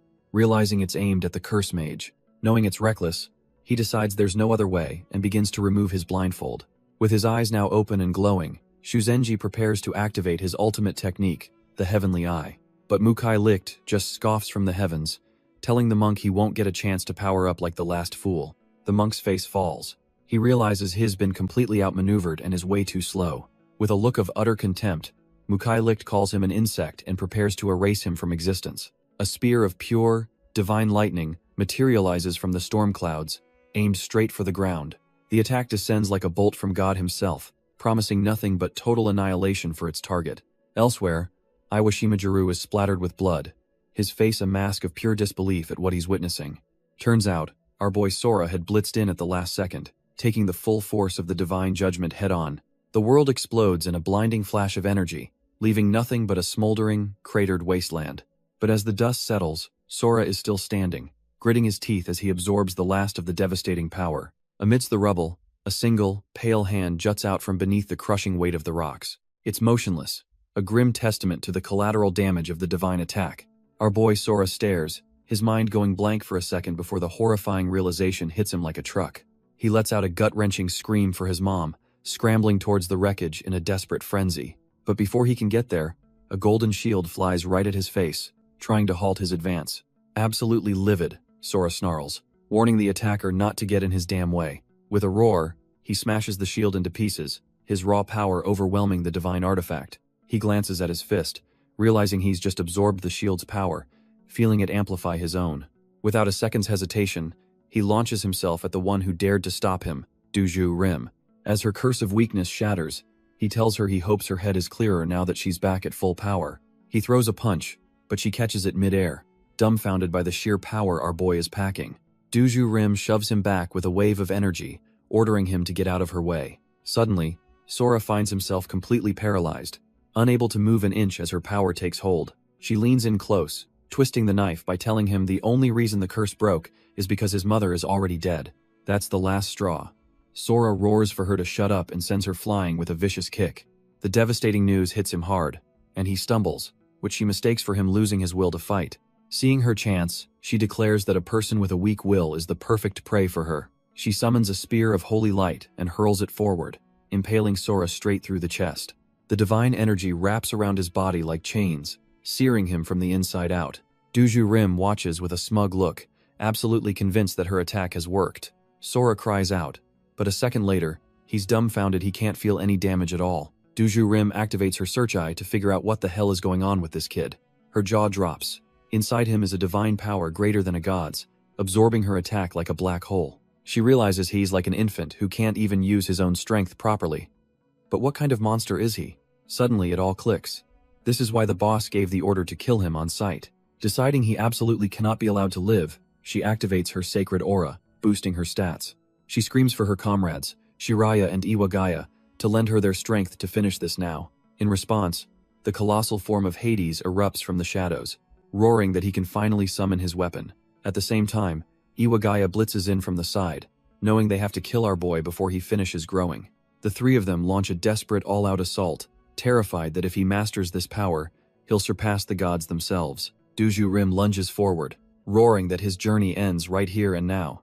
But her face triggers a traumatic memory in Sora, and all he can see is his mother. He's thrown back to the day of the disaster, staring at a lifeless hand buried in the rubble. Suddenly, the fingers twitch, and a desperate thought flashes through his mind. She's still alive. Back in the present, the three Asura combine their power, casting Soul Chain to completely restrain him. But the vision won't stop. He sees his mother, crushed and broken, weakly calling his name. Her hand stretches out from the debris, a final, desperate plea for help. That image shatters something inside Sora, and with a primal scream for his mom, he reaches back. The Asura are completely dumbfounded as their divine chains begin to crack and shatter from his raw power. With a final, earth-shattering roar, our boy obliterates their binding spell in a shockwave of pure force. Tears stream down his face as the traumatic memory consumes him completely. He clutches his head, screaming in denial, refusing to accept what he's seeing all over again. In his mind, Hez kneeling before his mother's broken body, utterly helpless. He's completely lost, his mind racing with the horrible question of what he could have possibly done.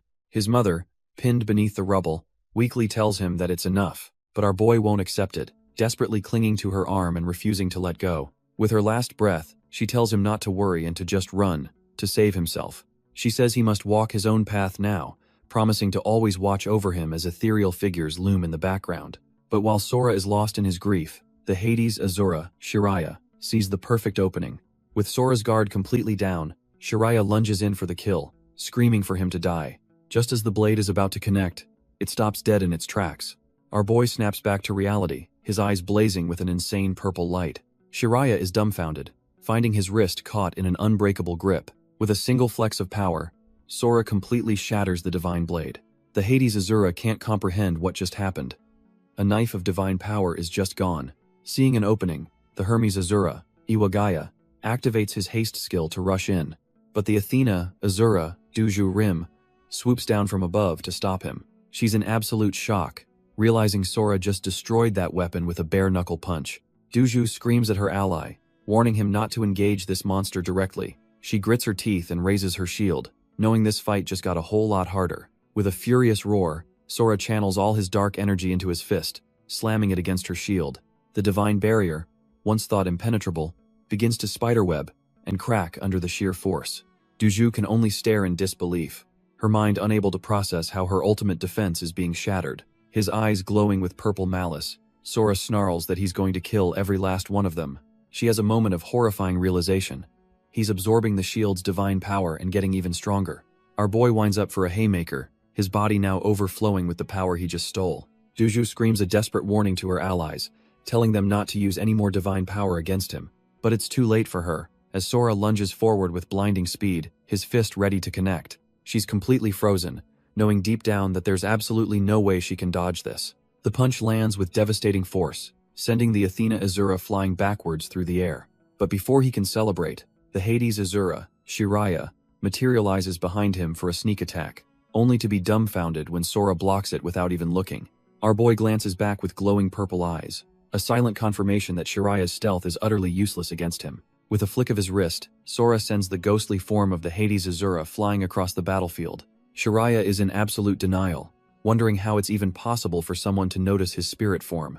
He realizes with horror that Sora isn't just seeing him. He's absorbing his divine power and completely neutralizing his stealth. Suddenly, Shiraya's voice echoes, telling Sora he's forgetting something important as an image of his dying mother appears in the rubble. The colossal true form of Hades looms over her, taunting Sora for being a disgrace who abandoned his own mother to fight. Enraged, Sora turns to face the monstrous apparition, screaming that he won't let this twisted vision play out. But the giant skeletal beast moves with terrifying speed, bringing its massive foot down on our boy. Hades crushes Sora's leg into the ground, sneering at the pathetic weakling for daring to think he could be a savior. The vision continues, showing a past battle where Shiraya lands a clean hit on Sora, who cries out for his ally, Shuzenji. Our boy is sent flying, completely overwhelmed by the force of the attack. Shiraya smirks, thinking he's landed a decisive blow. Turns out, this was all a setup, as the colossal Hades reveals this memory is playing out exactly as it planned. The monstrous god unleashes a devastating attack from above, a torrent of purple energy called Death Flame. Pinned to the ground, Sora can only grit his teeth as the apocalyptic blast descends upon him.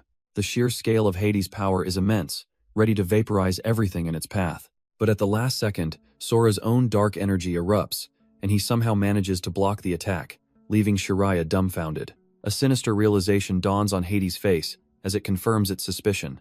Our boy can absorb divine power. The vision ends, and Hades taunts the crushed Sora, challenging him to absorb the pain of seeing his mother's body right before him. Shiraya unleashes his death flame once more, convinced this overwhelming power will finally put our boy down. But Duju Rim is sent flying, screaming at him for being an absolute idiot and just feeding Sora free power. She's in a panic, realizing that neither divine power nor close quarters combat has any effect on him. Sora just roars back, confirming that all their flashy attacks are completely and utterly useless. He then proves his point by creating a vortex of dark energy, absorbing the entire divine flame attack. Shrugging off the residual energy, Sora prepares to launch a devastating counterattack. In a flash, he's on top of a stunned Shiraya, ready to pound him into the dirt. Seeing this, Duzhou gets desperate, deciding to wrap stones in divine power to use as bullets and threatening to kill his mother. That was the last straw. Hearing his mother threatened sends Sora into a blind rage. He's forced to abandon his attack on Shiraya to block the vicious barrage of divinely charged rubble. Our boy grunts as he weathers the storm of divine rocks, taking the hits head-on. Shiraya just cackles, telling him to burn out while ordering his allies to join the dogpile. He screams for Sora to die as the full, unrelenting barrage rains down from all sides. But Sora isn't just a punching bag. He spins like a whirlwind, shattering the projectiles with his own dark power. Still, the assault is endless, and even he can't help but get annoyed at their persistence. Suddenly, a vision flashes through his mind. His mother, beaten and broken on the ground. With tears in her eyes, she begs him to stop, telling him he's done enough. But her pleas fall on deaf ears as Sora roars back a defiant no. He screams that he has to take them down, because what's the point of living if he can't even protect his family? His enemies just mock his touching family love as they combine their powers for one final, overwhelming blast.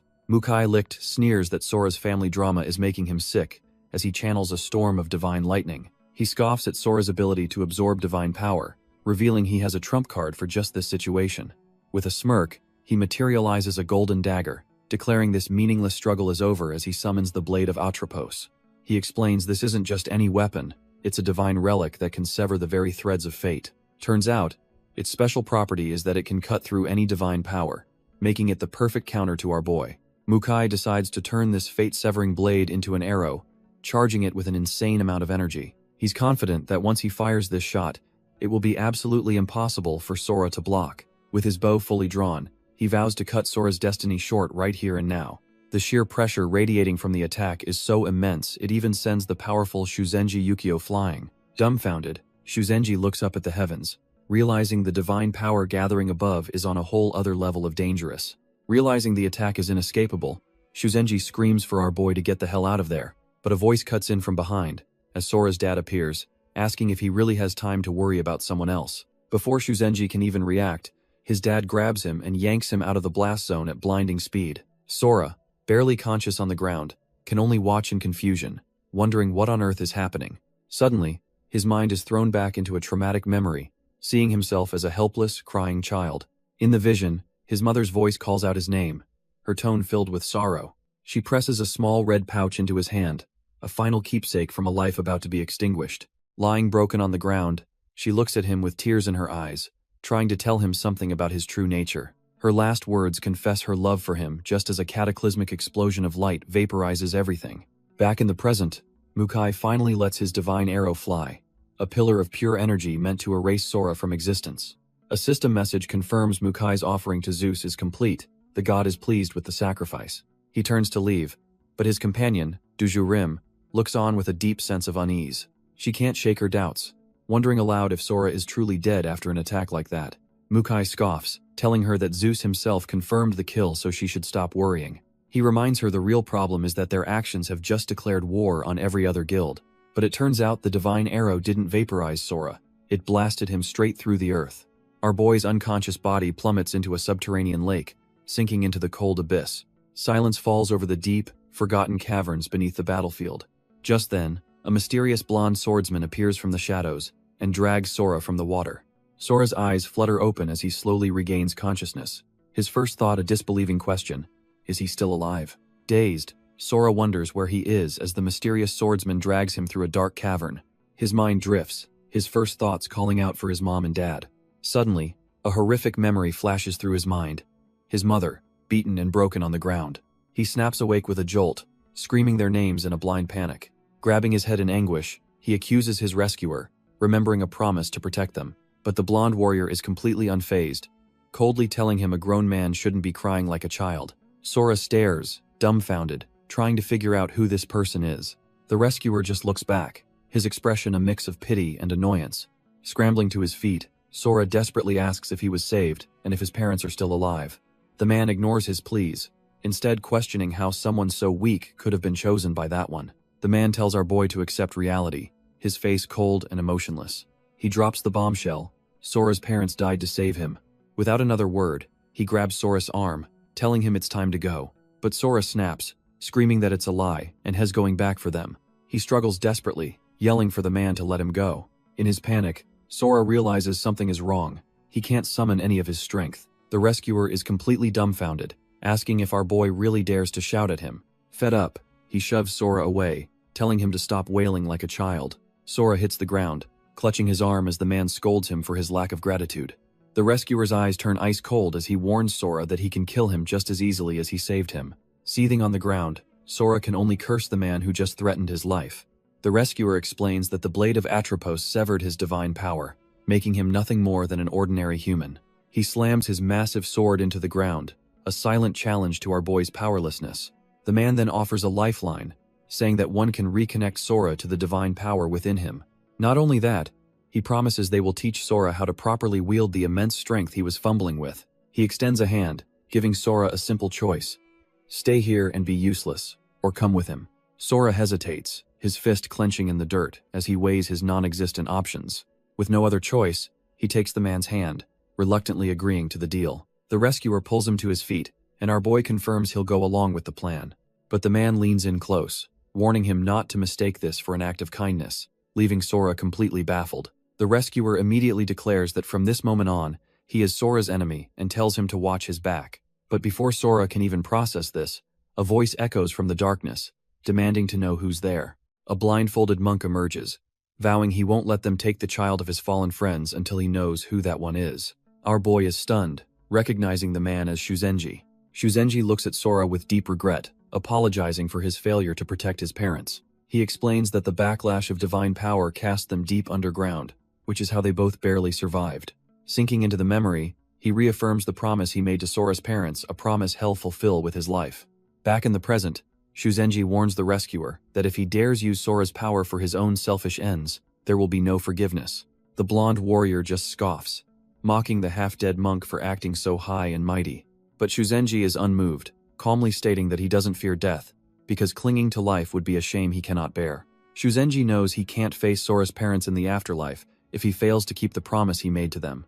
The blonde warrior, fed up with the standoff, simply suggests they ask the kid what he wants to do. Sora calls out to Shuzenji, finally ready to make his choice known.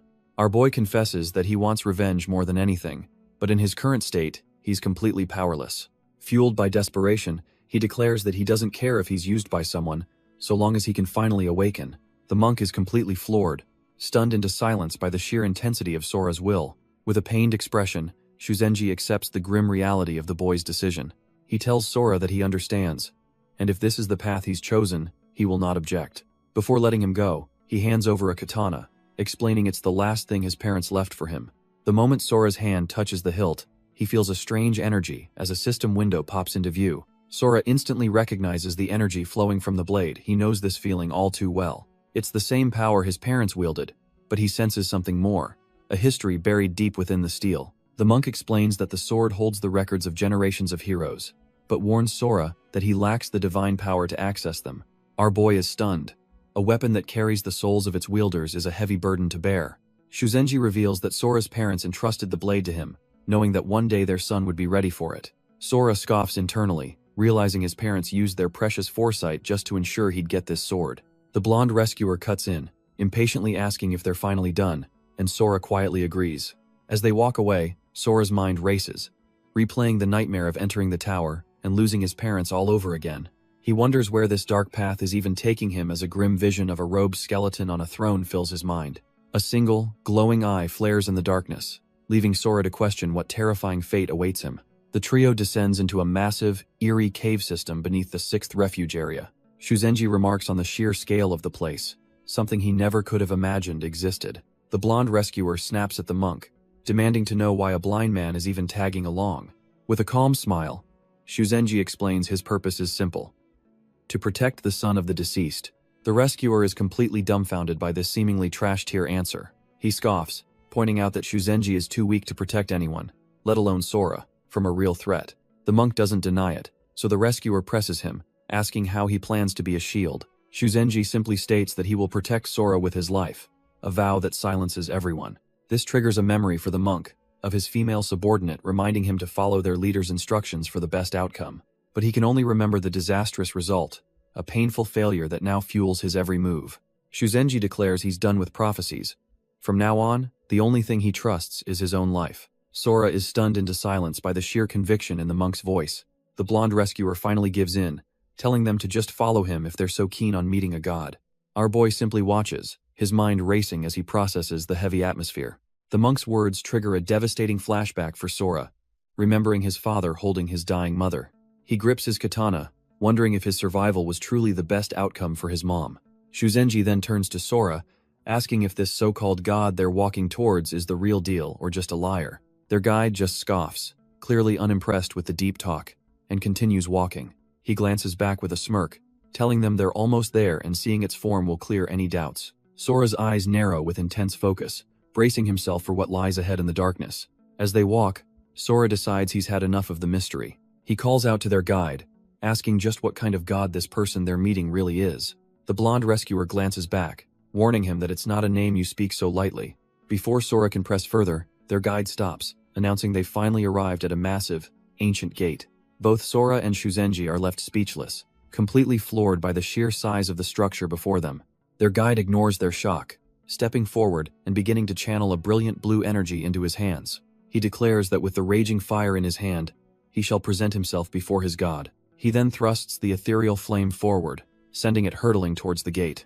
The energy slams into the door's central symbol, causing it to erupt in blinding light as the ancient lock disengages. As the colossal gate slowly grinds open, the rescuer simply gestures forward, telling them to enter.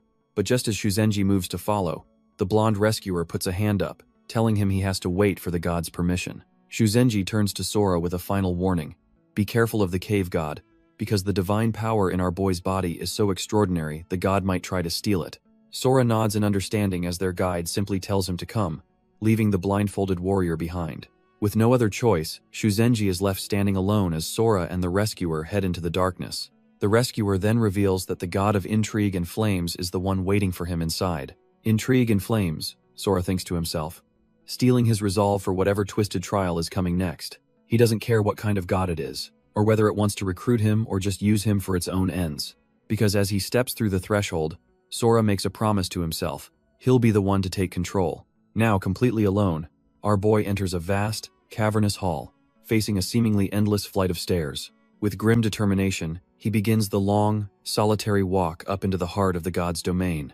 The moment Sora steps past the threshold, a magic circle flares to life beneath his feet, marking his official entry. He whips his head around, suddenly feeling an oppressive, suffocating aura wash over him. Back at the gate, Shuzenji is left dumbfounded, realizing he's sensing an overwhelming wave of pure divine power. Inside, the sheer scale of the place is insane. Our boy is just a tiny speck in a colossal, dark throne room. He walks forward, his eyes fixed on the shadowy figure waiting for him at the very end of this grand hall. Sora confirms his suspicions this immense presence has to be the god of intrigue and flames he was warned about. Just as predicted, he's face to face with the Norse god, Loki, slumped on a massive, imposing throne. But as he gets a closer look, he can't help but notice something is off with the god's form. The mighty deity looks ancient, completely worn out and withered by the passage of time. Suddenly, a single eye flashes open in the darkness, its gaze locking onto the mortal who dared to judge him. A voice echoes in the hall, as Loki remarks that Sora has finally arrived. The ancient god seems intrigued, questioning our boy's complete lack of fear. He notes that to remain so calm in the presence of a god is no small feat.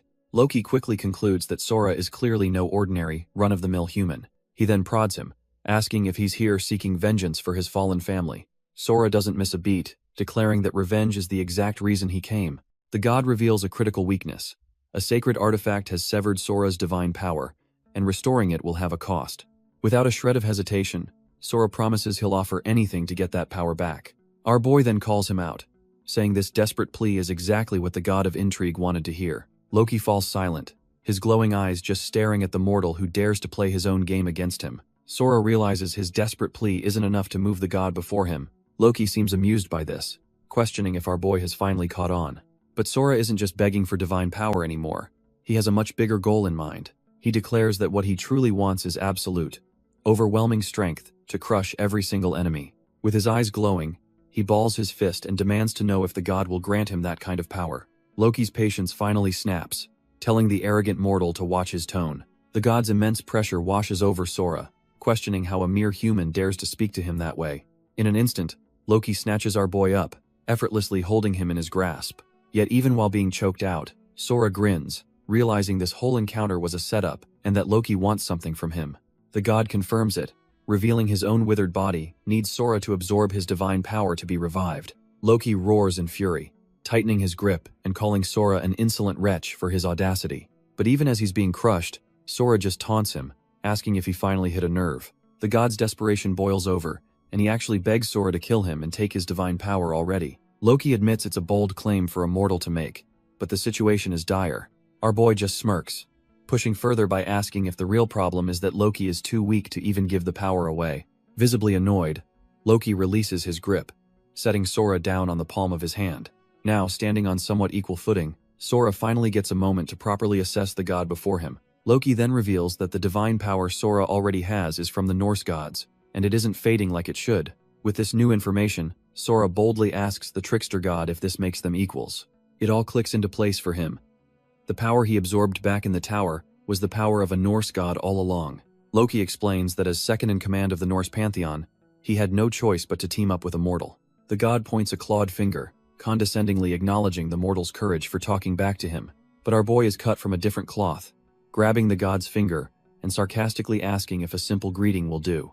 Loki's eye flares with power as he warns Sora to remember the fates of those who disrespected him in the myths. Unfazed, Sora just smirks, telling the god that empty threats only tarnish his legendary reputation.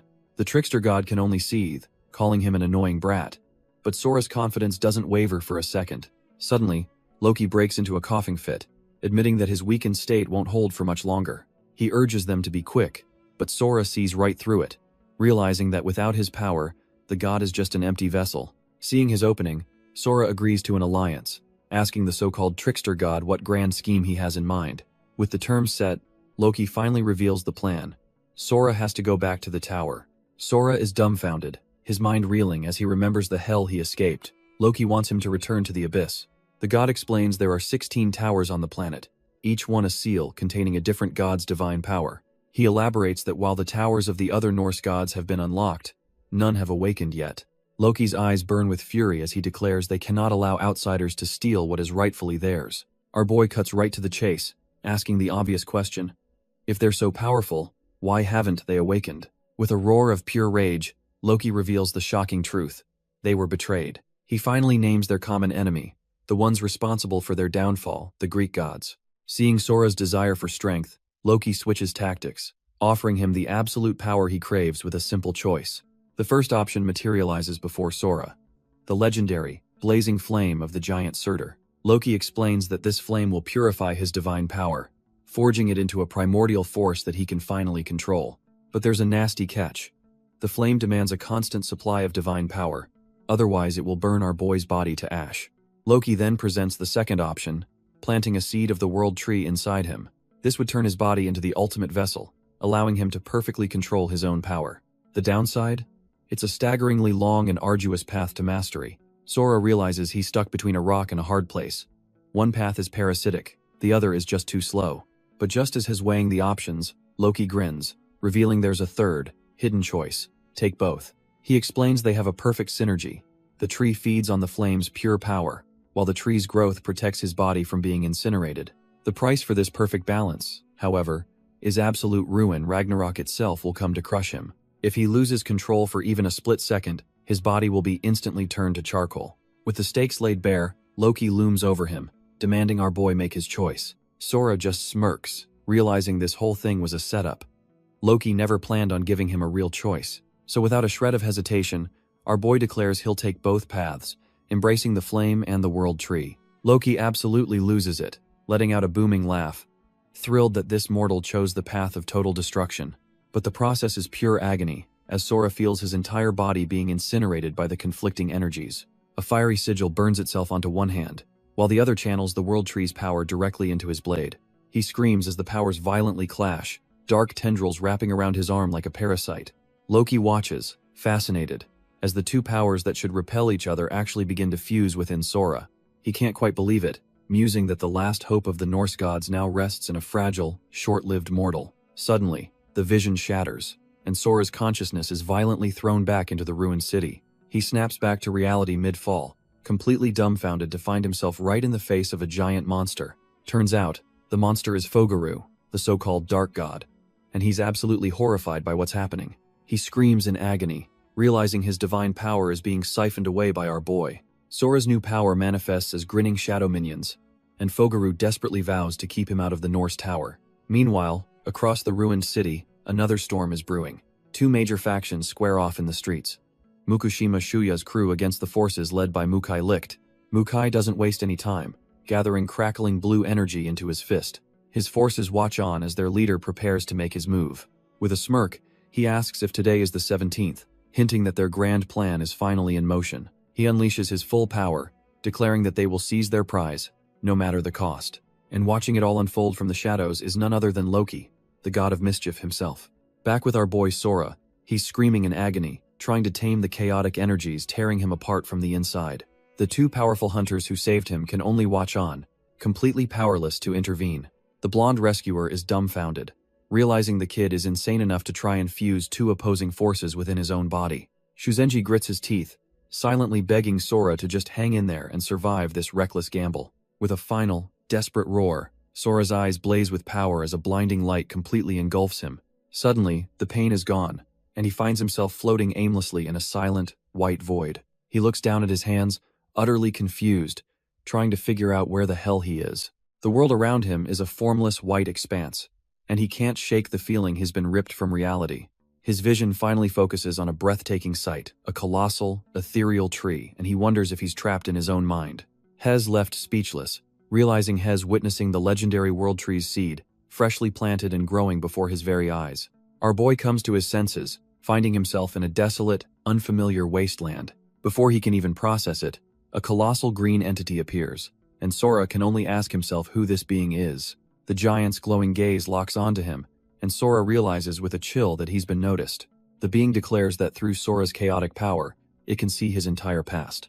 It tells him his mind is nothing but a scorched wasteland, burned to ash by the flames of his own rage. Claiming to be Yggdrasil's messenger, it shows him a vision of his lost family, offering to heal his broken soul. But Sora's no fool. He smirks, knowing an offer this good always comes with a steep price. The entity chuckles, calling it a win-win situation for the both of them. It then makes its demand, telling Sora to choose it as his personal overseer. Suddenly, a golden streak of energy rips through the air as a new voice screams at Sora not to be fooled. The messenger is suddenly blasted back by an immense force, completely caught off guard. Turns out, the golden streak was a massive, ornate axe spinning through the air with divine power. Wielding it is a new player in this cosmic game, a fiery warrior made of pure golden energy. She screams that the messenger is a liar, only wanting to enslave Sora and turn the mortal world into fertilizer for his tree. The messenger looks on, dumbfounded, as this new entity challenges his authority in this spiritual realm. He scoffs, claiming her demand is even more insane to follow the path of the giant Surt. But the golden warrior is resolute, declaring that her one and only purpose is to burn everything to ash. The messenger just smirks, unimpressed by her dramatic entrance and apocalyptic threats. With a roar, the two divine beings clash, their immense energies tearing the very fabric of this mental world apart. The golden warrior taunts him, asking if he can still read Sora's mind now that our boy has made his choice. She mocks the messenger, saying that besides his rotten tree, everything has already been burned away. Ignoring her, the giant green entity turns his gaze from the fiery warrior. He looks straight at Sora and tells him that the choice is now his to make. But before that, he insists our boy read something very carefully. With a flick of his wrist, he rips a glowing page from his divine book and sends it flying. The page floats directly into Sora's hand, who catches it, completely dumbfounded. He looks closer and realizes what his holding is a guide of some kind. Ezra's notebook. The notebook lays out the 3 steps to becoming an Ezra, starting with choosing a god to serve. The second step is a brutal descent into the abyss to fight a battle royale against other candidates. And the final step, be the last one standing to become a god's proxy and gain control of the tower. The notebook explains that an Ezra is always watched by their god, who can punish them or revoke their power on a whim. On top of that, they're granted a divine weapon, a tool that lets them channel their god's overwhelming strength. The Golden Warrior, Searcher's Flame, rages that she should have just burned Sora to cinders instead of dealing with this. But Yggdrasil's messenger just scoffs, telling her that's beyond her capabilities, as the two primordial forces clash. Sora, however, just smirks, thinking any normal human would have passed out from the pressure by now. The two divine beings loom over him, and the messenger finally asks him to make his choice. But our boy looks up with pure defiance and tells them they've got the whole situation twisted.